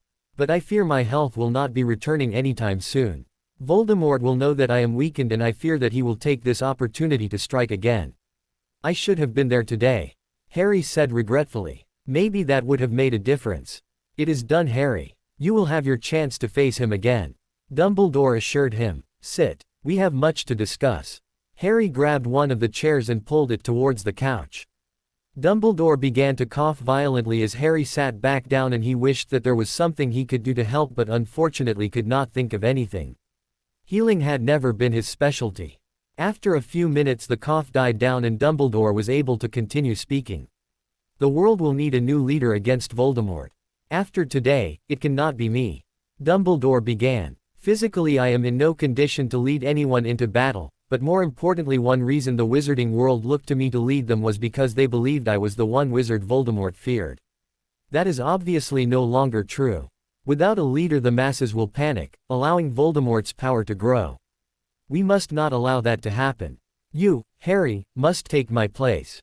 You must become a symbol of hope for them." "Do you really think they'll follow me over you?" Harry asked skeptically. His first reaction was a powerful dislike of the idea. He saw himself as a soldier in the war, not an officer in charge of others. Even so he understood Dumbledore's point of view. "Release the contents of the prophecy if you have to," Dumbledore told him. "Give them the chance to realize what I already know, you are the chosen one. You will defeat Voldemort once and for all." Harry said nothing for a moment, contemplating Dumbledore's advice and what he planned on doing with it. He suddenly rose from his chair and began to pace back and forth around the office. Reasons for why he shouldn't accept the responsibility raced through his head. It was ridiculous for Dumbledore to think it would work, he told himself. A mere Hogwarts student leading the fight against the most powerful dark wizard the world had ever known. Preposterous. Harry turned back to Dumbledore to give him the bad news, but when he did he found that Dumbledore was smiling at him and the twinkle in his eye had returned. In that moment he remembered that he would not be alone in this task. His friends would always be there for him. Plus he had some good allies. With a great sigh Harry sat back down and looked reluctantly at Professor Dumbledore. "Okay, I'll do it," Harry said finally. "I just hope this works." "It will," Dumbledore assured him. "The sooner you begin the better. If I'm not mistaken there is a room full of frightened students and teachers that need to hear some encouraging words downstairs. You are a natural leader, Harry. Follow your instincts, they will not mislead you. I'll send someone up here to help you. I assume you'd like that to be Snape," Harry said as he stood up. Dumbledore nodded affirmatively at Harry's guess. "Wish me luck." "Wait, there's one more thing I need to do," Dumbledore said. Harry turned back towards him to find Dumbledore offering him his wand. Harry looked at him with a look of great confusion on his face. "This is a powerful wand, Harry, but its powers are only truly available to its master. I became its master after defeating Grindelwald so many years ago, but after today it has a new one." "Voldemort." "Exactly," Dumbledore replied. "One day you will defeat him, and on that day this wand will belong to you. Guard it carefully, Harry. Hide its existence if you can. Once you gain control of it this wand will serve you well. You will accomplish great things with it one day, of that I am quite sure." "Thank you," Harry answered gratefully as he took the wand. "I promise to take care of it." "I know you will," Dumbledore said with a smile. "Good luck, Harry." With that the old professor laid back on the couch and appeared to fall asleep. Fawkes began crying on her owner once again, aware that it wasn't doing much good but still determined to do something. Harry left the office and slowly descended the stairs, all the while fretting about what he was about to do and what it would mean. At the bottom of the staircase he stopped completely and sat on the floor, hoping that a little more time would help him get a better hold on what was happening. He knew that in the Great Hall there were hundreds of people looking for someone to tell them everything was going to be okay, but the reality was that nothing would be the same after today. How was he supposed to deal with that? After several minutes no answers seemed to be coming, so Harry got up and decided to just hope for the best. As Harry neared the Great Hall he could hear the sound of people talking and crying, just as they had been doing when he left. No one seemed to notice his return, giving him the chance to take a good look at the scene in front of him. The most unusual thing he saw was that the barriers between the houses had largely broken down. All anybody cared about was mourning their fallen friends and making sure the others were okay. Even Slytherin, who might normally be shunned, was included in this because they had lost just as many people as the other houses. Gathering his courage, Harry began walking towards the stage at the front of the room where the teacher's table was. He could hear people begin to question what he was doing as he took his place in front of them. Professor McGonagall was as confused as the rest and approached him to find out what was going on. "Mr. Potter, can I help you?" Professor McGonagall asked kindly. "No ma'am, I have something to say," Harry explained. "I've seen Professor Dumbledore, he approved of this." "Very well then," Professor McGonagall said finally. With that she turned and went back to what she was doing. By that point almost all of the students in the Great Hall had turned to watch him and were eagerly waiting to see what he was going to do. "Sonorous," Harry whispered with his wand pointed at his throat. "I've just spoken to Professor Dumbledore. He's in his office recovering. He should be fine eventually." Harry began. He hadn't figured out what he wanted to say beforehand and they weren't coming to him now. "Where were you?" someone yelled, though Harry could not tell who. Rumors about his magical power had been spreading throughout the castle ever since the end of the Triwizard Tournament. Although few of them knew the truth about him, many were certain that their classmate would one day lead the fight against Voldemort. "I wasn't there," Harry said sadly. "I had already left by the time the attack started. I didn't know anything was wrong until I got back. I wish I was there, that I could have done something. We've all lost friends today and I am as upset as you are. But this isn't over. Voldemort." A chorus of screams rang out at the mention of the name. Harry waited a moment for it to quiet down before continuing. "Voldemort," Harry shouted. "It's just a name. Letting yourself be terrified of it only gives him more power. He will attack again. You and your friends and your families will be in danger as long as he is alive. I'm not trying to scare you, but you have to realize what is going on. No one is safe anymore. And what are we supposed to do?" A different voice called out. The rest of the crowd seemed to be wondering the same thing. "Learn," Harry answered simply. "You must become capable of protecting yourselves and those you care about." If all those who opposed him were brave enough to stand up against Voldemort he would have no chance of defeating us.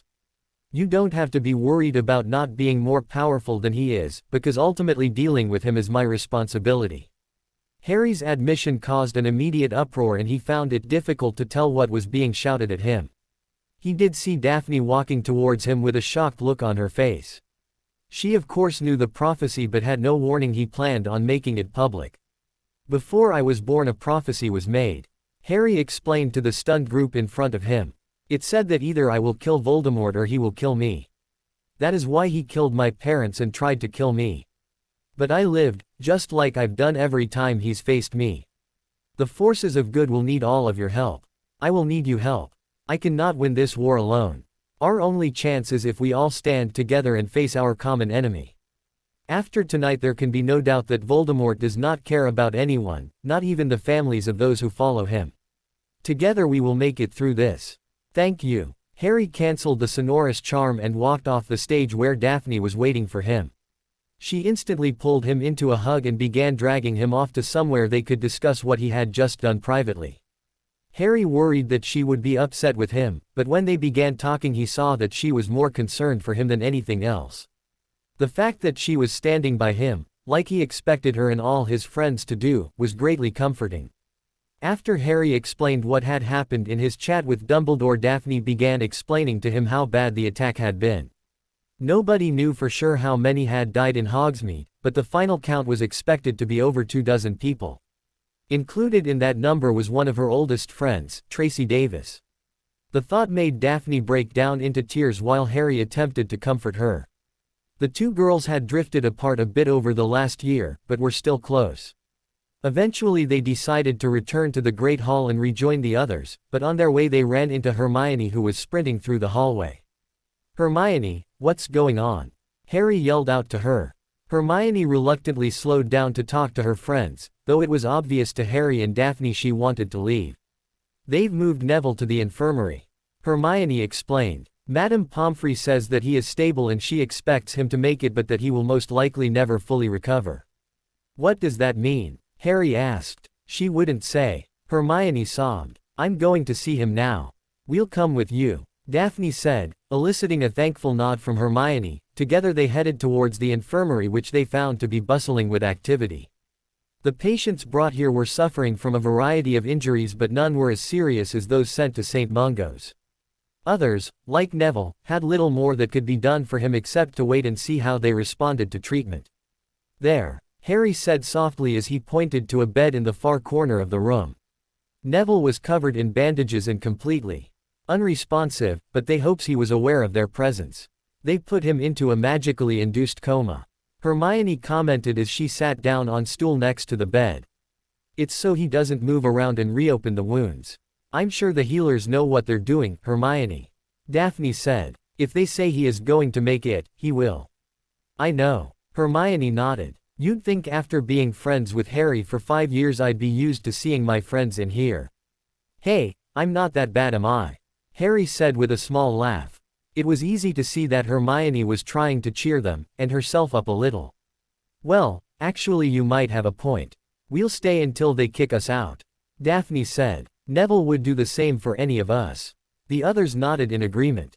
It was an hour later until a Mediwitch finally came around and forced them to leave the room. They, like many others that night, would go to bed still worried about their friends and still searching for answers on what to do next. Deep within Hogwarts dungeons, Professor Severus Snape was busy watching over a dozen different cauldrons, all containing a different potion desperately needed in the infirmary. The sheer number of hurt students had resulted in Hogwarts' large supply of healing potions being completely used up in record time.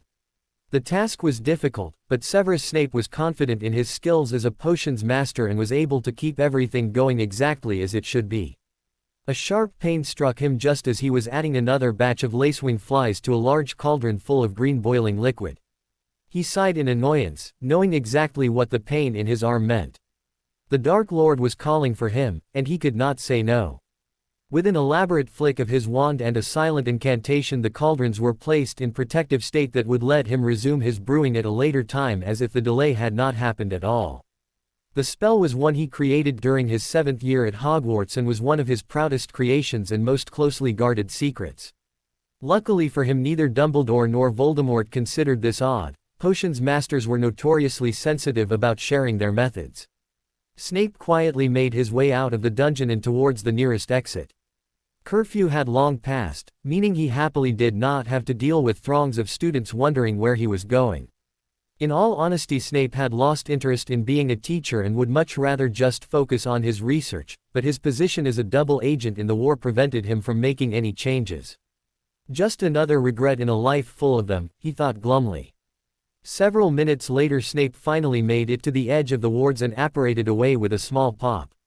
He arrived deep within the Dark Lord's hideout as he had done countless times before and began making his way towards Voldemort's chamber. Voldemort was alone, sitting on a throne-like chair with a pained expression on his face.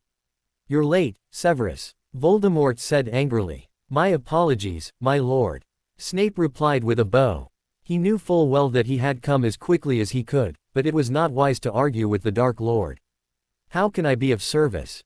I have been unable to heal the wound left by Dumbledore's spell," Voldemort said, pulling back his robes a little to expose a wound that was still bleeding.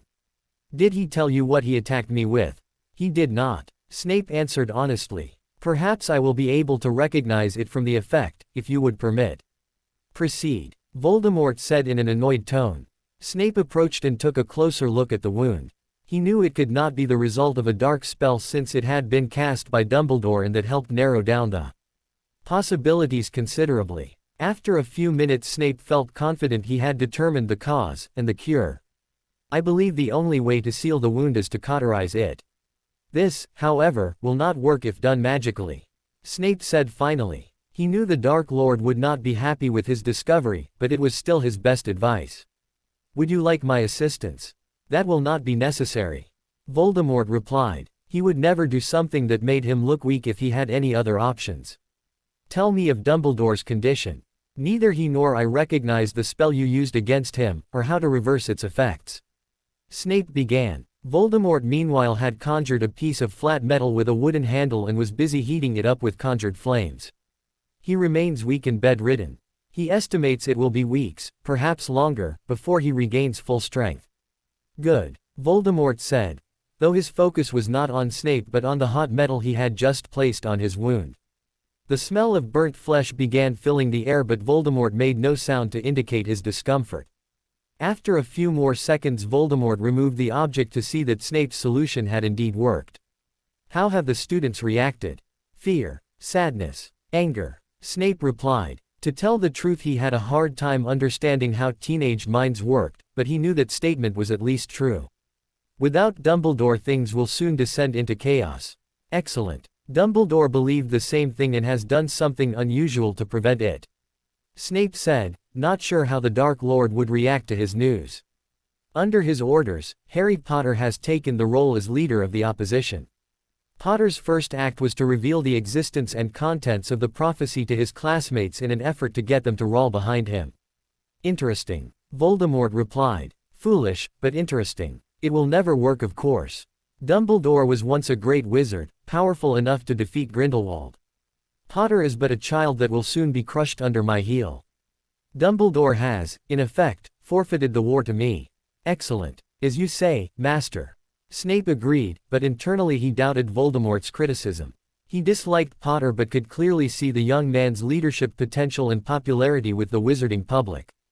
Voldemort was once again underestimating his opponent, a fact Snape decided not to point out.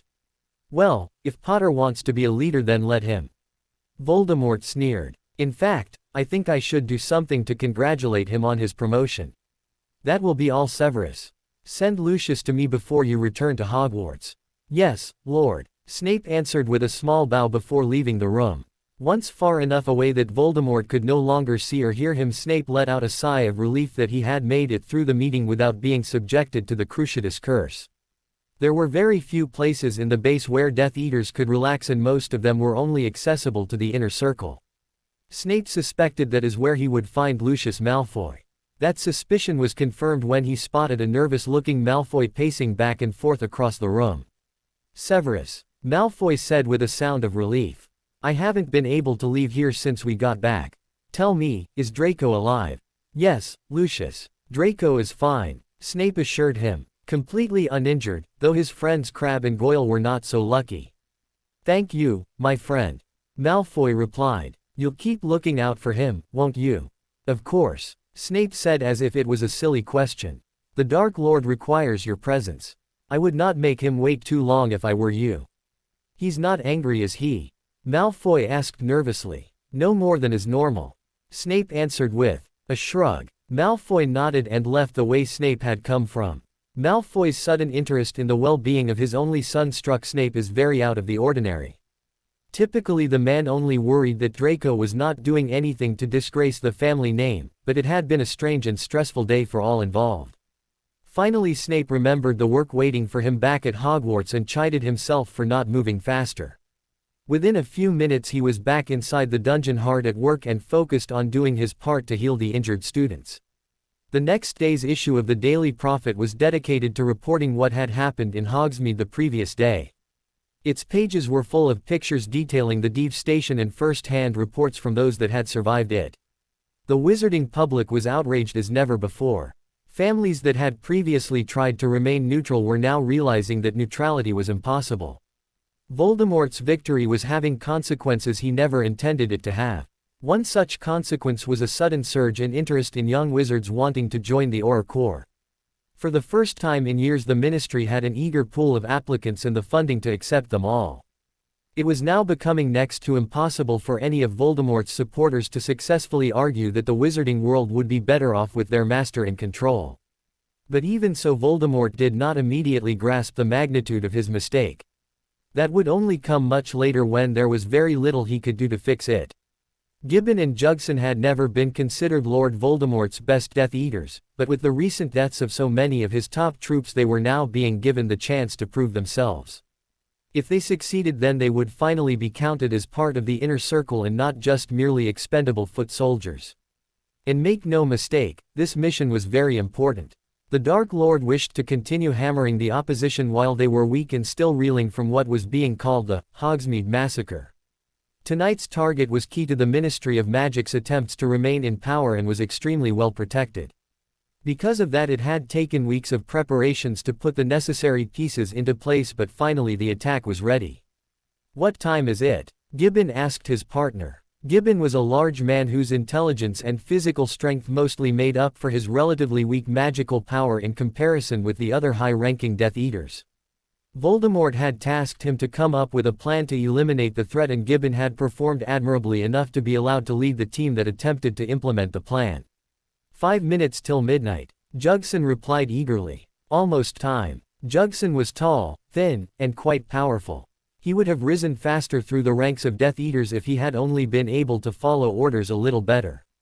As it was, Voldemort frequently punished Jugson with the Cruciatus Curse for failing to do as he was told. This had not had a positive effect on the man's already loose grasp on sanity. "Make sure the others are ready," Gibbon ordered. Jugson said nothing response but simply twirled his wand in his hand and stared at the house that was their target.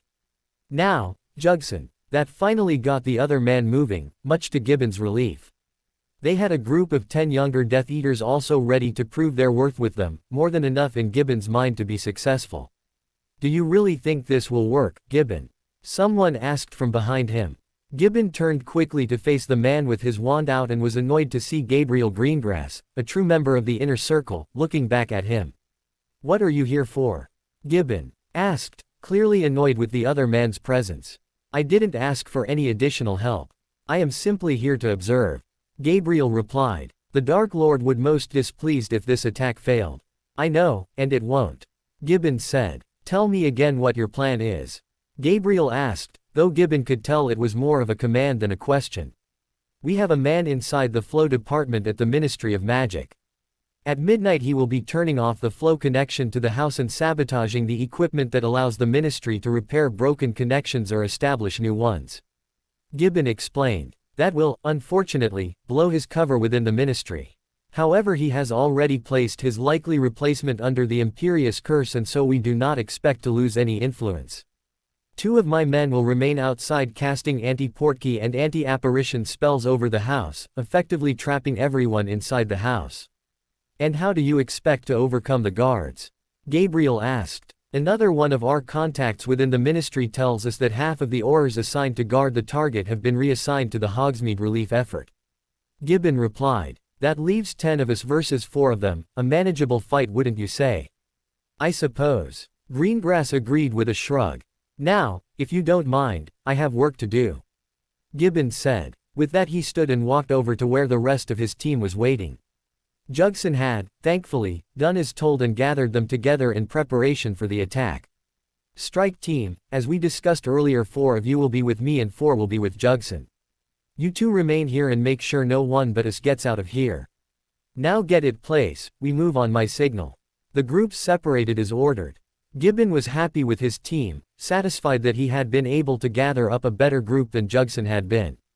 Jugson, meanwhile, was eagerly looking toward Gibbon and waiting for the signal. With one last look to make sure everything was ready, Gibbon waved his hand forward and began leading his group to the door. "Damn it, Jugson," Gibbon said as he watched his partner's group sprint ahead of his, completely ignoring the plan they had agreed on previously. There was nothing he could do about, however, except for rush behind and make sure they accomplished all of their goals. The moment before they stepped onto the property, they felt a defensive shield go up around the house and their own anti-portkey and anti-apparition wards go into place. Tear through the shield. Reducto. 10 flashes of red light flew through the dark night sky and impacted with loud bangs against a powerful shield protecting the house. There could be no doubt now that the people inside knew something very bad was happening outside. The Death Eaters continued assaulting the wards, which proved to be tougher than they had expected. Even so, after 5 minutes of heavy attacks, the ward began to fall and finally exploded in a shower of colorful sparks. "Break down the door," Jugson yelled, leading his men forward once again. An instant later the door was broken into pieces from the force of half a dozen spells. The guards inside were waiting for them, however, and as soon as the door was out of the way, a pair of reducto curses flew through the door at the Death Eaters. One missed completely, but the other clipped one of Jugson's men in the shoulder and sent him spinning to the ground, writhing in pain. "Push through," Gibbon commanded as he led the Death Eaters inside, all firing killing curses. The Death Eaters did not wait to see if their curses struck, they simply rushed into the house and continued the fight. When Gibbon made it inside, he saw that there had only been 2 guards in the entranceway and that they had survived the first volley of spells, but they would not last long against so many enemies. "Check upstairs," Gibbon yelled to Jugson. "Careful, Scrimgeour has 2 guards with him." Gibbon didn't have to add that the head of the Auror department was a skilled fighter in his own right either. This mission had always been risky, but the reward was well worth it. Without Scrimgeour there would be no one in charge of the Aurors and no clear consensus on who should replace him. It was even possible that one of their own people within the ministry could take his spot.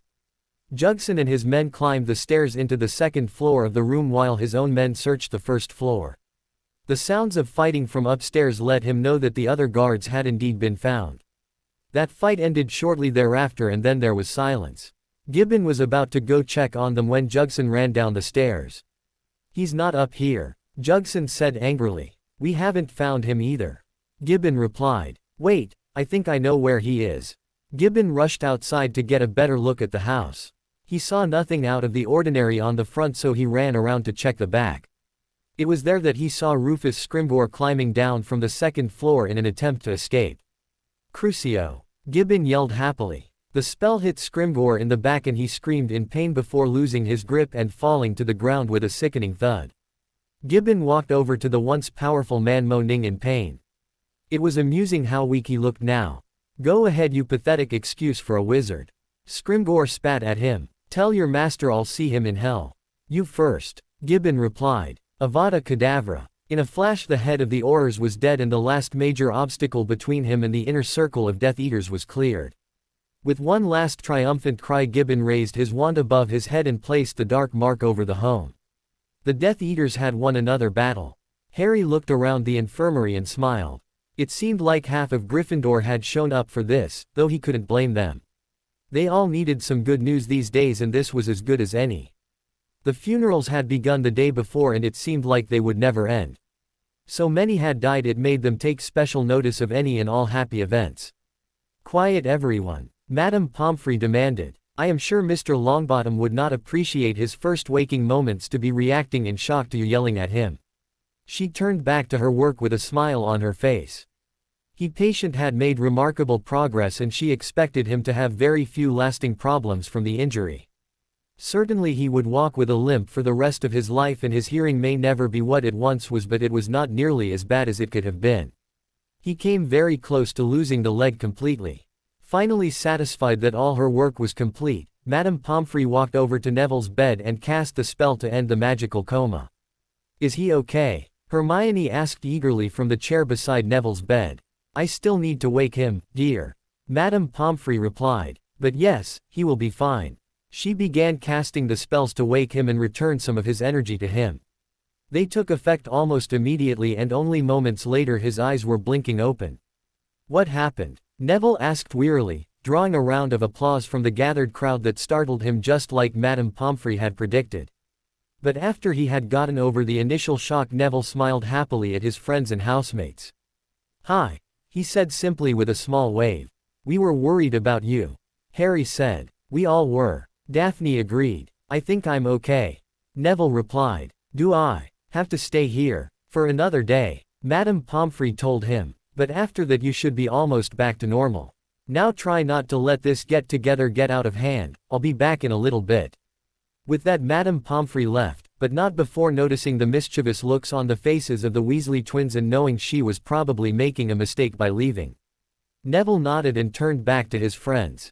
Before he could say anything, Fred Weasley was rolling out a keg of butterbeer that seemed to have come from nowhere, while his brother George was pulling bottles of fire whiskey out of his robes one after another. "It wouldn't be an actual party without drinks, would it?" Fred asked. "You deserve it, Neville," George added. "And everyone, just remember, Weasley's Wizard Wheezes has all your party needs." "Well, if it's going to be a party," Dobby, Harry said. Immediately the house elf appeared. "Could you possibly bring us some food?" "Yes, Master Harry," Dobby said enthusiastically before popping away. A few minutes later he began returning with plates full of food, much to the enjoyment of the students celebrating Neville's recovery. Everything seemed to be going well, and Harry thought it was the happiest he had seen them since the Hogsmeade attacks. He wished these happy moments would last a little longer, but unfortunately he knew the world would not let that happen. "What's bothering you?" Daphne asked him. She had noticed the troubled look on his face. "I just wish we had something happier to be celebrating than a friend surviving an attack by Voldemort." Harry sighed. "How am I supposed to lead people, Daphne? I wouldn't even follow me." "That's because you haven't been paying attention to how things have changed," Daphne replied. "People aren't just afraid anymore, they're angry too. Father says that the attacks caused many of the families to rethink their attitudes towards Voldemort. They are abandoning him because it is pretty obvious that not even his allies are safe from his wrath. Sure, he's still strong, but he's lost his army." "Not all of it," Harry disagreed. "There are still Death Eaters loyal to him, and the ones that have stayed are the worst of the bunch. We may be closer to winning than ever before, but he is still capable of doing a lot of damage before he goes." "You'll stop him, Harry." "I know it," Daphne assured him. "You've been training harder than ever this year. When you get your chance, you'll make the most of it." "I'm glad you're so confident," Harry replied with a smile. "Someone needs to be. Just look around you, Harry," Daphne said. "It's who we're fighting for." Harry looked and could not help but smile at the scene in front of him. Lee Jordan and Seamus Finnegan were standing next to Neville's bed discussing something that had made them all laugh, though Hermione, who had not left Neville's side, appeared as if she did not approve of what was being said. Across the room, Fred and George had somehow gotten their sister Ginny to eat a canary cream and were now desperately trying to avoid bat bogey hexes from an oversized bird. Elsewhere, Lavender Brown had cornered Ron Weasley and appeared to be shamelessly flirting with him, even though Ron did not look like he had any idea how to respond to it. All the while the Creevy brothers were busy taking pictures of everything going on. "I do love Hogwarts," Harry commented with a smile. "Come on," Daphne replied happily. "We should be mingling." It had been many years since Voldemort last found himself in the role of a researcher, and yet through a strange turn of events that was exactly what he was back to. As a Hogwarts student, he had quickly risen to the top of his class, soaking up all the information he could like a sponge. Many of the years before his rise to power were spent gaining knowledge of powerful and obscure magic that he would eventually turn against his enemies. Pure strength, which he also had a seemingly endless supply of, were not enough to ensure his place as the most powerful wizard in history. He also had to be able to outsmart his opponents. And yet, somehow, a mere child had gained knowledge of magic he did not possess. He would not have believed it had he not seen it with his own eyes, but he did and could not deny its truth. That little girl had summoned and controlled beasts not of this world with ease in a move that nearly turned the tide of the battle against him. He would not let this humiliation go unchallenged. And so the day after the battle he was back in his own private library, searching for a possible explanation on how such powers might be obtained. Unfortunately, he had read all of these books before and knew the answer did not lay within them. On his orders, the Death Eaters had begun bringing in their most rare and treasured books, something he had never asked them to do before. The old families guarded their private libraries fiercely, especially when they knew that the books they owned were rare or one of a kind. Despite that, none of them dared disobey Lord Voldemort's demands. Already he had seen many topics that interested him and vowed to return to at a later date, but his focus was on the power he had so recently seen wielded. He knew that summoning creatures from other worlds had been attempted before and almost always ended up failing as disastrous fashion. Those few that had been successful were almost instantly murdered by the beasts they had unleashed, and yet he now knew success was possible. He had never attempted such a thing before, believing it not to be worth the risk, but now. Voldemort closed his book and began to consider his situation. His army was not coming together as he had hoped. First, that fool Greyback got himself killed and started a civil war between the werewolf clans. They were now too busy killing each other to be of any use to him. Then his Dementors had either died or fled in the face of a new type Patronus charm that could actually kill them. The giants he had so painstakingly imported had been killed one by one over the past few months until now he had very few remaining. He had gone against his own better judgment and tried to form an alliance with the vampires, but even that had not worked out how he hoped. The greatest failure of all had been the deaths among his inner circle of Death Eaters. So many loyal witches and wizards had fallen in the past few months and their replacements were unfortunately nowhere nearly as talented. His power alone was the only thing preventing the total collapse of all he had built and worked for. This new power, however, had the potential to turn the tide in his favor forever. With an army of hellbeasts at his command he would have no need for dementors or werewolves or giants or vampires. They would be replaced by monsters more terrifying than anything that appeared in even their worst nightmares. The Ministry and the Order of the Phoenix would quickly fall to this new assault and leave the wizarding world in pieces, just waiting for him to come and put it back together. And rule over, of course. Yes, this was the best course of action. Hours passed and Voldemort had not moved except to switch books, but none so far held the information he desired. The hours turned into days and not once did Voldemort leave his private study. The inner circle of Death Eaters knew where their lord was but could only guess at the reasoning behind his new obsession. The other Death Eaters were just pleased that the Dark Lord did not have the time to punish them as he often did. But without any new directions the Death Eaters had no idea what Voldemort wanted them to do and so they did nothing. It was a welcome break for the rest of the wizarding world. A week after he had begun searching Voldemort finally found what he was looking for. It lay in journal of a dark wizard known as Canward the Wise who had lived sometime in the 700s AD. Voldemort immediately recognized the importance of the journal because it had been one of Canward's apprentices that had trained his great ancestor Salazar Slytherin. In his day Canward was feared throughout the land not for things he had done, but for what everyone knew he was capable of doing. Their fears, however, were misplaced because Canward was much more interested in exploring the dark arts than using them against others to gain power. The Dark Wizard's journal said that he had at some point come into possession of a vast magical library that had originally been written by a Babylonian wizard. Something in this library had begun his interest in what other unseen worlds may exist and how one would create a path between them. It became an obsession that he worked on for decades until finally he was convinced he had found the key. An elaborate ritual was necessary and it would only work at certain times of the year and in a location that contained a huge amount of magical power. Canward chose Stonehenge on the summer solstice. Not much was written about the ritual itself other than that it had failed and in the process destroyed the magic surrounding Stonehenge and very nearly killed Canward. The Dark Wizard however was convinced that the flaw lay not with his plans but with his own power and that of the location he had chosen. He never again attempted the ritual but maintained until the end that it could work. Voldemort did not doubt his own power. He could succeed where others had failed. It would take some time to gather the necessary materials if he wished to try the ritual on the winter solstice which was only 2 months away, but he was confident he could be ready by then. The only question remaining was where to attempt it. The location would have to contain immense magical power. Voldemort almost laughed when the obvious answer to his question came to him: Hogwarts. Even if his plan failed like it did for Canward and Hogwarts was destroyed he would still emerge the victor. Yes, Voldemort thought. This is what I have been waiting for. I will rule this world or see it destroyed. His victorious laugh could be heard throughout his hideout and sent a cold chill through all that heard it. You should be stirring counterclockwise, Ms. Pottle. Professor Snape warned from the front of the class. Parvati, who had been chatting with her friend Lavender Brown, looked embarrassed for having been publicly corrected and began following the directions more closely. The rest of the Gryffindor Potions class was simply happy that Professor Snape had not chosen to criticize their work. As usual, the Gryffindors had potions with the Slytherins who almost never received any of Professor Snape's wrath. In years prior Crabbe and Goyle had been the exception to that rule, but no longer. When they now made mistakes, which was quite often, Professor Snape simply sighed in annoyance and corrected them.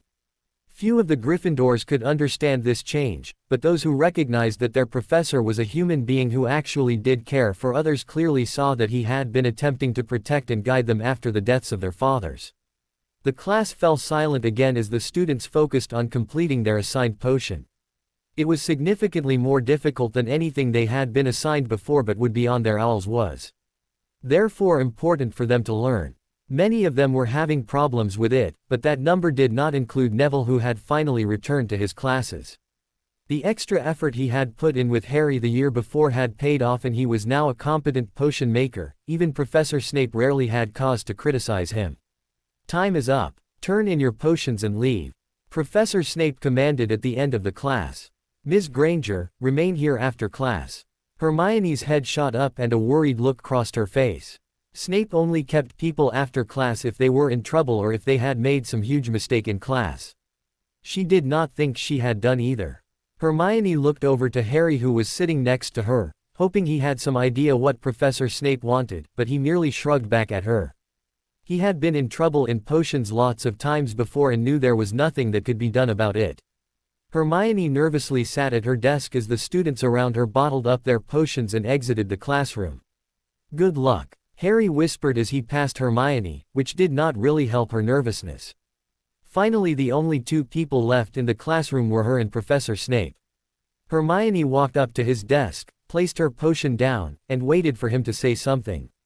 Snape, however, paid her no attention and went about packing his things up and clearing his desk. "Professor," Hermione finally said, "you wanted to see me.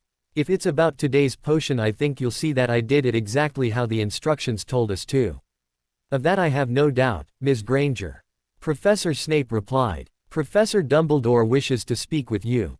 Follow me." Professor Snape did not wait for her to respond, he simply walked out of the classroom. Hermione raced to get out of the room before he closed and locked the door. She was shocked to hear that Professor Dumbledore wanted to talk to her. He had never asked to do so in the past, and even more importantly, no one had seen him out of his chambers in the last 2 weeks. Rumors were beginning to spread about how serious his injuries were, and despite their teacher's assurances that he would be fine, many believed that the headmaster was close to dying. Snape quickly made his way through the hallways packed with students, with Hermione following close behind him. Finally they reached the entrance to Dumbledore's office. "Chocolate frogs," Professor Snape said quietly. The gargoyle blocking the entrance slowly moved to the side and allowed them to pass through. At the top of the staircase, Snape opened the door and motioned for Hermione to go inside. Once she had, Snape followed her inside and closed the door with a loud thud that made Hermione jump in surprise. Hermione's eyes were drawn to Professor Dumbledore, who was calmly sitting at his desk smiling back at her. His arm was still black and disturbing to look at, but Dumbledore made no sign that would indicate it was bothering him. "Please, come in. Sit," Dumbledore said warmly. Hermione nodded and did as asked while Snape sat down in the other chair across the desk from Dumbledore. "Drop." "No thank you, sir. I don't particularly like that kind of sweets. We never really had them in my house growing up. My parents are dentists," Hermione rambled. Dumbledore's smile just grew and his eyes twinkled at Hermione's explanation. "Oh, dentists are a type of Muggle doctor. They work with teeth. But I'm sure you knew that." "Splendid. I've always found Muggle approaches to common problems to be fascinating. Wouldn't you agree, Severus?" Dumbledore asked. Snape merely snorted in reply, showing how little interest he had in the subject. "Now, I would like to talk to you about the Hogsmeade attack, if that wouldn't be too traumatic for you." "No, sir," Hermione replied nervously, "that will be fine. It must have been very frightening for you," Dumbledore stated. "Yes, but Neville was with me," Hermione said. "I didn't know he had it in him to be so brave. Mr. Longbottom certainly does deserve to be commended for his efforts. He has shown himself to be a true Gryffindor."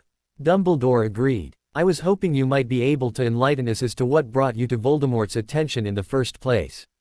Kidnapping random school children has never really been a part of his modus operandi.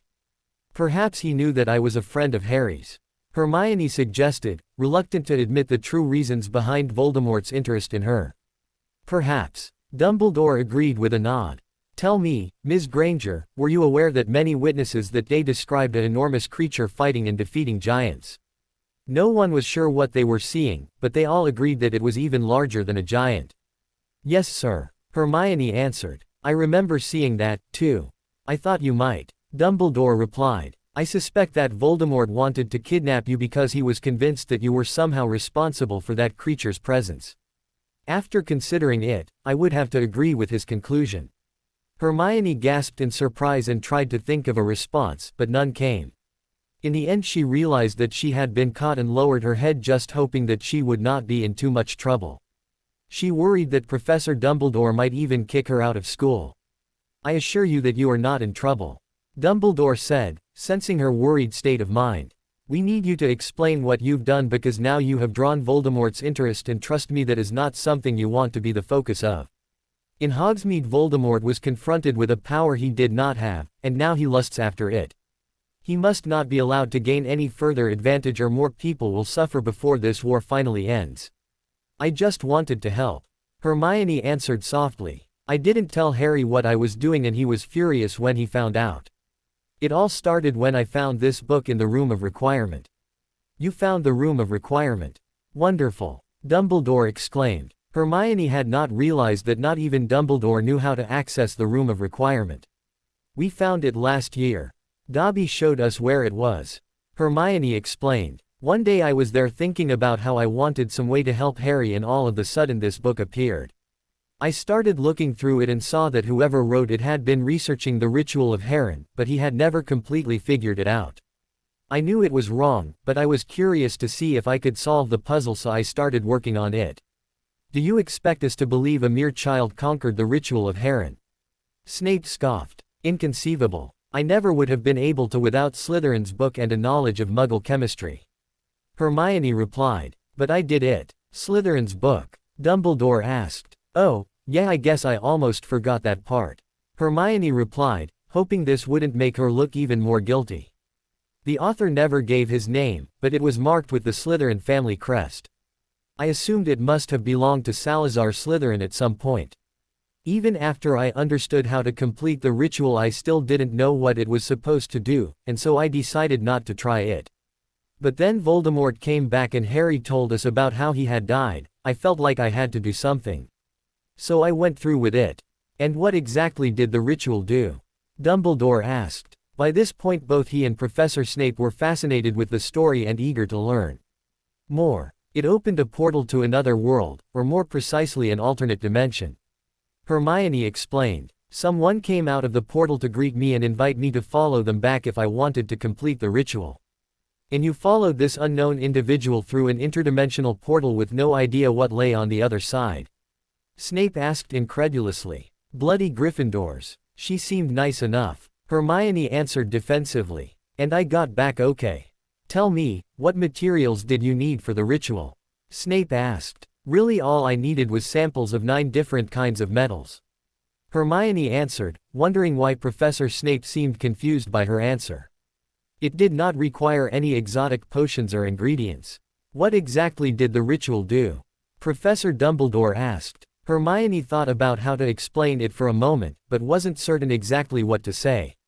I think it will be easier if I show you, Hermione said. I'll need a little space. Don't worry, it's safe. Dumbledore and Snape looked at each other uncertainly, but eventually decided to allow Hermione the chance to demonstrate her extraordinary power. Hermione rose from her chair and stood in the empty space between the door and Dumbledore's desk. She looked around, making sure she had enough space, before beginning the process of opening a portal. Her hands waved in an elaborate dance while the small, silver bracelets that had been hidden on her wrists up until this point began to glow. Seconds later a small ball of energy began to form in front of her, and a short while later it had flattened out into an oval portal. Amazing, Dumbledore said excitedly. Snape merely nodded in agreement, as they watched a humanoid figure begin to emerge from the portal. At first they could not tell exactly what the individual looked like, but eventually it came into focus and revealed a dark purple woman with large, green eyes and flowing silver hair clothed in a white silk-like material. It was the same person that Hermione had summoned months before in an attempt to cure Harry. How may I be of assistance, Gatekeeper? The woman asked calmly. Her focus alternated from Snape to Dumbledore, but she could sense no hostility from them towards her. His hand. Hermione answered, pointing to Dumbledore's blackened arm. Can you repair it? The woman nodded in acceptance of the task and stepped towards Dumbledore's desk for a better view of the injury. She examined it for a few minutes before running her finger along the damaged portion of the arm. That seemed to be all she needed to see because afterwards she turned to face Hermione and give her diagnosis. It is a dark wound and if left untreated would eventually kill him, she announced. However, I can restore his limb back to its normal state. Do you wish for me to proceed? Professor Dumbledore, Hermione asked, looking for his decision. I would very much appreciate your help. Dumbledore agreed. The figure nodded and placed her hands on Dumbledore's upper arm, encircling it completely with her fingers. Suddenly her purple hands began to emit a soft blue glow and she brought her hands down Dumbledore's arm. When she was done, all of the blackness on the arm was gone and it appeared to be fully healed. Dumbledore flexed the arm and wiggled his fingers, the smile on his face evidence that the procedure had worked. Will that be all, Gatekeeper? The woman asked. Yes, thank you, Hermione replied. The woman nodded and stepped back through the portal which closed behind her. Once she was gone, silence descended on the room as Hermione waited to hear how her professors would react, and the professors marveled at what they had seen. It was Snape that finally spoke first. Such power would not come without great cost. Snape observed. What was taken from you? 1,000 years of my freedom. Hermione answered with a shrug. So far I think it will be worth it. Voldemort must never be allowed to wield this power. Dumbledore said. Though I believe you will use the power for good, Voldemort would not. You are a target now, Ms. Granger, even more than you have been in the past due to your friendship with Harry. I promise to be careful, sir. Hermione replied. Professor Snape and I have much to discuss, but I am very interested in hearing more about your experiences and what you have learned through this ritual. Dumbledore said. Thank you, Ms. Granger, hopefully we will be able to talk again soon. Oh, thank you, Professor. Hermione answered, realizing she was being dismissed and thankful that no one seemed to be angry with her. She quickly gathered her things and walked out the door, leaving Dumbledore and Snape alone. Snape retook his seat in front of Dumbledore's desk and appeared to be deep in thought. You are troubled, Severus. Dumbledore commented. Of course, Snape answered. Who knows what the limits of that power are? Of course the Dark Lord desires it. That would explain his recent obsession with reading obscure dark books. But I do not believe he is looking in the right direction. Why is that? Dumbledore asked. He has found something, of that I have no doubt. Snape explained. Earlier this week he presented the Death Eaters a list of obscure objects and ingredients that he required as soon as possible. I believe he is attempting to perform a ritual that he hopes will grant him the power Granger has, but judging from her description he is trying something completely different. Then you must uncover what ritual it is Voldemort is attempting. Dumbledore commanded. It is of utmost importance. I have never seen anything like it in either my own library or the one here at Hogwarts, and the Dark Lord trusts no one enough to give up a secret so valuable. Snape said skeptically. It is possible that the book he is using is one of a kind. We must hope not. Dumbledore replied. The Blacks have an exceptionally large library with many dark books. I know for a fact that Voldemort has craved access to it for many years. Perhaps you and Sirius will be able to find something of use there. You want me to work with Black? Snape asked unhappily. Dumbledore nodded in response. Very well, I will try. But don't blame me if I am forced to curse him. Come now, Severus. Surely you two can put this silly childhood feud aside for the greater good. Dumbledore said. Snape decided not to argue with him and remained silent. Excellent. We can only hope that time is on our side and Voldemort is not able to attempt this ritual before we learn exactly what it does. Indeed, Snape answered. The Dark Lord believes that the curse he struck you with is incurable, meaning you now hold an advantage. Precisely. Dumbledore agreed. Which is why I must stay hidden and let him believe that I am near death. The end of the war is nearing, Severus. We must have every advantage possible if our world and way of life is to survive. And what will you be doing while we wait for the end to come? Snape asked. I do believe it is time that I took a more active role in training Harry. Dumbledore replied with a smile. I may not be able to overcome Voldemort, but I still have much to teach. I still can't believe after all that's happened we're really going to do this. Alicia Spinnet said as she looked out the door and onto the Quidditch pitch, which was already full of cheering students. The Gryffindor Quidditch team had just finished their final preparations and were waiting to be called out onto the pitch. Ravenclaw wanted to play, Alicia. George reminded her. This wouldn't be happening if they didn't want it to. I know. Alicia agreed as she turned away from the door and walked back to where the rest of the team was sitting. It's just not fair to them. Cho was a great seeker. The rest of the group nodded in agreement, but said nothing more. None of them wanted to dwell on the fact that Cho Chang and many of their other friends and classmates had died in Hogsmeade.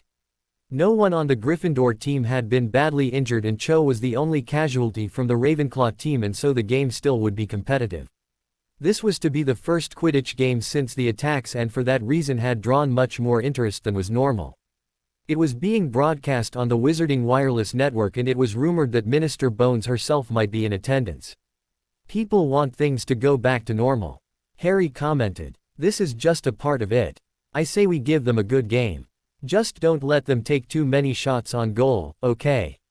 Ron said weakly, obviously worried about how he would perform. That prompted real laughs from the rest of them.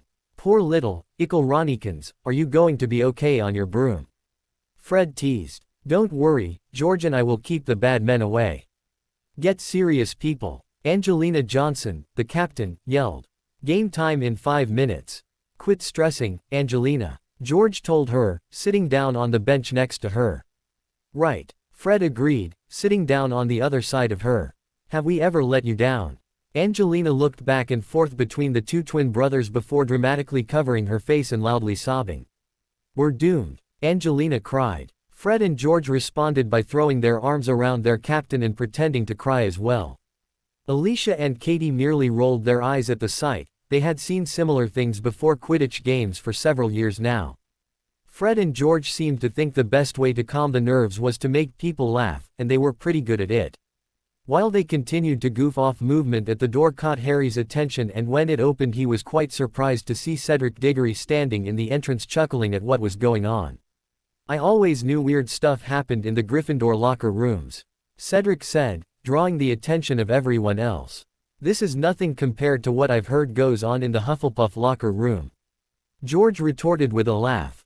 Harry was the first to make his way over to Cedric and welcome him in.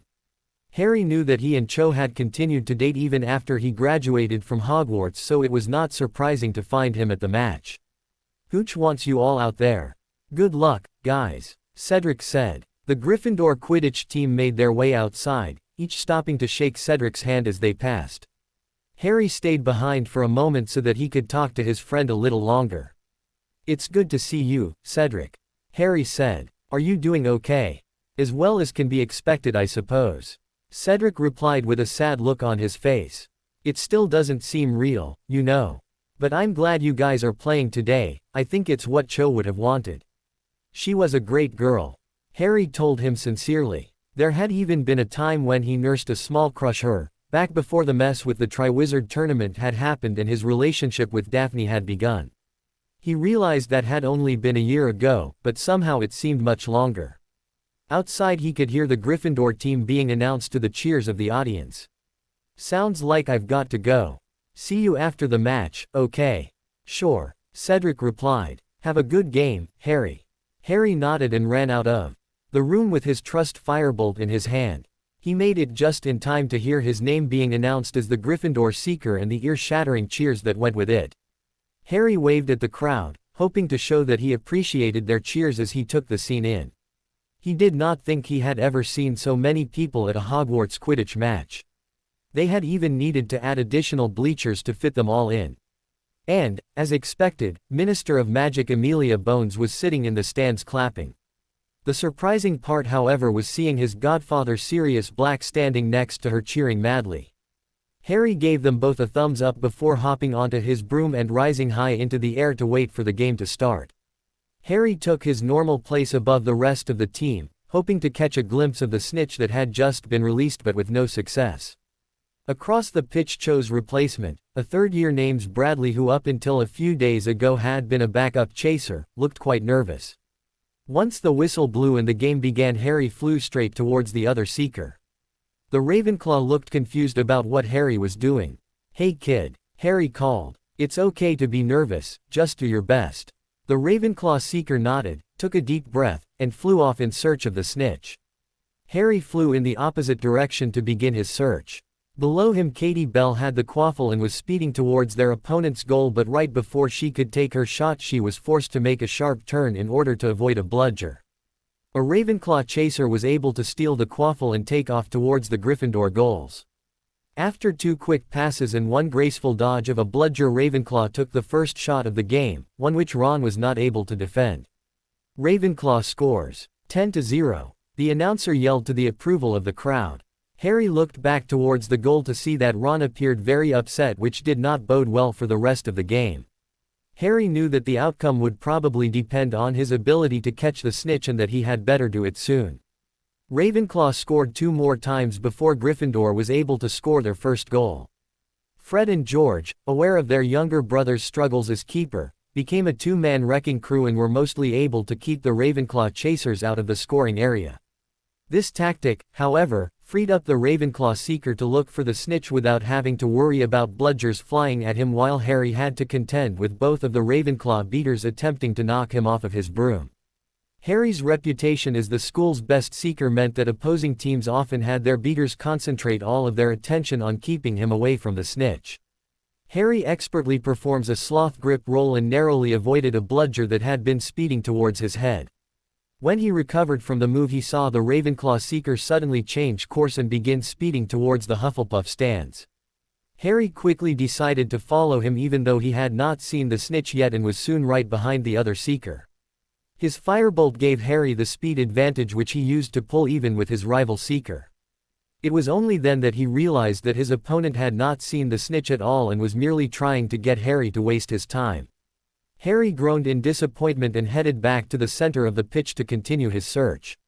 While he had been following the Ravenclaw seeker, their beaters had returned to the game and Ravenclaw had managed to score 2 more goals and increase their lead to 50-10. Ron was still struggling in his first game as Gryffindor keeper, much to his own disappointment.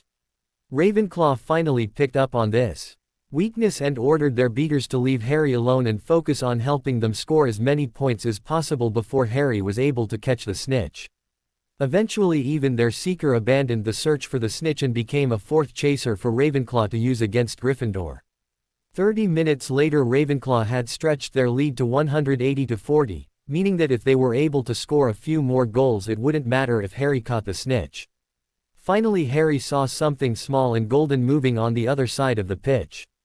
After almost an hour of play the golden snitch had finally decided to make an appearance. Harry raced towards it with his path taking him straight through the field of play. The Ravenclaws saw him and knew that they did not have much time left to score again if they wanted to win.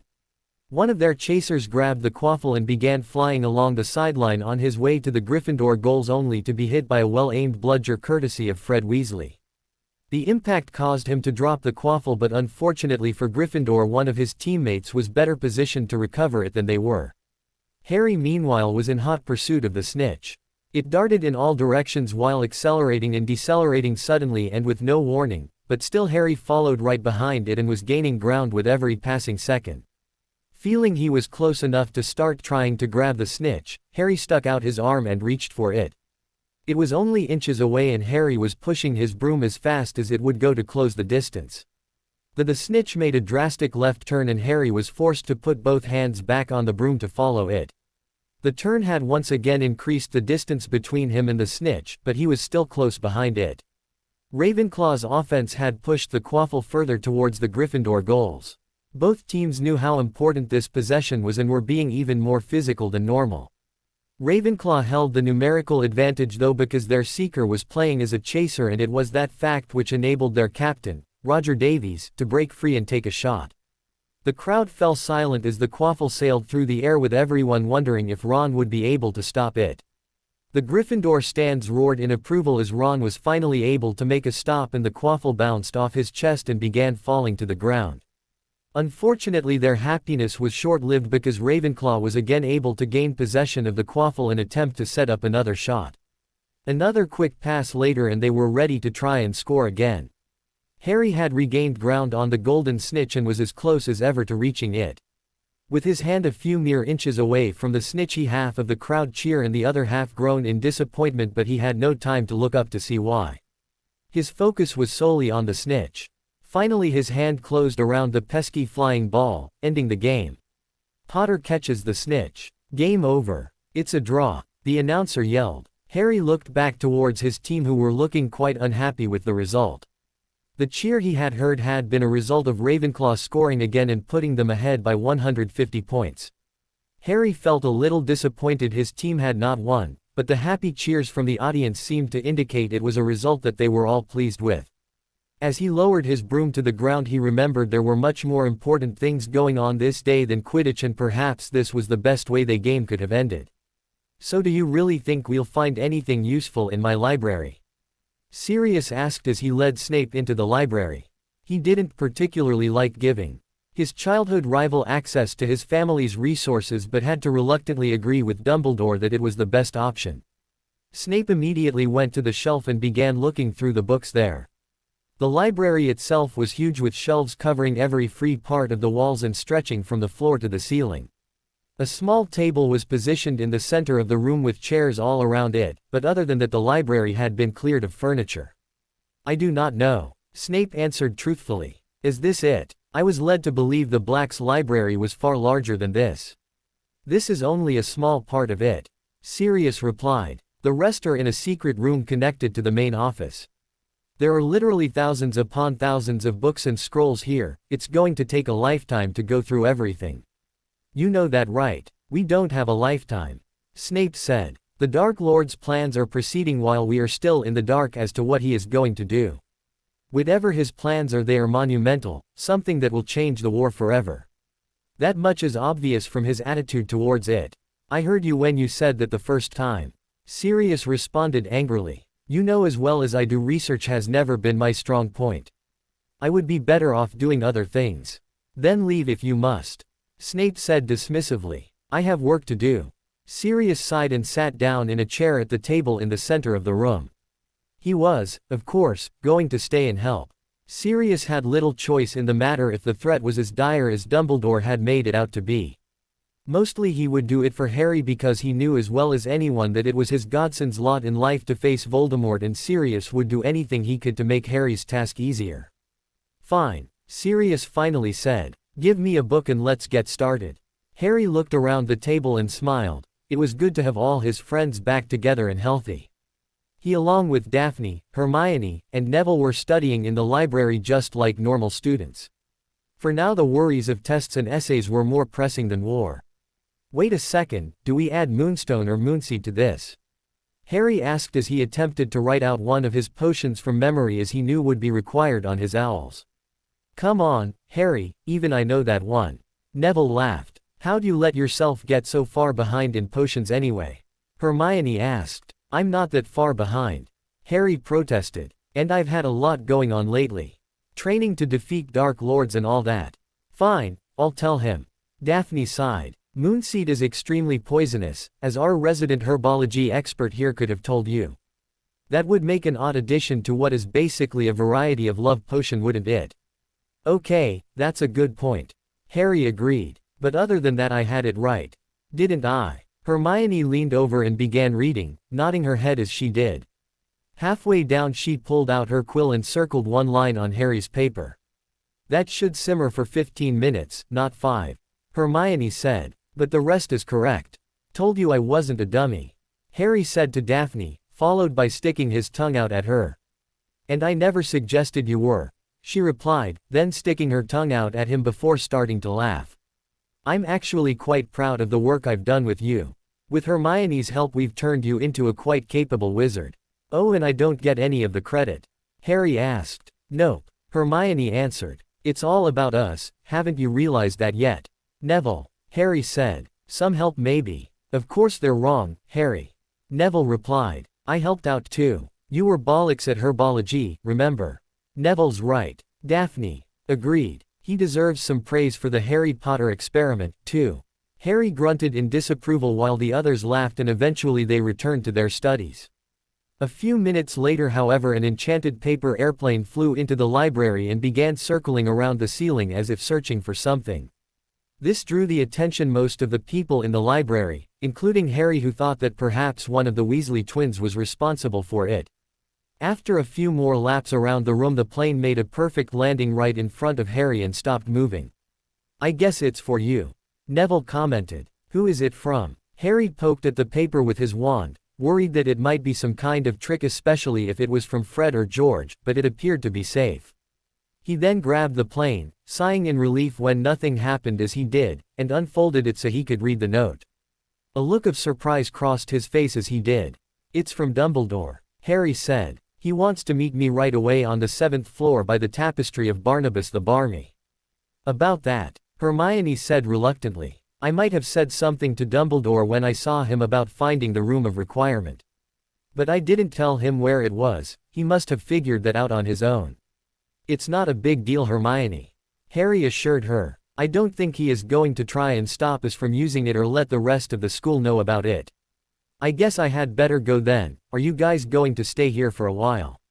"For another hour or two, I think," Daphne answered. Harry nodded and gave her a quick key before gathering up his things and stuffing them in his bag. "There's no telling how long this could take," Harry warned. "Don't bother waiting for me if I'm not back by the time you're finished." They all said their goodbyes and Harry left the library headed for the 7th floor. He, like the most of the school, had not actually seen the headmaster since the night of the Hogsmeade attack, and although he had learned from Hermione that his arm had been healed, Harry still wondered what condition the old professor was in following his defeat at the hands of Lord Voldemort. When he finally reached the corridor on the 7th floor that contained the entrance to the room of requirement, he found that it was empty, but as he neared the tapestry of Barnabas the Barmy, he began to sense a strong magical presence nearby. Harry cautiously took out his wand and pointed it towards the point where the feeling seemed to be coming from. "Professor?" Harry asked. A moment later, the empty space he had been looking at seemed to become distorted like a reflection on an uneven mirror or on the surface of a lake. Then the illusion failed completely, revealing Professor Dumbledore, who looked quite pleased with the situation. "Well done, Harry," Dumbledore commented. "As you can see, there are more ways than just an invisibility cloak to hide your presence."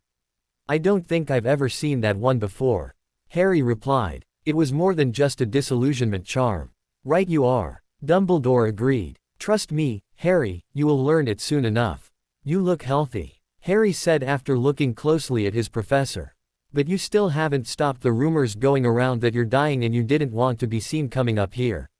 You're trying to trick Voldemort, aren't you?" "Precisely," Dumbledore confirmed. "And if Tom assumes the Order of the Phoenix is weaker than it really is, well then that is his own mistake. Now Ms. Granger let it slip that you had found the long-lost room of requirement. I was able to deduce its location, but not how to access it. Will you show me?" "Sure," Harry said. "How did you know it was here?" "I once was wandering the 7th floor in severe need of a bathroom," Dumbledore explained. "Lo and behold, I was able to find a room filled with chamber pots. When I went searching for it again, I was unable to find it, an event which I found to be quite curious. Your friend's description of the room reminded me of that, and I suspected that I should have known where the room of requirement was all along. All you have to do is think about exactly what you want the room to be, then walk back and forth right here 3 times. Harry said. "The door will appear and the room should look like you wanted it to. Do you want me to show you?" "Actually, I would prefer to try it for myself," Dumbledore replied. Following Harry's instructions, he began walking back and forth in front of the tapestry, and on the 3rd pass a door began to form in the wall just as Harry said it would. "Marvelous. Shall we go in?" Harry shrugged and followed Dumbledore through the door. On the other side he found a large, brightly lit, empty space. There was no furniture and the walls themselves were plain. Harry walked to the center of the room and looked all around, expecting to find something of interest, but instead saw that his room was completely plain. "Is this really what you wanted the room to be?" Harry asked. He turned to see Dumbledore nodding, indicating it was. "Why, Harry, I may have been healed from my injury, but I am still 115 years old," Dumbledore explained. "In my life I have fought wars and gained political power, but I consider my most important role that as teacher. It would be a shame for me to pass on to the next great adventure without sharing the knowledge I have gained in my life with someone, and I choose you. You are the leader of the light, and I suspect you will continue to hold that position long after Tom is dead. I have made many mistakes when it comes to you. I hope you let me begin to make it up to you in this way. Where do we start? Harry asked, excited by the opportunity. Well, I thought that perhaps we could start with telling you all I knew and suspected concerning Voldemort's past. Dumbledore began, smiling at the skeptical look on Harry's face. But truthfully, you know more than enough about Tom. So perhaps we should skip ahead to magic you might not have learned yet. Magic you might not be able to find in any book in the Hogwarts library. Can we start with that disappearing spell you used? Harry asked. Certainly. As the members of the Order of the Phoenix continued to arrive at number 12 Grimmauld Place, Harry sat at the table talking to Sirius and wondering what was going on. Dumbledore had called the meeting only hours before, which was out of the ordinary. He had not heard of any new attacks that had happened, a fact that Sirius had confirmed for him when he arrived. Over the past few months, the faces around the table had become very familiar to Harry through these meetings, and he believed he could trust all of them, but still he sometimes wondered if Voldemort felt the same way about his Death Eaters. Strangely, it was at that time that Professor Snape entered the room and took a seat next to Mad-Eye Moody, whose magical eye spun in its socket before focusing on Snape and then quickly looked elsewhere. Although he assumed the potion's master was loyal to Dumbledore, there was always a part of him that wondered if it was really true. I believe we are now all here, Professor Dumbledore said as he walked into the room and took a seat. Thank you all for coming on such short notice. What's this about, Dumbledore? Daniel Greengrass asked from his seat beside Harry. Several others nodded in agreement with the question. Straight to the point. Very well, Dumbledore replied. You are all aware that since the murder of Rufus Scrimgeour over a month ago, the Death Eaters have launched no further attacks. The Daily Prophet gives credit to Minister Bones for this fact, however we all know that the Ministry has not done anything that could produce such a change. Tonight I can admit to all of you that for some time I and a few others have had some idea of what Voldemort is up to and why. You mean I've been investigating for the past month for no reason? Tonks asked frustratedly. Figures. I apologize for the deception, but I felt it was for the best. Dumbledore assured her. Voldemort is preparing a ritual, we know that much. However, what ritual, what exactly it will do, and when he plans on performing it remain unknown to us. The only real information we have on it is a list of hard-to-find items that Voldemort has tasked his most senior Death Eaters with finding as soon as possible. According to Severus, today he came into possession of the last missing piece and could therefore perform this ritual at any time. What's stopping him? Amos Diggory asked. There are many possibilities, but the truth is that we simply do not know.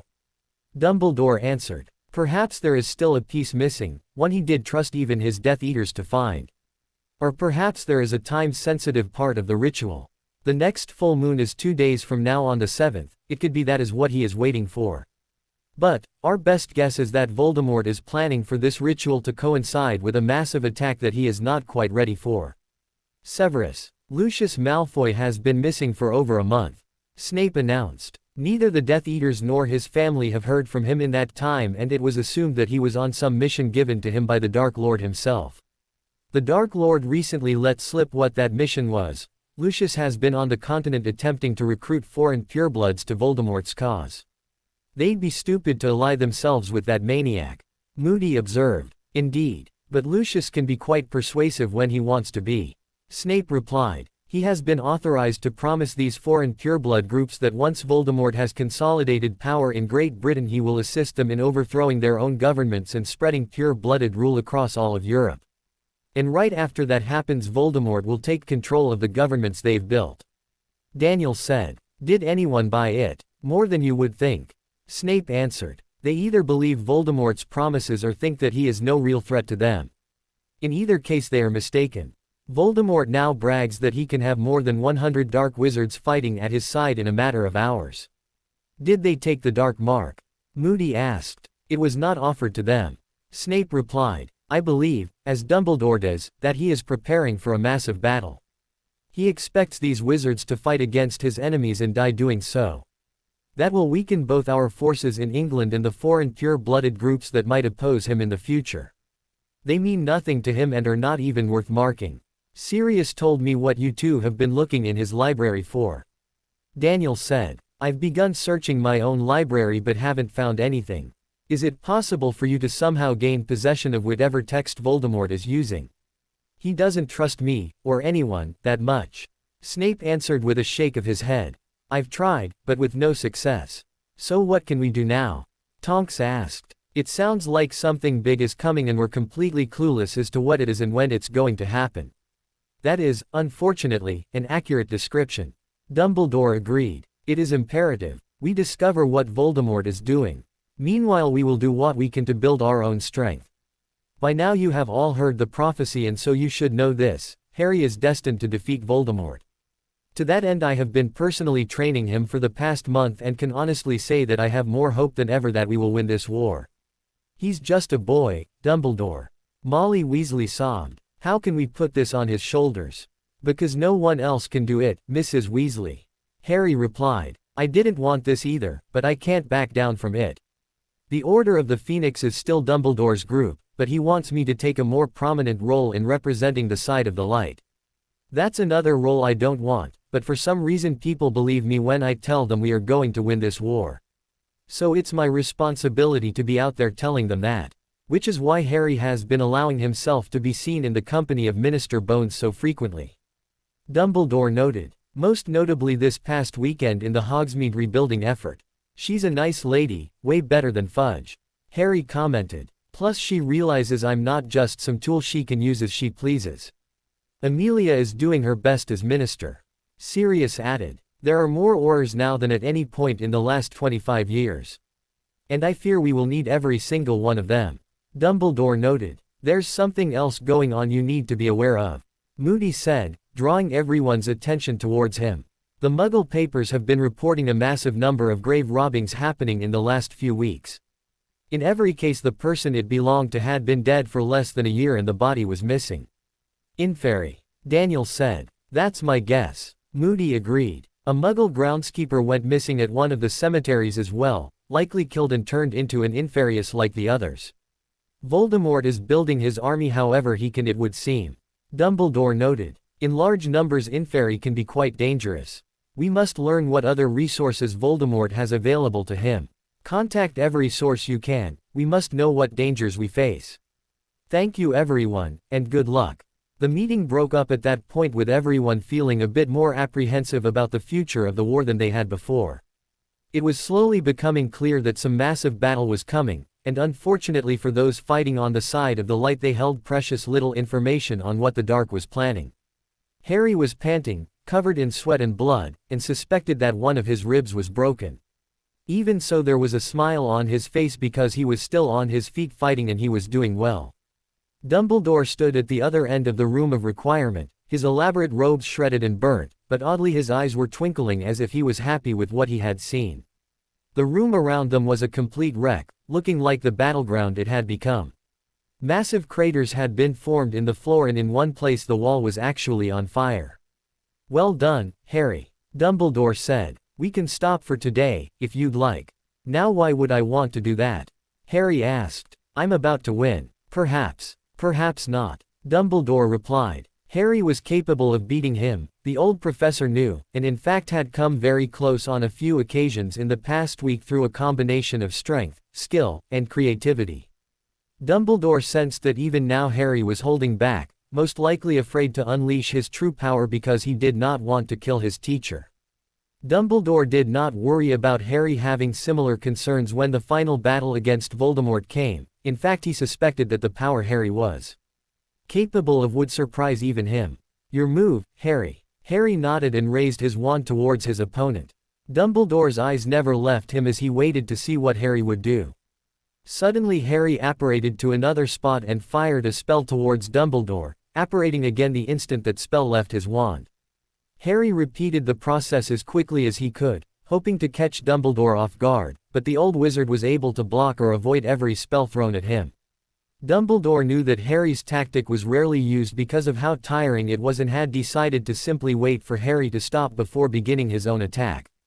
Harry knew the flaw in his plan, his tactic, and had been able to guess Dumbledore's response to it, so he realized he had to come up with something new if he wanted to win. Harry knew that one advantage he held over his opponent was his speed and reflexes, and so his best course of action was to do something that took advantage of that. Harry kept up that constant apparition and spell firing, but Dumbledore was surprised to see that Harry was no longer aiming towards him. Instead, Harry was firing a spell that would keep bouncing off of inanimate objects, including shields, until it finally hit a living thing, at which point it would violently explode. In a closed room like they were in, the spell was especially dangerous. Soon over a dozen spells were bouncing off the wall in different directions, forcing Dumbledore to raise a shield to protect himself. This was just the moment Harry had been waiting for, because it gave him the chance to attempt to overpower Dumbledore's shield. Harry fired a blasting curse at top power at Dumbledore, but his shield held. Harry was about to give up when he realized he still had dozens of spells bouncing around that he, as their caster, could exert some control over. With a wave of his hand, all of the spells changed course and flew straight towards Dumbledore and made impact at the exact same time. When the dust from the explosion settled, Dumbledore had been dropped to one knee and looked to be in bad shape. "I yield, Harry," Dumbledore said. "Well done. Did you let me win?" Harry asked, uncertain that his victory was legitimate. They both took the chance to begin healing their wounds. "No, I did not," Dumbledore replied. "I was a fool and assumed I would be able to withstand your attack. I underestimated you, Harry, and if this were a real duel I would have paid dearly for that mistake. Let me help you up," Harry said as he rushed over to lend the headmaster a hand. "If it makes you feel any better, even I wasn't sure I could wandlessly redirect those spells. I guess my control has improved." "It certainly has," Dumbledore agreed. "You are a powerful wizard, Harry, and in the past 2 months I have come to respect you even more than I had imagined possible." "Thanks," Harry replied. "I've learned a lot from you. And I hope I still have much to teach," Dumbledore said. "Speaking of school, will you be leaving for the Christmas break?"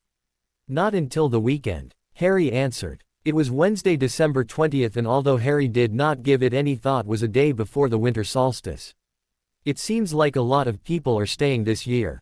"That is true," Dumbledore agreed. "Many parents believe that the safest place for their children to be is here at Hogwarts. Even though the attacks have stopped, our world is still at war and they realize that." "Thanks again, Professor," Harry said. "I'm going to go get some lunch." Dumbledore smiled in response as Harry walked towards the door. When it opened, though, they were both surprised to see Hermione standing at the entrance looking very worried. She rushed through the door as soon as it opened, seemed to be relieved when she saw Professor Dumbledore. "Professor, I've been looking all over for you," Hermione said. "So has Professor Snape. He said he needs to see you right away. He said to tell you that he found it." "The ritual," Harry said. Dumbledore nodded in agreement with Harry's guess. "Why don't you both accompany me to my office?" Dumbledore said. "You need to hear this, Harry, and I hope that you might have some insight, Ms. Granger." Dumbledore cast the invisibility spell on himself before leaving the room of requirement, with Harry and Hermione following close behind him. Harry could sense the professor's presence and was able to track his movements while Hermione was simply following Harry. Harry was somewhat amused that Dumbledore was weaving his way through students in the hallway and that they had no idea he was there. The rumors of his decreasing health had continued to spread like wildfire, and some were even suggesting Dumbledore was dead, but the Ministry did not want to admit it. Finally they made it to Dumbledore's office, where the gargoyle moved aside for the headmaster without him even needing to speak the password.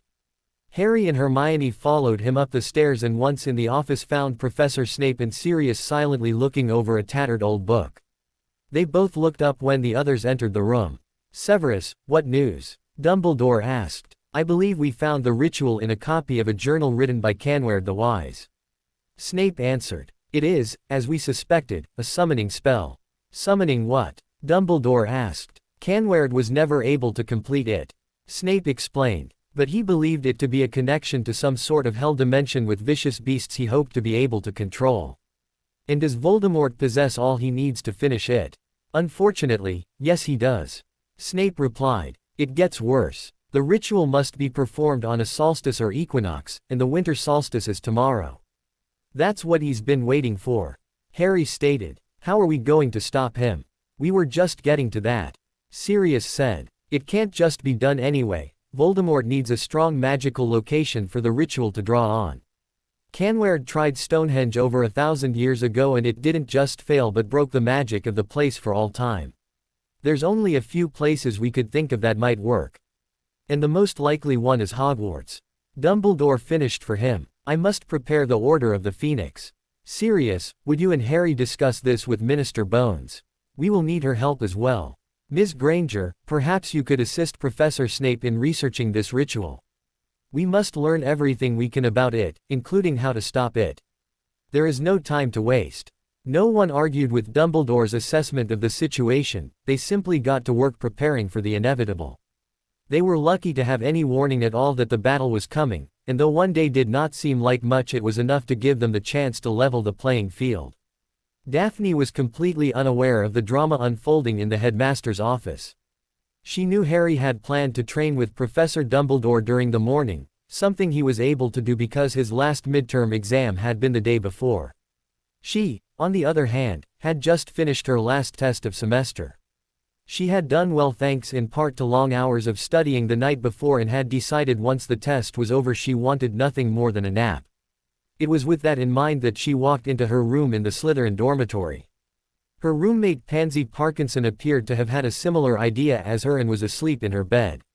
The two girls had mostly attempted to avoid each other this year, which was fine by Daphne, but even so Daphne had noticed Pansy acting particularly upset over something the past few days. Had they been friends, Daphne might have asked what was bothering her, but as it was, Daphne didn't feel it was any of her business. Daphne never saw Pansy fire the stunner that hit her in the back while pulling the covers on her bed back. She did hear Pansy say, "Stupefy," but by the time she realized what was happening it was too late to do anything about.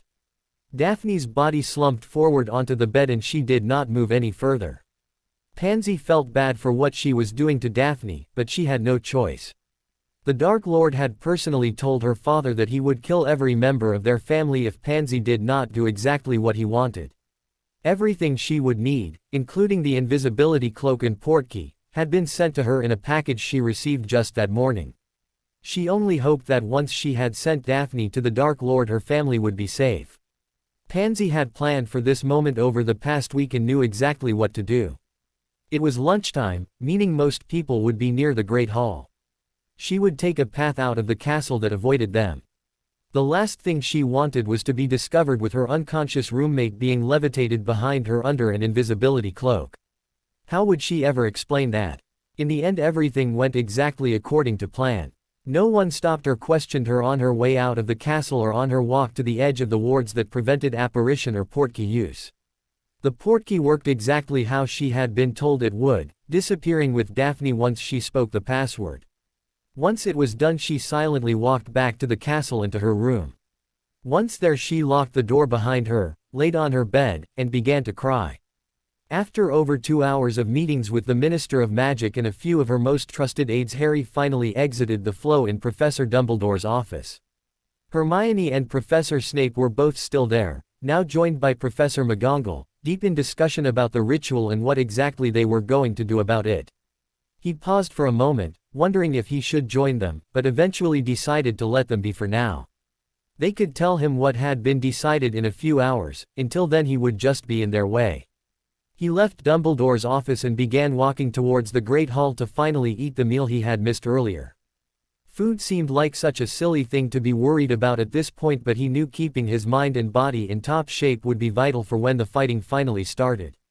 When he entered the Great Hall, he was surprised to see that even a few hours after most people would have eaten lunch, it was still full of people having a good time and completely unaware of what was going on.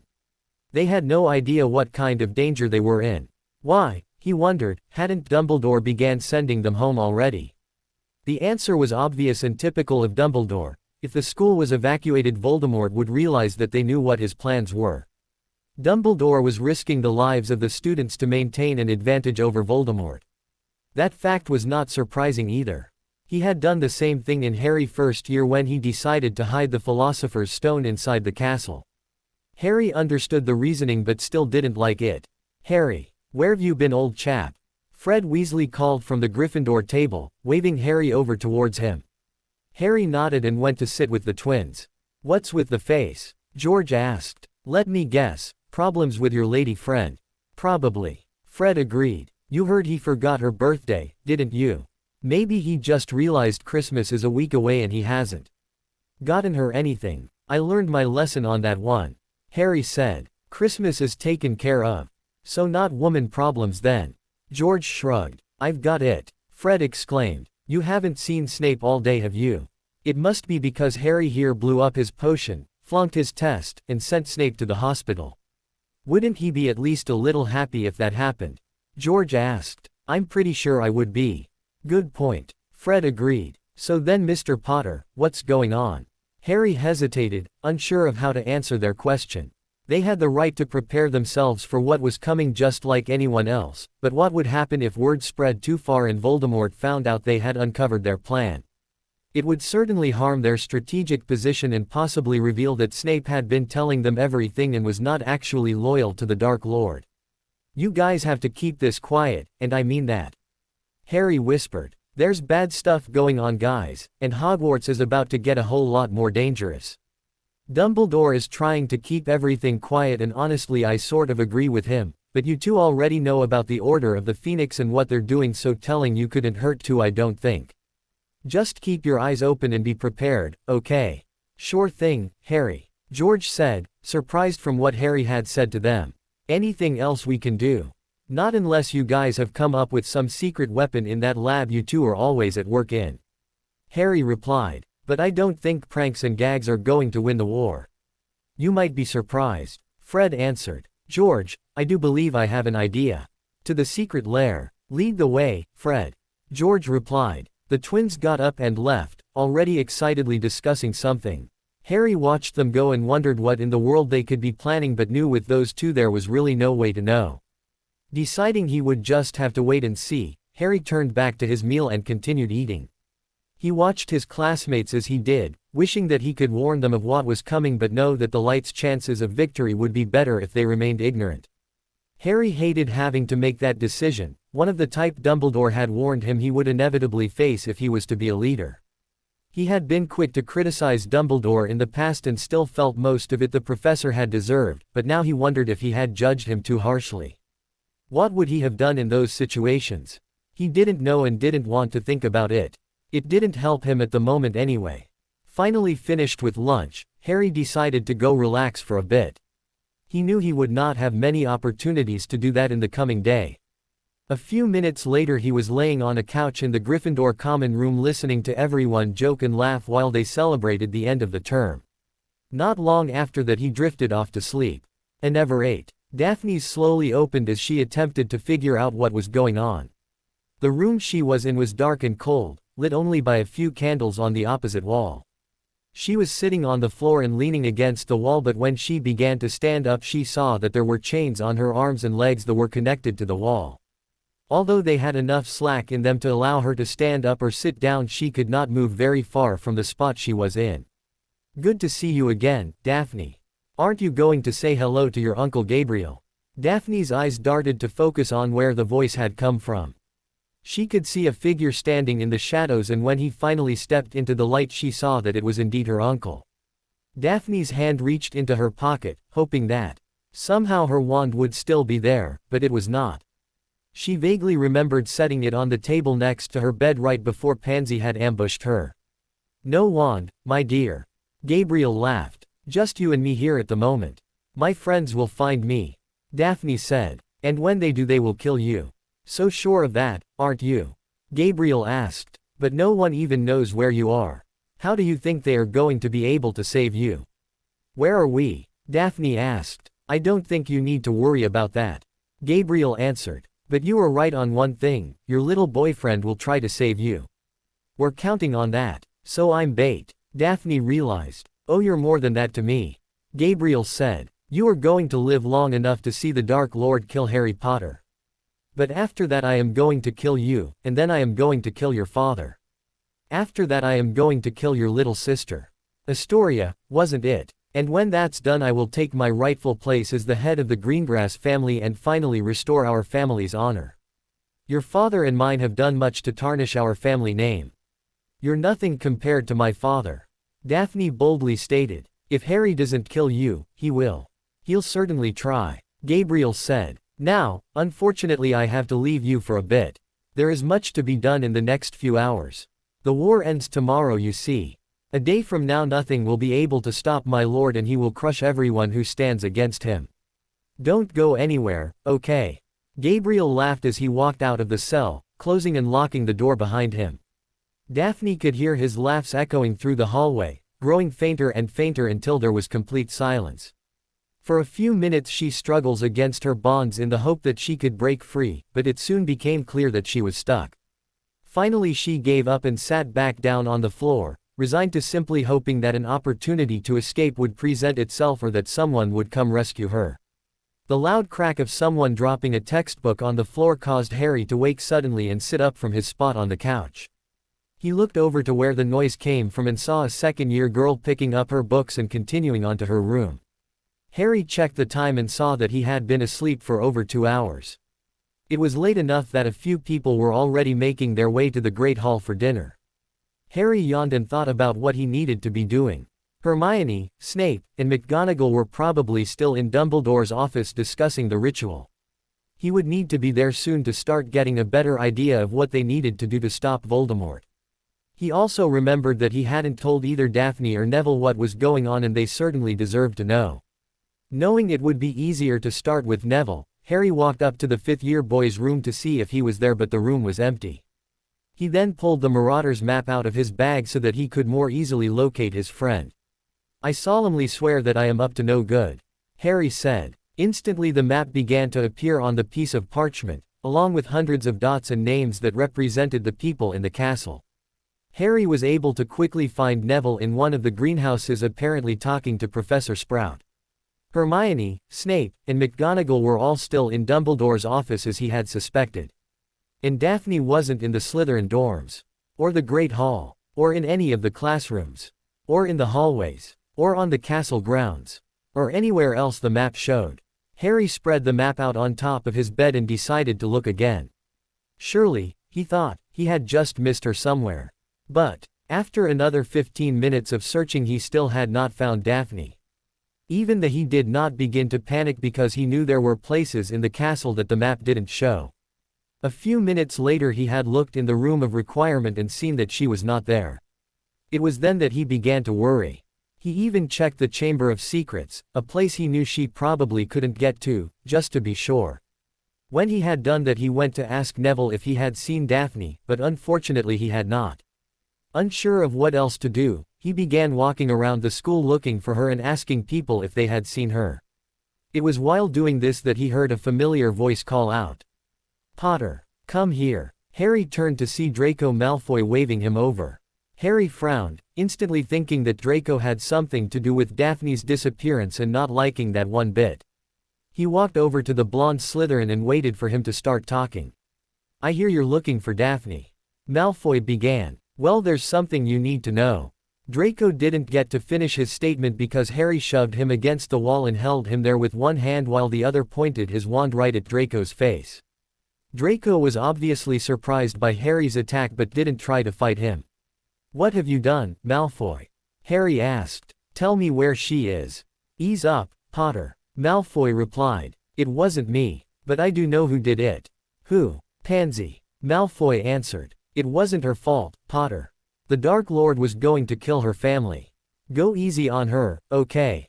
I don't care about her right now," Harry replied. "All I care about is getting Daphne back safely." "What else do you know?" "Listen, you need to believe me when I tell you that I had no idea any of this was going to happen until Daphne was already gone." Malfoy began. "Pansy was upset and told me what had happened. And then, a few minutes ago, I got a package from my father. She's being held at my house, in the dungeons. Then you're going to take me there?" Harry demanded. That's what he wanted, too. "They're setting up a trap for you, Potter," Malfoy explained. He then pulled a letter with, "Harry," written in feminine handwriting on the front.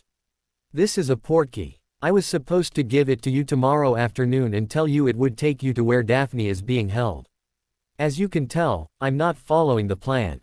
"What are you up to, Malfoy?" Harry asked. "What game are you playing?" "I am trying to help you, Potter," Malfoy replied. "With my help you are going to avoid the trap and be able to save your girlfriend." "Why are you doing this?" Harry asked, but then he remembered something he had not thought about for some time. He finally let Draco go and lowered his wand, much to Draco's relief. "It's the life debt, isn't it? You're obligated to help me. That's partly the reason. Malfoy agreed. But it's not all of it. I want you to win, and I think you will. I know what kind of world the Dark Lord will create if he wins the war, and quite frankly it's not a world I want to live in. Let's assume I believe you. Harry said. How are you going to help me? If you go tonight, they won't be expecting you. Malfoy commented. Plus, my father seems to have forgotten he gave me some limited abilities to create portkeys into our home. I can make it so that the portkey takes you directly into my room, not to wherever he had set this one up to put you. Plus this is a one-person portkey, the best I can do is make it so you can take one other person with you. That's all I can tell you. Okay, Harry said. Change the portkey. Draco nodded and pulled out his wand while Harry watched his every movement, still unsure if he could trust Draco. The Slytherin slowly pulled his wand out of his pocket and began to concentrate before touching the tip of his wand to the letter and saying, Portus. The letter briefly flashed before turning back to normal. Draco held it out to his former rival and Harry carefully took it and began to inspect it. When you're ready, the password is, rescue.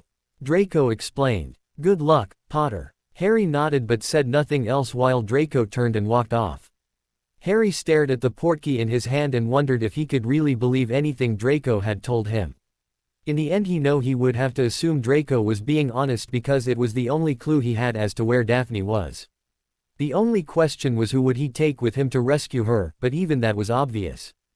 Daniel Greengrass would never forgive him if he didn't give him the chance to save his daughter. The sound of footsteps echoed down the hallway and into Daphne's cell where she looked towards the door and wondered who was coming, and what they wanted. Soon the footsteps stopped and was replaced with the sound of the lock on her door being opened. When the cell door finally swung open she saw a tall, thin man whom she didn't recognize walk in. Once inside the man closed the door behind him set a glass in front of Daphne. She took it and looked inside to find that the liquid appeared to be water but there was no way for her to be sure. What is it? She asked. Water, you moron. The man replied. When we do eventually get around to killing you it's not going to be by poisoning, you can count on that. Who are you? Daphne demanded to know. The name's Jugson, he answered. Don't move, I'm going to check your chains. Daphne nodded and Jugson walked over to where she was sitting on the ground. One by one he pulled on the chains connected to her arms and legs to make sure they were still attached. The last one he checked was one connected to her leg, and when he did Daphne saw her chance and attempted to pull Jugson's wand out of his hand. She pulled with all her strength, but Jugson was simply too strong. In retaliation Jugson slapped Daphne across the face hard enough to knock her to the ground with a bright red mark on her cheek. You really are a dumb boy, aren't you? Jugson laughed. And here I was going to be nice to you. Try and make the last few hours of your life bearable. There's no escape from here, little girl. Oh, I know, Harry Potter is going to come save you, right? He will. Daphne said confidently. He'll die trying, exactly what the Dark Lord wants. Jugson disagreed. It'd be easier if you just accepted that. Daphne angrily threw the glass of water at Jugson in response. It harmlessly flew over his shoulder and smashed against the hard cell wall. This time Jugson did not laugh at her resistance but instead drew his wand and yelled, Crucio. The torture curse struck Daphne square in the chest and caused her to scream in pain. Jugson held it for a few seconds before finally stopping and putting the wand back in his pocket. I wasn't supposed to do that. Jugson said. The Dark Lord wants you healthy and whole for when Potter comes. That way you can see him beg for death at the hands of the Dark Lord before you die too. We'll just have to make that our little secret, won't we? Daphne bit her lip and tried not to give him the pleasure of seeing how much she was still hurting from the cruciatus. Jugson shrugged at her silence before leaving the room and Daphne alone again. Only when she was sure that he was gone did Daphne show any sign of how much pain she was in. As she sat and waited for the pain to subside she hoped that Harry would come for her soon. Harry didn't think he had ever seen anyone as angry as Daniel Greengrass was when he found out what had happened to his daughter. Harry understood it though, he was feeling the same thing. He had used Dumbledore's flow to go straight to the Greengrasses' home and explain the situation in person. Each detail seemed to make him angrier and angrier, but when Harry's story was done Daniel sat down and attempted to calm himself. He did not believe that going into a battle in a rage was a good idea. Do you think we can trust Draco Malfoy? Harry asked. The issue had been bothering him ever since their conversation ended. He wanted to believe that Malfoy was being honest because it was his best chance to save Daphne, but even so he and Draco had been rivals for so long that it was hard to see him as anything else. His story makes sense, Daniel said. By getting you to walk into an ambush tomorrow he would win even if you were able to survive because you wouldn't be at Hogwarts trying to stop him. But I agree, it is strange for Draco to so obviously go against his father. Maybe he's changed more than I thought, Harry suggested with a shrug. But I'll wait to make a decision on that until we can make sure he isn't just setting us up. Let's go, Daniel said. It's been a very long time, but I've been inside the Malfoy house before. I should be able to point us in the right direction. Are you ready? Right, Harry replied, holding the portkey out so Daniel could grab onto it. When they were both touching the portkey, Daniel nodded and Harry said, "Rescue." Instantly the portkey activated and they found themselves spinning through a magical whirlwind. Harry had never grown to like travel by portkey and he was especially unhappy with it now because he knew that there would be a moment right after they arrived when they would both be vulnerable. Finally the spinning began to slow and Harry felt himself being hurled towards the ground. He hit and rolled forward before leaping to his feet with his wand in hand only to find that there was no one on the other side waiting for them. Daniel landed without problem moments after he did. Harry had no problem believing the room they had arrived in belonged to Draco. Almost everything was either black, silver, or green. A few Quidditch posters supporting the Falmouth Falcons hung on the walls, but oddly there were no photographs of Draco with friends or family in the room. The one window was covered by a thick black curtain and let in very little light. "Where to?" Harry asked. "The bedrooms are all on the second floor," Daniel explained. "I've never been in this part of the house, guests are rarely invited up here. But out that door is probably the main hallway which should lead to the ground floor. The door to the basement, where the dungeons are located, is through a door in Lucius' office. We have no idea what we're going to face in here, just promise me you'll save Daphne if I can't." "Of course," Harry replied. "But we're all going to be fine." Daniel nodded in agreement before walking to the door and slowly opening it. Harry could only see Daniel looking both ways before he quickly closed the door. Daniel motioned for Harry to follow him before opening the door and firing off a red spell that struck a Death Eater walking through the hallway in the back, dropping him as soon as it hit. As they passed him, Harry noticed that the man was merely stunned. Daniel seemed to be expecting his question. "We have to be quiet," Daniel whispered. "Can't let them know we're here before we're ready." Harry agreed with his point and silently disillusioned the stunned man so no one would see him. They then walked to the end of the hallway where Harry looked around the corner, careful not to be noticed. The room he saw appeared to be a living room full of expensive-looking furniture and decorations. There were 2 Death Eaters there, completely unaware of Harry and Daniel's presence, discussing how boring their current assignment was. Harry pulled his head back and held up 2 fingers. Daniel nodded and silently mouthed the words, "On 3. 1, 2, 3. At the count of 3 Harry and Daniel stepped out of the hallway and silently fired off a pair of stunners which knocked both Death Eaters out before they could even react to the sudden attack.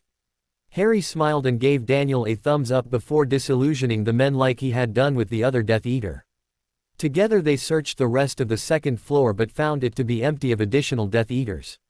Harry was a little surprised by how few guards were in the house but assumed it was because Voldemort never expected him to learn where Daphne was being held this soon.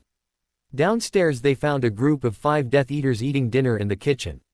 They had not passed any others on their trek through the first floor, so believed it to be likely that this group was everyone stationed there. Harry was ready to go when Daniel pulled him back so they could talk. "No need to hold back anymore," Daniel whispered. "Just take them out." Harry nodded in agreement and led the way back to the entrance to the kitchen. He was first through, casting a powerful wide-arcing slicing curse which managed to decapitate one man, cut another completely in half, and cut another Death Eater's legs off at the knee. Daniel was right behind him with a strong blasting curse that caught another man right in the face, resulting in a gruesome explosion of blood and bone. While Harry mercifully finished off the Death Eater with no legs, Daniel turned his attention to the last remaining Death Eater still capable of putting up a fight. He even managed to get his wand out and point it towards them before taking a piercing hex through the heart that dropped him to the floor. "I don't recognize any of these guys," Harry said. "Who do you think they were?" New recruits mostly. Daniel speculated. It does make me wonder though, if Voldemort's best Death Eaters aren't here, where are they? And what are they doing? They turned and walked out of the kitchen with Daniel leading the way to the dungeons.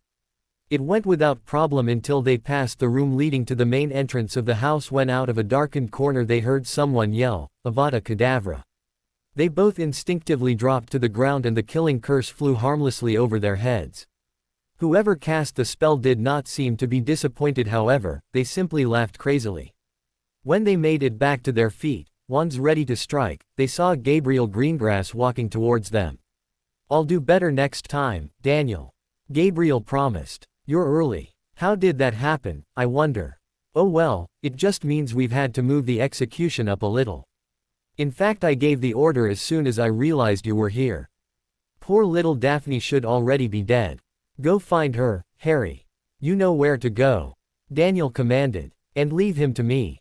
Harry didn't waste time responding, he simply ran towards the office they had been heading to. The door to the dungeons would have normally been hidden, but luckily someone had left it open in a rush to get down there. Harry sprinted through the door and into a long hallway full of cells. He checked in each one he passed, but none of the first few he looked in was occupied. Then a feminine scream at the very end of the hallway let him know exactly where his girlfriend was being held. Meanwhile, Daniel and his brother Gabriel were locked in a fierce duel. By all indications they seemed to be evenly matched. Each cast powerful spells towards the other, but in every case they were either shielded against or avoided. The room in which they were fighting was quickly being destroyed by their ferocious battle. Finally Daniel spotted an opportunity and summoned a rug out from under his brother's feet and sending the man crashing to the ground. Before he could move, Daniel had cast another summoning charm which tipped over a bookcase and caused it to smash down on top of Gabriel, who was now pinned to the floor and unable to move. The only part sticking out from under the bookcase was his head. "Lucky, brother, very lucky," Gabriel said angrily. "Just like always. You've never deserved anything, you have. It should have all been mine." "You're a fool," Daniel replied. "You're not really going to kill me," Gabriel claimed. "What would father say?" "We'll never know, because you killed him," Daniel answered. Avada Kedavra. In the moment before the spell hit him and ended his life, Gabriel Greengrass screamed in rage at his defeat. His last thought was the hope that his lord would avenge him and crush their enemies. A second later it was all over, and Daniel stood over his lifeless brother and shook his head at how the man's life had been wasted. His thoughts were quickly set aside as he remembered that his daughter was still unaccounted for. He immediately ran to follow Harry and prayed that she was still alive and okay. After hearing her scream, Harry had run towards the end of the hallway and noticed that the very last door was open. When he rushed inside, he saw that Daphne was chained to the wall with a large bruise on her face, but otherwise appeared to be okay. She was crying and screaming at the other person in the room, a tall Death Eater who seemed to be enjoying his victim's fear. Harry did not recognize him, but the Death Eater was in fact Jugson. His wand was pointed at Daphne and looked as if he was preparing to cast a spell. He was able to get the first syllable of Avada Kedavra out of his mouth before Harry acted. In his emotional state, the magic seemed to flow through Harry like never before. It was almost as if he did not even actually need to cast spells, but instead to simply command the magic to do what he wanted it to. Jugson's wand snapped in half in his hand a split second before his body was thrown through the air and crashed against the hard cell wall. The impact broke numerous bones, a fact that would not matter just seconds later. Jugson shrieked in pain as Harry summoned the man's still beating heart from his chest, and he lived just long enough to see it burst into flames before his world went black and he knew no more. With another flick of his wand, the chains fell off of Daphne's arms and legs and Harry rushed over to her. They slumped to the ground where Harry held her and tried to comfort her as she cried. A minute later, Daniel Greengrass ran through the door with his wand out ready for a fight, only to see his daughter crying on Harry's shoulder. His wand lowered and his face relaxed as the relief of knowing his daughter was alive rushed through him. Taking a seat on the ground next to Daphne, he wrapped his arm around both teens and told them how glad he was to see both of them still alive. As the Order of the Phoenix prepared for their coming battle with Voldemort and his army, Dumbledore's office had become their new base of operations. Mad-Eye Moody, Kingsley Shacklebolt, and Sirius Black were standing around a table on which held a model of Hogwarts and the surrounding areas and were arguing over how to position their own forces. Thanks to Snape's reports and their own intelligence sources, they had a fairly good idea of what they were up against. However, they knew that Voldemort was bound to surprise them with something. They say he needs to be close to Hogwarts for the ritual to work, Moody commented, pointing over at the other group consisting of Snape, McGonagall, and Hermione, who were still researching the ritual. Within a few hundred feet at most, but he also won't want to be inside the castle. If I were him, I would set up camp here while attacking here and here. But that's too close to the castle, Sirius argued. He's going to want to be as far away as possible to give himself more defensive depth. This is a better location. They continued to try and convince the other which spot was more likely to be Voldemort's choice of location to attempt the ritual, with Kingsley occasionally adding his thoughts while several other conversations went on around them.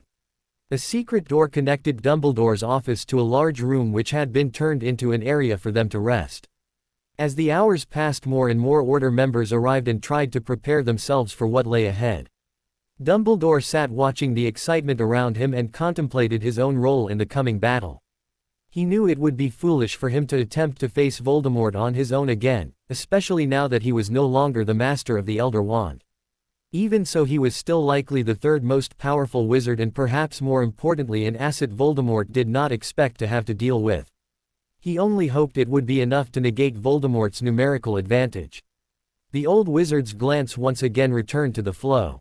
Hours ago Harry had left through that very flow after telling the others in the office that Daphne Greengrass had been kidnapped and he was going to save her.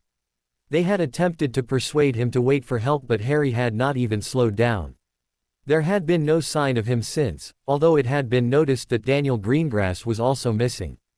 Dumbledore had briefly been angry that Harry had not waited, but then he remembered that he had been the one to encourage Harry to take a stronger leadership role in the first place, and it was no longer his job to criticize. He only hoped that Harry would be careful, as he thought that the flow once again roared to life as its orange flames turned green. Seconds later Harry and Daphne stepped through the flow with Daniel Greengrass right behind them.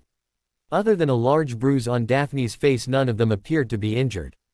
Seeing them, Hermione immediately ran over to the flow and enveloped her two friends in a hug. "You're safe," Hermione cried happily. "We were so worried. I'm just so glad to be back," Daphne said. "Everything went fine, Hermione," Harry assured her before turning towards Professor Dumbledore. "Daphne needs to see Madame Pomfrey. She's been subjected to the Cruciatus curse." "I will send for her at once," Dumbledore replied. He motioned towards one of the paintings on the wall, and its occupant nodded and walked out of the frame, presumably to a picture in the infirmary where Madame Pomfrey was. "What happened?" "Voldemort forced Pansy Parkinson to kidnap Daphne and send her to the Malfoys' house. I only knew that much because Draco warned me. I told Hermione and the others that much before I left," Harry explained. "Voldemort's plan was to try and get me out of the way tomorrow so I couldn't be here. I don't imagine he is going to be very happy when he figures out what happened." "Very well. It is good to see all of you again. As for Ms. Parkinson, Professor Snape has moved her to another part of the castle until we decide what punishment, if any, she will face. Your room, Ms. Greengrass, will be safe if you wish to retire there for the night," Dumbledore said. "Harry, I wish I could tell you to take all the time you needed to care for Daphne, but unfortunately time is one resource we have precious little of. Tonight will be very busy." "I know," Harry agreed. "I'll be here." Dumbledore nodded and Harry led Daphne off to the other room where there was a bed she could rest on while they waited. Harry knew what kind of pain she must still be in, having experienced the Cruciatus quite a few times himself. The potions that Madame Pomfrey was bringing would help, but in the end only time would heal it completely. After a few minutes of waiting, Madame Pomfrey arrived, provided Daphne with the appropriate potions and ordered he to bed. "Would you rather sleep here?" Harry asked. He wasn't sure if Daphne would be opposed to sleeping in the room where Pansy had attacked her the day before. "No, I want to go to my room," Daphne replied. "Pansy won't be there, and from the sounds of it Draco is on our side now. Besides, my wand is there and I hate being without it." "All right," Harry agreed, "but I am going to put up some wards around your room. It'll make me feel better." Daphne hugged Harry back, understanding that he was probably upset with himself that he had not been around to prevent her kidnapping. It wasn't his fault, of course, but it was her boyfriend's nature to feel responsible for his friends' and loved ones' well-being. Together they left Dumbledore's office and walked to the Slytherin dorms. Harry suspected that one of the potions Madame Pomfrey had given Daphne had been a sleeping potion because her movements were becoming sluggish as the minutes passed. By the time they entered the dorm he had an arm around her helping her walk. "Daphne!" a voice called out as they stepped through the door. A very worried Astoria Greengrass ran across the room and hugged her older sister. "No one would tell me what happened to you, but the rumors were that Pansy helped kidnap you." Harry noticed that Draco Malfoy had heard the commotion and walked out of his room to see what was going on. When he saw that Harry had indeed been able to rescue Daphne he did not smile but simply nodded as if he expected it. "It's true," Daphne agreed. "Dad and Harry saved me. Draco told Harry where I was." "You helped?" Astoria asked, turning towards Draco. At his nod of agreement she ran over to him and kissed him on the cheek, causing the older Slytherin to look very surprised. "Thank you. It was no problem," Draco replied uncertainly. Astoria smiled and ran back to her older sister while Draco turned and went back to his room, leaving the others alone. Harry watched his former rival and, not for the first time, was surprised at how things turned out.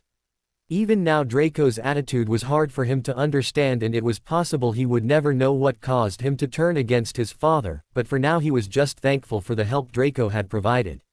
"Astoria, let's help her to her room," Harry said. The younger Greengrass sister opened the door for Harry as he carried Daphne inside and set her down on the bed. Daphne was already asleep before her head even hit the pillow.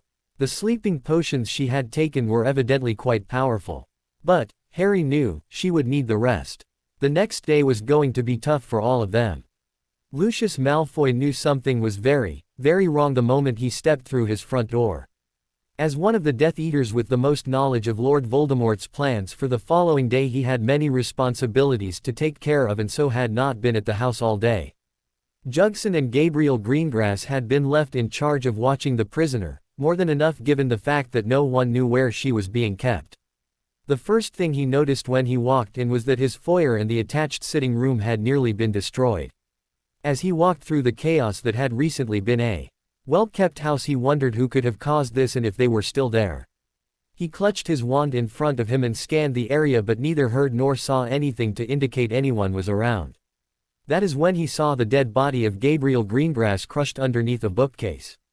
He amended his earlier thought. There was no sign of anyone still alive in the house. Lucius considered walking upstairs but decided there was no point at the moment. He had ordered Narcissa to leave the house, not foolish enough to let his family near a planned ambush. Lucius continued walking and checking on the rest of his home. As he neared the kitchen he could not help but notice the foul smell of blood and death and was therefore not surprised to see 5 dead bodies there. From the looks of it they had died quickly but horrifically. The sight and smell made even his stomach turn a little. Knowing the intruders must have come for the prisoner, Lucius' next stop was his private dungeon.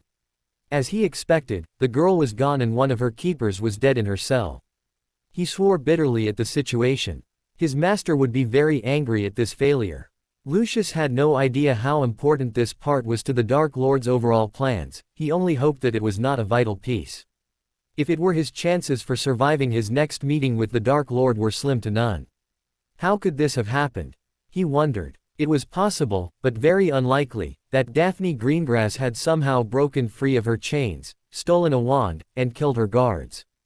But the girl was not known to be especially powerful and it was much more likely that there had been more than one person attacking the Death Eaters here. That would mean that someone learned where the girl was being held and found a way to get past his wards and into his home. There was only one way that could have happened. Draco must have told them. It didn't make any sense, Lucius thought. He had considered the life debt that his son owed Potter and was confident that it would not stop him from playing his part in their plan.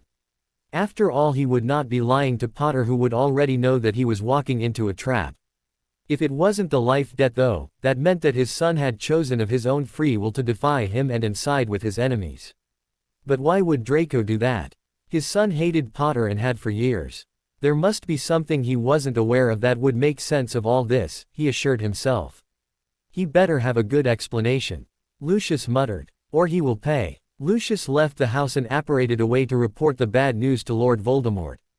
He could only hope his master was in a merciful mood. About time, Potter, Professor Snape said as Harry walked back into Dumbledore's office, although without the malice that his greetings for Harry usually held. He had never particularly liked Harry, but his views on the child of his childhood rival and love had begun to improve. Plus the fact that Harry had saved one of his Slytherins did not hurt. "Hi everyone," Harry said as he took a seat at the table around the journal which held the details of the ritual. Several other books had been laid out on the table, apparently for reference. "How bad is it?" "Very bad, Mr. Potter," Professor McGonagall replied. "If Voldemort is allowed to complete this ritual, our world and way of life will be destroyed." "What'll happen if he does finish it?" Harry asked. "At best, creatures which can only be described as demons will pour through the temporarily opened portal between our worlds and attempt to destroy everything in their path, Voldemort included," Hermione commented. "Really? That's the best case scenario?" Harry asked in shock. "And what's the worst case scenario?" "The demons will not be wild, but under Voldemort's control," Professor McGonagall replied. "And the portal itself will remain open for as long as Voldemort wishes for it to." "Is there any good news?" Harry wondered. "Perhaps," Professor Snape said. "The ritual is fairly simple, although it requires massive amounts of magical power, but it requires the production of a potion containing a variety of rare ingredients. It will, unfortunately, only take the Dark Lord between 20 and 30 minutes to complete. So we'll have some time to disrupt his plans." "Great," Harry noted happily. Then he noticed that no one else shared his optimistic outlook. "There's something else, isn't there?" "Harry, Voldemort has to be stopped before he finishes the potion," Hermione explained. "Once he starts the ritual, only he will have the ability to end it. Not even killing him is enough to stop the ritual once it has been started. Unless he chooses to stop the ritual, there are only two possible outcomes. First, it could end with him successfully opening the dimensional portal. Otherwise, either because he doesn't finish it or just can't because he is dead or not strong enough, the ritual will fail very violently." "What do you mean by violently?" Harry asked, not liking where this conversation was headed. "There will be an explosion," Professor Snape said. "The explosion will feed on and consume the magic of its surroundings. Due to the massive amounts of magic contained in Hogwarts, the resulting explosion would be incredibly large." "How large?" "Harry, you've heard of atomic bombs, right?" Hermione asked. When Harry nodded yes, she continued. "By my calculations, and I admit this is a rough estimate, the explosion would be about 10,000 times more powerful than the bombs used at the end of World War II. Hogwarts, along with everything and everyone for perhaps 100 miles from here, will be destroyed. But again, it's just an estimate. It might not be quite that bad, but I am fairly certain everyone in Hogwarts will die if that happens. So if I can't stop Voldemort from starting the ritual, something very bad is going to happen no matter what I do." Harry asked. "Unless you could somehow convince him to stop it on his own." "No, I can't think of anything," Hermione answered sadly. She and the others had been searching for a better option but so far had not been able to find anything useful. Their only hope was to stop Voldemort while he was brewing the potion. Otherwise they would have to begin evacuating the area immediately because no matter what the outcome of the ritual was, they would not want to be anywhere near Hogwarts. "All right," Harry said finally, pulling the journal towards himself. "Let me read this then. Maybe a new set of eyes will see something different." An hour later he had read, reread, and reread again everything Canware the Wise had to say about the ritual, but he had not been able to find anything that the others had not already thought of. Indeed, the few ideas he did have had already been discussed and dismissed for various reasons. In the end he had no choice but to unhappily agree with their assessment of the situation. Having done so, he left them to continue their discussions while he tried to get a better understanding of how the rest of the battle would go and what everyone would be doing. For all of the members of the Order of the Phoenix, the hours seemed to pass much too quickly, and far before any of them were ready, the light began streaming in through the windows from the sun rising in the eastern sky. A new day had begun at Hogwarts, and unless they were able to overcome the odds, it was possible that this would be its last sunrise. Professor Snape was one of those thoughtfully observing the sunrise as he considered his own chances for living through the day. His time as a double agent would almost definitely end today. As those thoughts crossed his mind, a sharp pain shot through his left arm. Clutching it, he glanced towards Dumbledore, who had seen his reaction. The headmaster motioned for him to leave, understanding the reasoning behind the reaction and knowing that Snape would help them however he could. Snape silently left the room and a few minutes later was out of the castle completely and headed back to Lord Voldemort. While the Order of the Phoenix was nervously waiting and watching for the first sign of trouble, the morning began quietly for the rest of the wizarding world. People woke up, had breakfast, and went to work just as they had every other day, completely unaware that this one would be any different. Diagon Alley was full of witches and wizards doing their last-minute Christmas shopping while their children happily enjoyed the break from school. Then, just before noon, everything changed suddenly. The Death Eaters and their foreign allies began coordinated attacks on the homes of every ministry official that had opposed them. Their goal was not to capture or even kill these targets, but instead to create as much chaos and confusion as they could. After those targets had been his, they turned their attention to the homes of the Aurors, with similar intentions. An hour after the attacks began, disorder had been effectively spread throughout both the ministry and the Auror department.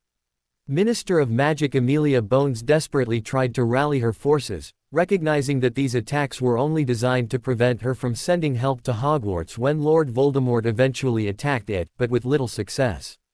In all, under half of her Aurors answered her call to gather at the Ministry of Magic, the rest ignored the order to stay with their frightened families.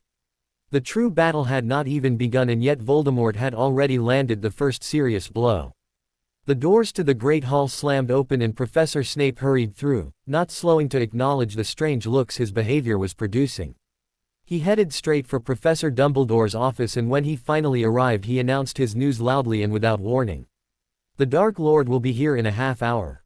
Snape's announcement was not met with chaos or screams, but instead quiet nods and silent acceptance.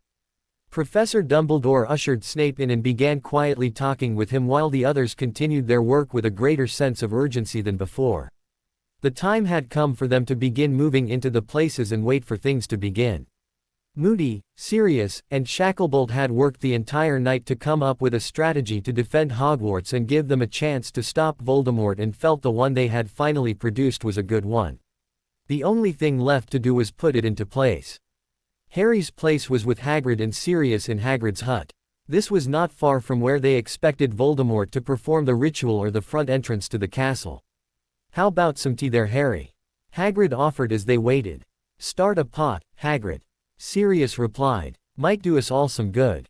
Harry nodded from his spot at the window, looking for any sign of movement in the Forbidden Forest. But so far nothing was happening, at least not that he could see.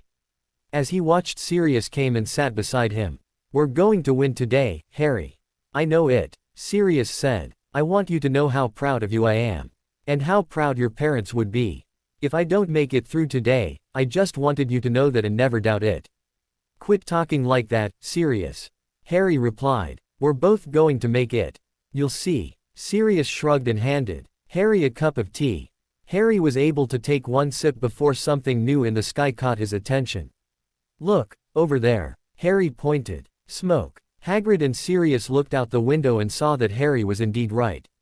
Smoke was billowing out of the far end of the Forbidden Forest, but other than that there was no change visible.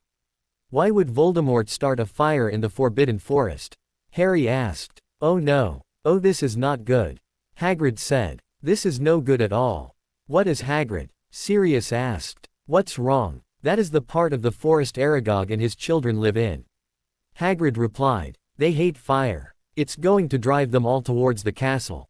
"Hagrid, who or what is Aragog?" Sirius demanded to know. "He's an Acromantula," Harry answered. "He's huge, and he's not alone. There are hundreds, maybe even thousands of smaller Acromantulas with him." "Hagrid, can you convince him not to attack?" "Oh, I don't think so, Harry," Hagrid replied. "They're under attack and won't bother to figure out which group of wizards it is attacking them." "How long until they reach the castle?" Harry asked. 5 minutes maybe," Hagrid said. "Well, we knew there were going to be surprises. Looks like this is the first one. Let's get ready," Sirius said before downing the rest of his tea and walking out the door, wand in hand and ready to fight. Harry smirked at his godfather's attitude and followed him out the door.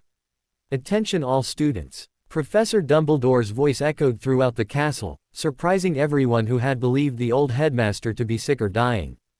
You are to return to your dorms at once and remain there until further notice. Prefects, see that this is done immediately. Most people obeyed the order, but there were a few notable exceptions. Fred and George Weasley had been hard at work on a new invention all night and within the past few hours had tested it and begun replicating it dozens of times over.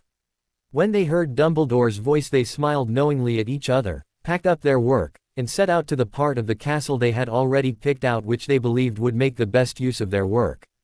If there was going to be a fight today, they were going to be a part of it.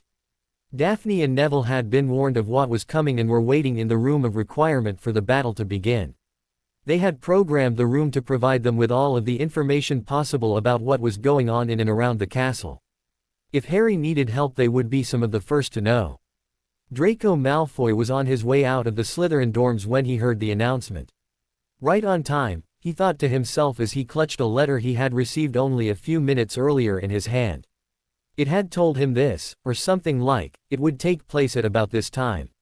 He had his own plans to see to and was not about to let an announcement to return to his dorm room stop him.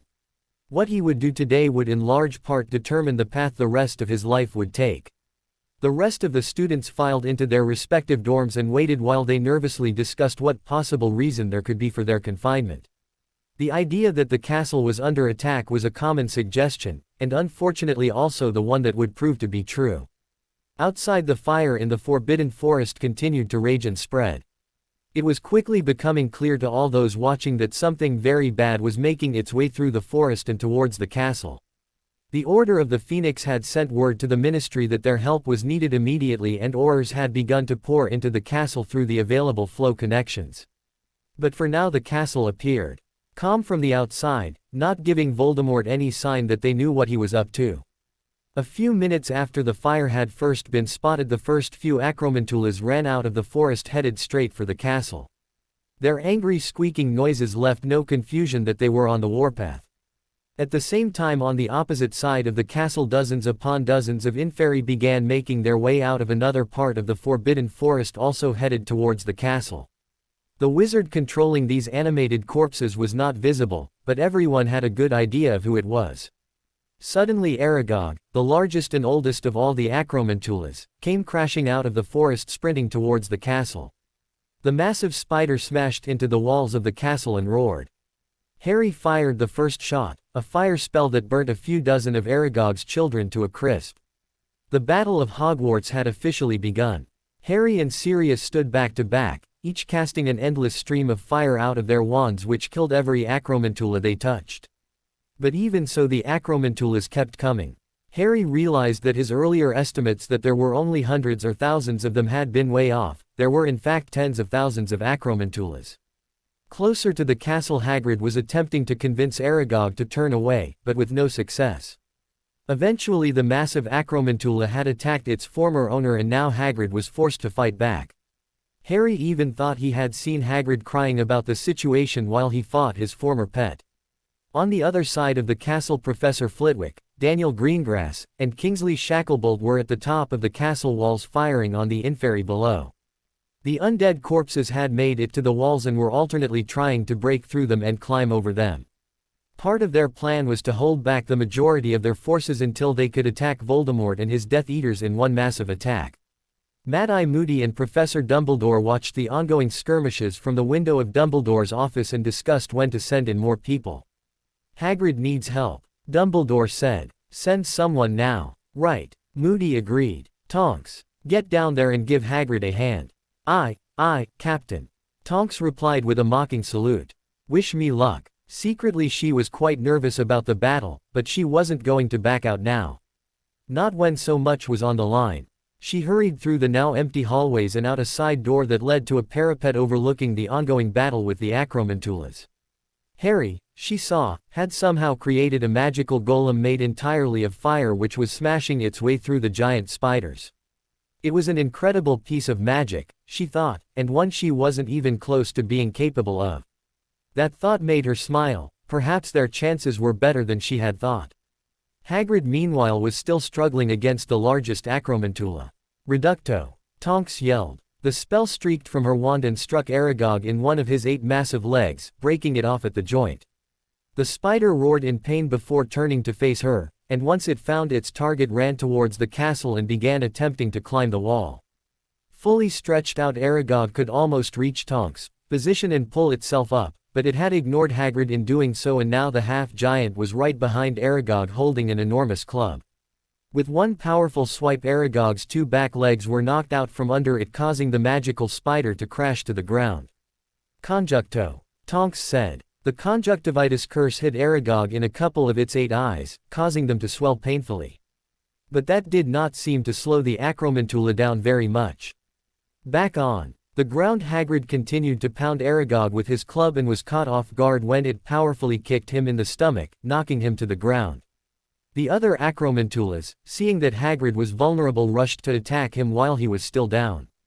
Tonks tried to pick them off before they could get to Hagrid, but she couldn't stop all of them. 3 of the creatures had crawled on Hagrid before he could get up and were viciously biting and clawing at him. Luckily for Hagrid, Harry's fire golem picked that moment to attack Aragog. The magical figure was strong enough to wrestle Aragog to the ground, burning the Acromantula wherever it touched. Aragog's children heard their parents' screams and quickly dropped what they were doing to come to help. Each Acromantula that attacked the golem caught fire and died, but they kept attacking. Hagrid was finally able to make it back to his feet and check his wounds. He had been bitten numerous times but was certain he would be alright. Acromantula venom did not affect half-giants as it did normal wizards. Harry and Sirius, now free to focus on Aragog, began firing spell after spell at the giant beast. Despite its thick, magic-resistant exoskeleton, not even Aragog could withstand this attack, and soon the great creature was dead. Its children, enraged by Aragog's death, spread out and began attacking anyone and anything in sight. While Harry and the others battled the Acromantulas, a few of them managed to make it over the walls and into the castle. Harry decided not to follow them. There were after all plenty of people in the castle capable of dealing with them. Meanwhile, the other group was having trouble keeping the Inferi at bay. There were so many of them and so much of the castle to cover that it was nearly impossible for 3 people to guard it all. They all hoped that Dumbledore would send more people to help and were quite surprised when help finally did show up, but not in the form of Aurors or other members of the Order of the Phoenix. Instead, the Weasley twins ran onto the castle wall carrying bags over their shoulders. They looked over the wall and actually looked happy with what they saw. "What are you two doing here?" Shacklebolt yelled between spells. "Get back in the castle." "Sorry, sir, but I thought you might like some help," George replied. "What my genius brother is trying to say is that we might have something you can use," Fred explained. "Sorry boys, but canary creams and skiving snack boxes aren't going to help us here," Professor Flitwick replied. "Incendio. You hear that, Fred?" George asked in an amazed tone. "Professor Flitwick actually knows our products. Always nice to meet a fan."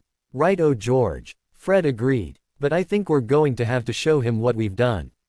George nodded and they both reached into their bag and pulled out matching glass orbs. Inside the small spheres, orange and clear liquid seemed to swirl around but never actually mix. Together they counted to 3 and hurled the orbs over the wall. When they hit the ground, they exploded and covered everything within a 15-foot radius in burning oil that the Inferi tried but were unable to put out or rub off. Professor Flitwick stopped to watch in amazement as the Weasley twins threw another pair of the devices over the wall and into the crowd of Inferi. "We call them magical hand grenades," George explained proudly. "Although that's really not the catchiest name we've ever come up with. We may have to change it." "I told you I like Weasley's balls of fire," Fred argued. "You'll come around. I know it." "Well done, boys," Professor Flitwick shouted. "Keep them coming." With the Weasley twins' help, they were able to keep the Inferi off the walls and away from the castle. The battle so far had been a draw, but neither side had brought the bulk of their forces onto the battlefield. From the top of the castle, Professor Dumbledore and Mad-Eye Moody watched with small smiles on their faces. The addition of the Weasley twins and their wonderful inventions had been an unexpected surprise, but the results were certainly favorable. Dumbledore correctly assumed their participation was somehow due to Harry. He wondered what other surprise Harry might have in store for them. Less than a mile away, Lord Voldemort had assembled an enormous group of dark wizards who were waiting for their instructions. Of them, the foreign wizards were not truly loyal to him but were under the mistaken impression that supporting him here would be good for their own pureblood rebellions across the rest of Europe. They were fools, and would die in large numbers for their idiocy. But, if things went according to plan, they would take with them a large number of teachers, members of the Order of the Phoenix, and any Aurors that may be at the castle. All he really needed was time, and with their sacrifice he would have it. His Death Eaters had been warned to let their foreign counterparts handle the more dangerous parts of the battle, but he knew they too were itching to join in the fighting. My friends, Voldemort began. Today will be a day that history will remember as the one in which the purebloods of Europe finally took back what was rightfully theirs. For too long our world has been polluted by mudbloods and other filth. They have even worked their way into our governments and set out to convince our society that they belong, but we know better. Britain will be but the first of many nations to overthrow their Muggle-loving rulers. Together we will retake our world, one nation at a time. The assembled dark wizards cheered in response. Voldemort could not help but enjoy the fact that they were cheering for their own deaths. Oh yes, he planned on crushing other nations after he solidified his control over Great Britain, but it would not be for their benefit. Eventually they would realize this and he would be forced to destroy them as well. Make no mistake, Hogwarts is at all times well guarded. But without Albus Dumbledore the castle is more vulnerable than it has ever been. Voldemort continued. Kill anyone who opposes you, however we do request that you refrain from slaughtering too many children. With Hogwarts in our possession the Ministry or magic will fall within hours. By this time tomorrow our victory will be complete. You have all received your orders and know what to do. The attack begins now. They cheered again before breaking off into the pre-assigned groups. Each group had a different section of the castle it was tasked with taking, but he suspected that getting through the castle walls would be much easier than anyone suspected. That was because his spy, Severus Snape, would be opening the front door for them. And in the chaos he would be free to perform the ritual that would forever make him the most powerful wizard in the world. Within minutes the groups began making their way to the castle. However, one fact they were not aware of was that Albus Dumbledore was completely healthy and knew they were coming. From the window of his office he saw movement in the distance which he recognized as Lord Voldemort's main attack. It was almost time for his own forces to show themselves. Attention everyone, Dumbledore announced. Move into position. The time to fight is here. Harry, Hagrid, Tonks, and Sirius had finally managed to kill every Acromantula in sight and had been able to do so without any major harm coming to them. Even so, it was obvious to Harry that the effort had tired the others. Much more than it had him. He supposed it was because his tough training over the past few months had prepared him for this. What now, Harry? Tonks asked, wiping sweat off her forehead. We move to the main entrance. Harry said. And we wait for Voldemort to show up. Together the four of them began the walk to the front entrance of Hogwarts, the one that they knew Voldemort expected Snape to open for them. When Hogwarts was built the four founders knew that it one day might come under attack and designed it to be able to repel one. One such feature was the ability of the headmaster to magically seal all doors. No one was sure what it would take to open the doors once they were sealed, and not even Voldemort wanted to have to find out. Snape, however, had been able to convince him that in his declining health Professor Dumbledore had put him in charge of the castle's defenses. A very fortunate event, or so Voldemort believed. Harry and his friends stood in front of the door and waited. In the distance they could hear large groups of people getting closer and closer to the castle. Voldemort's forces were making no effort to be quiet or hide their numbers. In fact, they believed that the size of their group would intimidate Hogwarts defenders and perhaps even cause them to flee. Soon Harry could not just hear them, but see them as well. There were, as expected, well over 100 dark wizards in groups of about 10 headed towards the castle, with the bulk of them headed right towards them. The sight made even him feel nervous, and he knew that his companions weren't feeling much better about it. Just hold still guys, you know the plan. Harry commanded. The others murmured their agreement and continued to watch their enemies approach. Harry continued to scan the horizon until he saw a figure gliding above the others. Even from this distance there was no mistaking, Lord Voldemort was leading his army to Hogwarts. The Dark Lord had no need of a broom to achieve flight, a fact that he used to awe his enemies and supporters alike. As they neared the castle, Voldemort's men did not attack but instead stopped and waited for their master to give them the signal to begin. Harry Potter, somehow I knew you'd be here, Voldemort said as he landed at the front of his army, nearest to Harry and the others.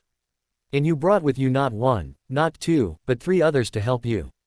A worthless witch, a man who has truthfully never been the same after spending a decade in Azkaban, and a half-giant who was a poor wizard even before he got kicked out school.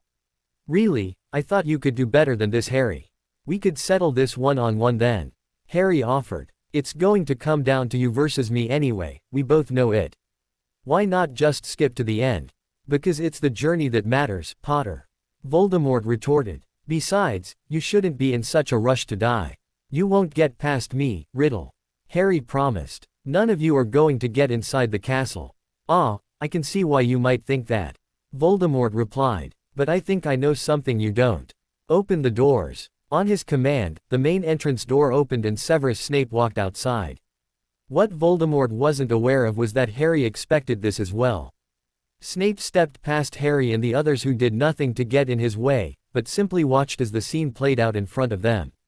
Well done, Severus, Voldemort said. Now, I believe you were saying that we would never make it inside, weren't you, Potter? Snape is, and always has been, loyal to me. You and Dumbledore were such fools to trust him. Actually, Tom, you are the one who was mistaken. Professor Dumbledore announced as he walked out of the door and stood next to Snape and the others. Dumbledore was followed by dozens of Aurors and members of the Order of the Phoenix. Meanwhile, the rest of their forces made their way onto the castle walls where they would be able to control the higher ground and strike from above. Traitor! Voldemort roared angrily. No matter, you will all die today. I still hold the advantage. And I have my own surprises bring to the party. There was a loud shriek in the distance as he finished the statement, one that seemed to surprise everyone but Voldemort. People on both sides began to look around for its source. Harry heard Hagrid mutter, "Uh-oh," after the noise, which was definitely never a good sign. Then people began pointing up in the air. Harry looked as well and saw 3 large dragons flying towards the castle. Voldemort, after seeing how Harry won the first task of the Triwizard Tournament, realized that he could use his own Parseltongue abilities to convince dragons to do his bidding. All 3 of the dragons headed towards Hogwarts believed that their children were being held inside the castle when in fact they had been stolen by Voldemort so he could attempt to train them. As a result, they were all very angry and willing to do whatever it took to break through the castle and recover their young. And begin. Voldemort laughed. At his signal, his wizards began firing at the castle's defenders, who responded with their own volley of spells. The scene quickly descended into chaos.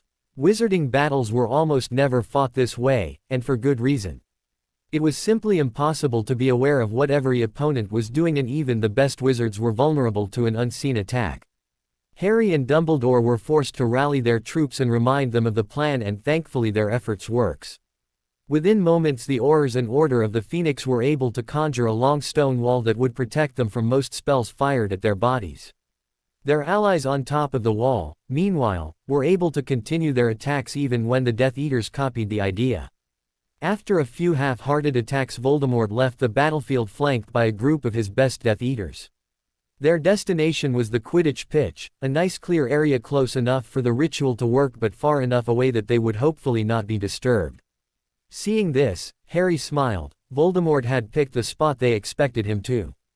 Unfortunately, there was nothing he could do about it at the moment. His presence was still needed on the battlefield. Harry, Dumbledore shouted, you have to take charge here. I will attempt to deal with the dragons. Get Hermione, Harry advised. I bet there is something she can do to help. A good suggestion. Dumbledore nodded. Good luck, Harry. Harry nodded and watched as Dumbledore apparated away, something that only the headmaster of the school was capable of. When he was gone, Harry turned back towards the fight, which had somehow descended into trench warfare. This needed to end soon, he knew, so that he could stop Voldemort from beginning the ritual. Harry hoped an idea would come to him, but decided to fire everything he had at the enemy while he thought about it.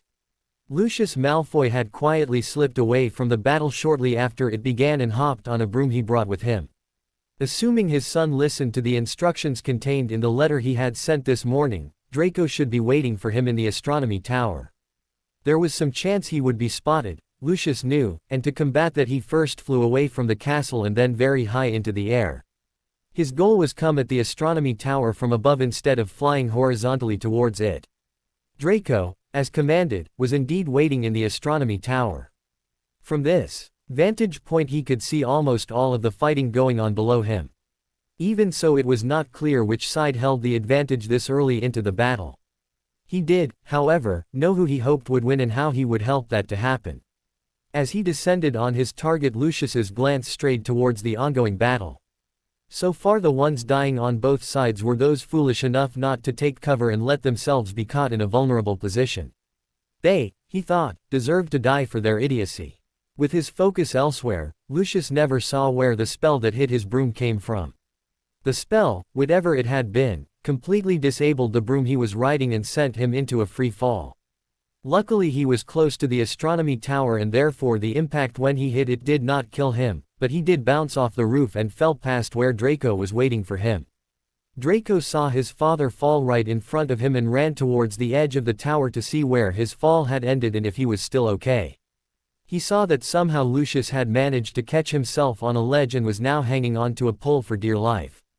Looking up, Lucius sighed in relief when he saw his son's head appear above him. "Draco," Lucius called. "Help me. I'm hurt and I dropped my wand in the fall. Throw down a rope or something. I can't believe you survived that," Draco said, clearly shocked at what he had just seen. "You can be surprised later," Lucius answered angrily. "Just help me up." "That's not going to happen," Draco replied. "You see, I was the one who shot you down." "What?" Lucius said, thinking he must have misheard what his son said. "I've thought about this a lot recently," Draco explained, "and I've come to the conclusion that you have to die." "How dare you?" Lucius screamed. "I knew it was you that told Potter where Greengrass was being held. Even if you kill me, the Dark Lord will crush you for what you've done." "I admit it, that was me too," Draco agreed. "But you're wrong on one thing. Harry Potter is going to defeat the Dark Lord." "I know, I didn't want to admit it at first either. But I've seen for myself how powerful he's become. It's just a matter of time before he brings you know who down." "So you're not just a traitor, you're insane as well," Lucius replied. "Potter stands no chance." "We'll see," Draco said. "You, of all people, should understand why this happening. What did you spend my entire life teaching me? What lesson did you drill into my head over and over since the day I was born? It's this: a Malfoy bows to no one. But that's not true, now is it? You grovel at your master's feet like a house elf. He brands you like cattle and you thank him for it. No, father, I will never allow that to happen to me. So instead of serving the Dark Lord, you'll bow down to a half-blood who doesn't even like you." Lucius laughed. "I thought I raised you to be smarter than that. I will never be Potter's servant, nor will I ever have to bow to him." Draco disagreed. "He considers me an ally, not a South Avenue. And by helping rescue Daphne, I began to build alliances with both him and the Greengrass family. And make no mistake, that will be very important once Potter beats the Dark Lord. And that's where you come in. If you live through this war and remain head of the Malfoy family, the victors will take everything from us as punishment for what you did. But, on the other hand, if you're dead and the new head of the Malfoy family just happens to be a friend of the savior of the wizarding world, well then, I would imagine that no one will hold the family responsible for your actions." Lucius looked up at his son in shock. It was impossible for him to argue with the logic of Draco's plan, although it did rely on the assumption that Harry Potter could defeat Lord Voldemort. Lucius, of course, did not believe that would ever happen. "They'll never accept you, Draco," Lucius warned. "Not even after all this. You know, I couldn't help but notice how attractive Astoria Greengrass is," Draco commented. "Can you imagine what people would say if Potter stayed with Daphne and I ended up with Astoria? Potter and I, brothers. Have you ever heard anything so unlikely? Well, that's just an idle thought for now.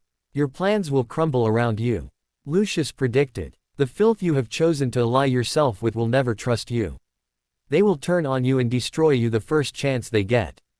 "They're not filth, father. They're my friends," Draco replied with a smile. Reducto. Draco's spell hit the pole his father had been hanging on to, and that entire section of roof seemed to disappear in cloud of dust and splinters. Lucius Malfoy screamed as he fell the entire way to the ground. The screams ended abruptly when he smashed into the ground seconds later. Draco watched him fall, and when he saw the impact knew his father was dead. With his mission accomplished, Draco walked out of the astronomy tower and headed back to the Slytherin dorms to wait for the end of the battle with the rest of the students. Far too much time was passing, Harry knew, and although they were making progress it was not coming fast enough. He needed to do something that would change the tide of the battle once and for all. Finally the idea he had been waiting for came to him. It would be dangerous, but worth it if it worked. "Hey!" Harry yelled, trying to catch the attention of those around him. "Don't fire in anywhere in front of where I am now." The others looked confused but nodded anyway and slowly changed where they were shooting their spells. Harry silently cast the invisibility spell Dumbledore had taught him on the very first day of their training together on himself, took one last deep breath, and jumped over the wall. He knew that he couldn't use a shield spell or it would give away his location, and even though there shouldn't be any spells heading towards him from the rear, the Death Eaters were still shooting spells in his direction. His only option was to dodge the spells as they came his way, but with so many wizards fighting at the same time that was a very difficult prospect. Harry began his sprint to the other side and at first was able to quite easily avoid the spells coming at him, but as he neared the other side the amount of time he had to recognize that a spell had been fired and to react to it continued to get shorter and shorter. He was forced to rely more and more on his ability to sense magical presences around him that he had worked on with Professor Shacklebolt for so long. By the time he was only a few feet from the other side, Harry was reacting to spells almost before they even left their caster's wand by jumping and diving and ducking everything that came his way. At last he reached the wall constructed by the dark wizards and leapt over it and through an empty gap between two wizards he didn't recognize. Harry kept going to position himself behind them and at last was ready. Deadly blasts of magic began streaming out of his wand as Harry cast as quickly as he could. A dozen wizards had been hit before the rest even realized they were under attack. In a moment all focus had turned towards Harry, who was now visible, having ended the invisibility spell so he could launch his attack. Dozens of spells began flying his way and Harry was forced to begin defending himself with a variety of powerful shield and conjured barriers, but the move provided just the distraction the castle's defenders needed to press their own attack. The dark wizards found themselves trapped in the middle of two attacks and in a panic they began abandoning their positions and trying to flee the battlefield. The Aurors and members of the Order of the Phoenix gave chase, not wanting to give them the chance to regroup and launch a counter-attack. The scene was once again chaotic, but Harry knew that the tide of the battle had changed and the side of light now was winning. But it had taken far too long, he knew, and there was no telling how loose Voldemort was to starting the ritual. Harry towards the Quidditch pitch as fast as he could, but as he neared it found something he was not expecting. Voldemort had erected some type of magical dome around himself to prevent anyone from interfering. Harry fired off some of his most powerful spells at it, and while it did appear to weaken somewhat, it did not break. It would take time to bring down the barrier, Harry realized, time he did not have to waste. Inside the barrier saw Harry's attempts to reach him and laughed. The potion he was working on was almost done and after that there was nothing Harry could do to stop him. Only a few more steps were needed and then he could begin the ritual that would grant him greater power than anything the world had ever seen before. Harry continued to blast the barrier with all of his strength but worried it wasn't falling fast enough. Then cracks began to appear in the magical shield and Harry knew he was close to breaking through. But Voldemort was just as close to finishing the potion. He had read the journal enough to know that Voldemort had very few steps left to complete. Voldemort was shocked at how much damage Harry had been able to do to his barrier. In truth, he didn't believe anyone but him could single-handedly destroy it in less than a half hour or so, and yet here again was the boy who lived surprising him. Voldemort sneered at his enemy as he lifted his hand over the cauldron and took the ceremonial knife into the other. Potter's strength wasn't enough. With this addition the potion would be complete and he could begin the ritual. Voldemort sliced his palm open and blood began to drip into the cauldron. As it hit the potion the liquid began to turn red, bubble over the edges, and shoot sparks into the air. The potion then began shooting out of the cauldron like a fountain, causing Voldemort to smile in triumph. It was done, now it was time for the ritual to begin. Harry screamed in horror when he saw the fountain of blood-red liquid appear, knowing just as well as Voldemort that the point of no return had been reached. With one last massive blast Harry attacked the barrier with all his strength and this time it finally shattered and fell. With the last obstacle out of his way Harry ran towards Voldemort and sent a blasting curse at the cauldron, hoping he was in time to disrupt the ritual before it could start. But the spell seemed to just bounce harmlessly off of the cauldron, and Harry saw that the potion had begun to spin like some sort of liquid tornado. Voldemort's evil laugh could be heard by everyone in Hogwarts, and all who heard it knew it could not be a good sign. No! Harry screamed, but it was no use. He was too late. Voldemort had begun the ritual, and now only he could stop it. Professor Dumbledore, with Hermione following right behind him, had climbed to the tallest tower in the castle and out onto a balcony from which point they could see everything going on around them. The battle was still raging on, and though it looked like their side was winning, neither of them felt particularly confident that victory was assured. There was still much to deal with, including the 3 angry dragons that were attacking Hogwarts. Thankfully none of the dorms were immediately vulnerable, but that would not be the case for long. The dragons had ripped off pieces of the roof and set fire to it in other places. Large sections of the roof were now on fire. "Do you have something that can fight them?" Dumbledore asked as he began casting Aguamenti, sending huge amounts of water out of his wand and onto the roof where it could extinguish the fires. "I might," Hermione replied. "I just hope the solution isn't as destructive as the problem." "Yes, we will hope." Dumbledore agreed. "Do it." Hermione nodded and began the summoning process. The bracelets on her wrists glowed as she moved her arms in the elaborate dance she had done many times before. Soon a portal began to appear in front of her, and as it flattened out it rose higher and higher into the sky. Finally the large portal stabilized, and for a few seconds nothing happened, but then a monstrous roar came thundering out of it, followed by a winged beast about the same size as the dragons. When Dumbledore first saw the creature, he thought that Hermione had simply summoned another dragon to combat the ones they were facing, but as it unfurled its wings and began to fly, he realized this was no dragon. To begin with, the color was all wrong. Its large scales shined like pieces of bluish-gray metal. Furthermore, its torso was shaped almost like a man's, except of course for the giant wings sprouting out the back. The beast's blood-red eyes began to scan around for its target and soon landed on a Chinese fireball, attempting to rip a hole through the part of the roof over the Great Hall. The creature swooped in towards the dragon. The 2 huge beasts began to fight on top of the roof. They each used their claws, teeth, and tails to attack the other, but it appeared that the dragon was at a disadvantage because it could not as easily break through the summoned creature's hide. Their rooftop fight soon took to the skies as the dragon attempted to put some distance between them, but Hermione's creature was in no mood to allow that and followed the dragon to continue the fight. "Hermione, what is that thing?" Dumbledore asked in amazement. "I'm not sure exactly," Hermione replied, "but I do know you won't normally find them on Earth." The dragon once again broke free and flew off, but its goal was clearly not to escape. The Chinese fireball turned and attacked the other dragon-like creature with a jet of fire out of its mouth. Hermione's creature was forced to turn and shield itself from the flames, but once they ended, roared in anger and began its own attack. However, it was not flames that left this creature's mouth, but instead a large beam of light that smashed into the dragon and knocked it out of the air. It crashed down on the ground below, in the process crushing a few dozen inferi, before giving up the fight and flying away. The summoned beast then turned its attention towards another of the dragons and began its attack. "I don't think he can beat both of those dragons, Professor," Hermione said. "The fight with that other dragon seems to have taken a lot out of him." "Then it is up to me to assist," Dumbledore noted. With all of the roof fires out, Dumbledore could now focus on driving the dragons off.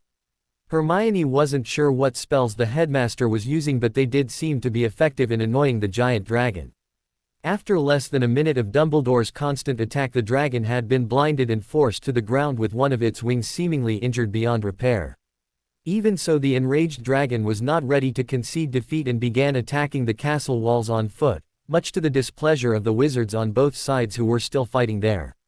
"My place is once again on the battlefield, Ms. Granger," Dumbledore noted. "Continue the attack." "Oh, and Ms. Granger, 10 points to Gryffindor."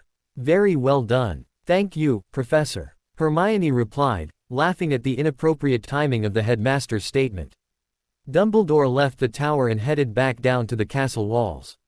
He knew that Voldemort must be getting close to starting the ritual if he had not already, and if that happened, their only choice would be to evacuate the castle as quickly as possible.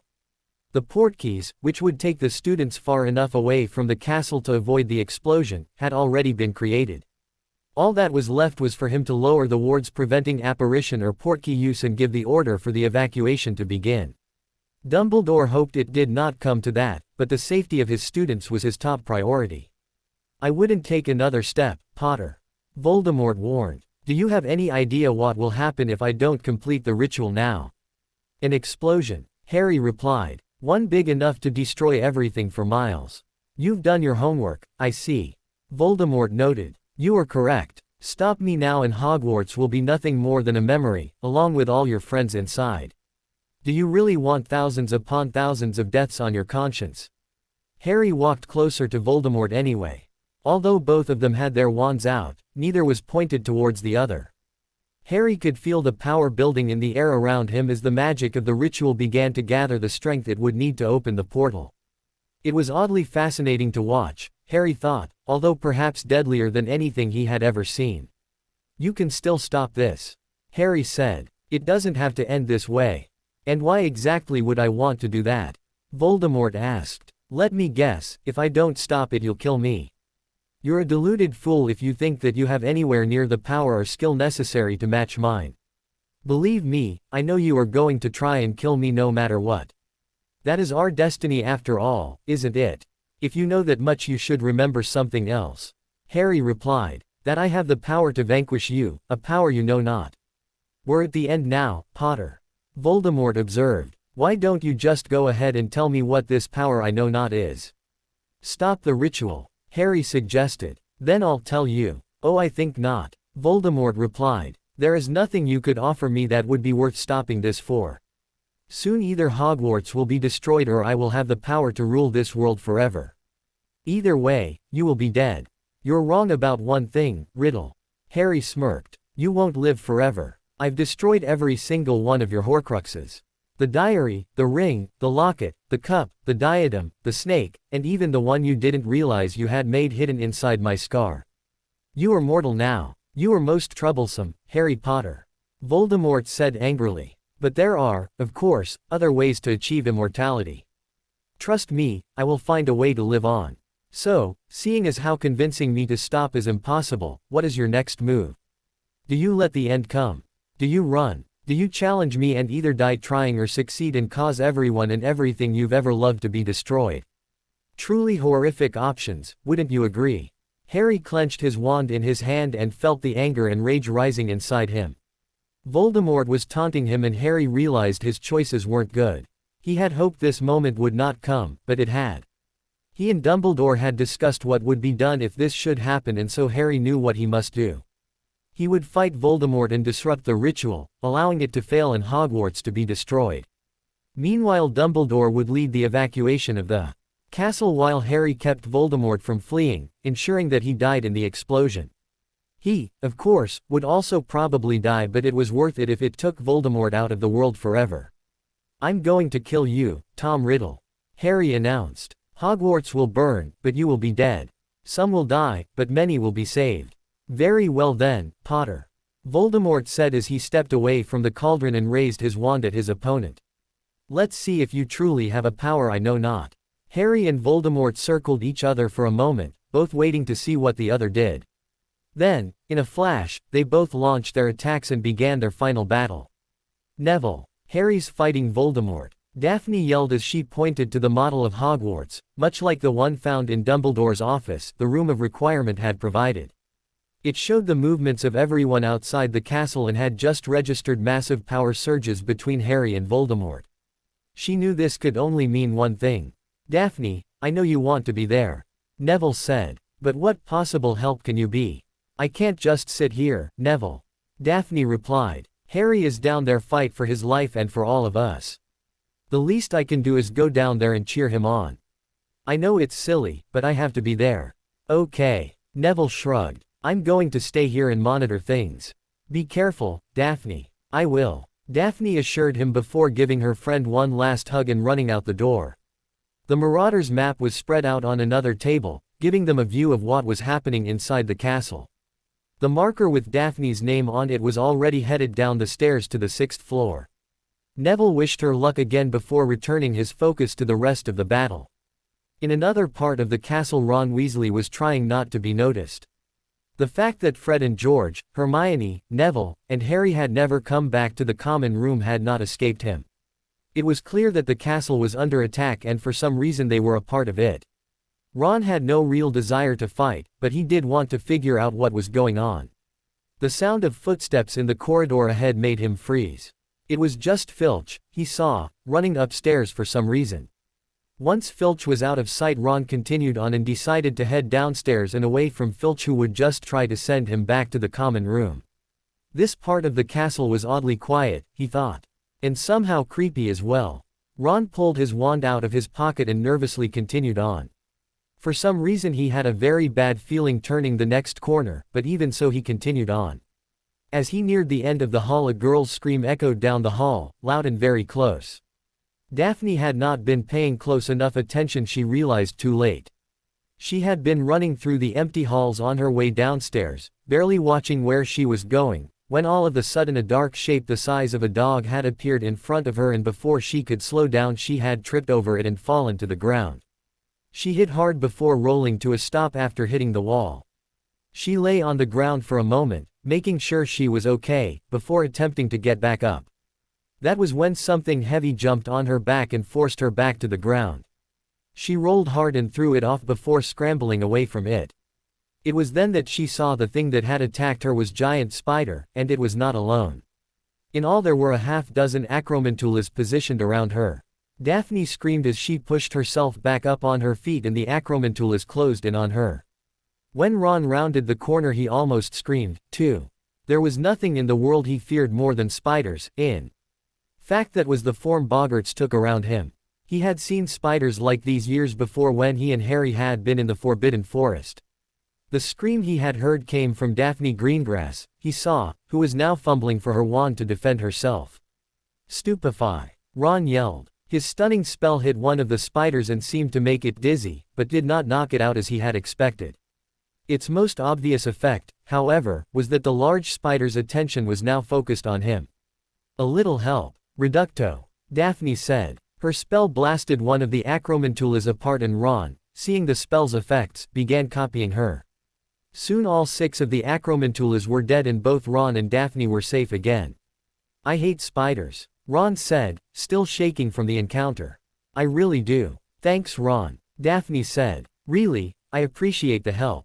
You should get back to your dorm. Where are you going? Ron asked, knowing that her answer would not be to the Slytherin dorms. Harry's fighting Voldemort, Daphne replied. I need to be there. Oh, he'll be fine, you know. Harry's fought you-know-who loads of times and always makes it through. Ron said. Why should this be any different?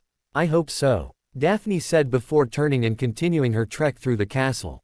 As she was about to take the next flight of stairs she heard Ron calling out to her again. Hey Daphne, Ron began. I never should have bothered Harry about being with you. You're good for him. A better friend than I ever was. You're not so bad, Ron.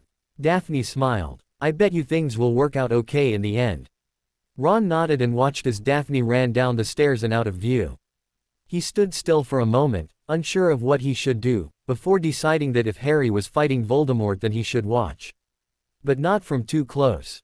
A classroom with a window overlooking the fight would be close enough. Ron carefully began making his way through the hallway and prayed he wouldn't see any more spiders. As Dumbledore stepped out onto the castle walls, ready to rejoin the fight, he saw that the thing he had feared the most had come to pass. Voldemort had indeed begun the ritual. The battle between his forces and Voldemort's was quickly coming to an end, with the Aurors and Order of the Phoenix emerging as the victor, but Voldemort had never really cared about that battle or any of the people fighting and dying in it. To him it was a success because it provided him the time he needed and that was all that ever mattered. Dumbledore looked out over the battlefield at his allies who were still fighting, most probably believing they had just achieved the most significant victory of the war. Unlike the students, they would have to stay behind in case Harry failed and Voldemort completed the ritual. For them, he feared, the most dangerous part of the day was still ahead. Dumbledore turned and walked back in the castle on his way to the closest dorm, which happened to be Ravenclaw. As he walked through the halls he hoped it would not be the last time he had this chance but feared it would be. If Hogwarts fell 1,000 years of history and knowledge would be lost forever. Magical Britain, which had sent its sons and daughters here for a millennium, would never be the same. Hogwarts was the only home Dumbledore had known for decades and he wished there was something more that could be done, but they had searched for some way out of this situation and found nothing. There was nothing left to do but get the students out and hope for the best. When he got to the door to the Ravenclaw dorm, it opened automatically and he stepped in to see dozens of frightened students huddled together in the common room. They clearly were aware that a battle was being fought just outside and were justifiably worried that they were in danger. Gasps of shock followed by cheers erupted in the room when they realized that the headmaster, long thought terribly ill or even dead, was alive and well and there to help them. "Professor," one student yelled. "What's going on?" "Voldemort has attacked," he answered honestly. "Even now he and his men are doing battle with orders from the ministry and your teachers. Now, everyone gather round."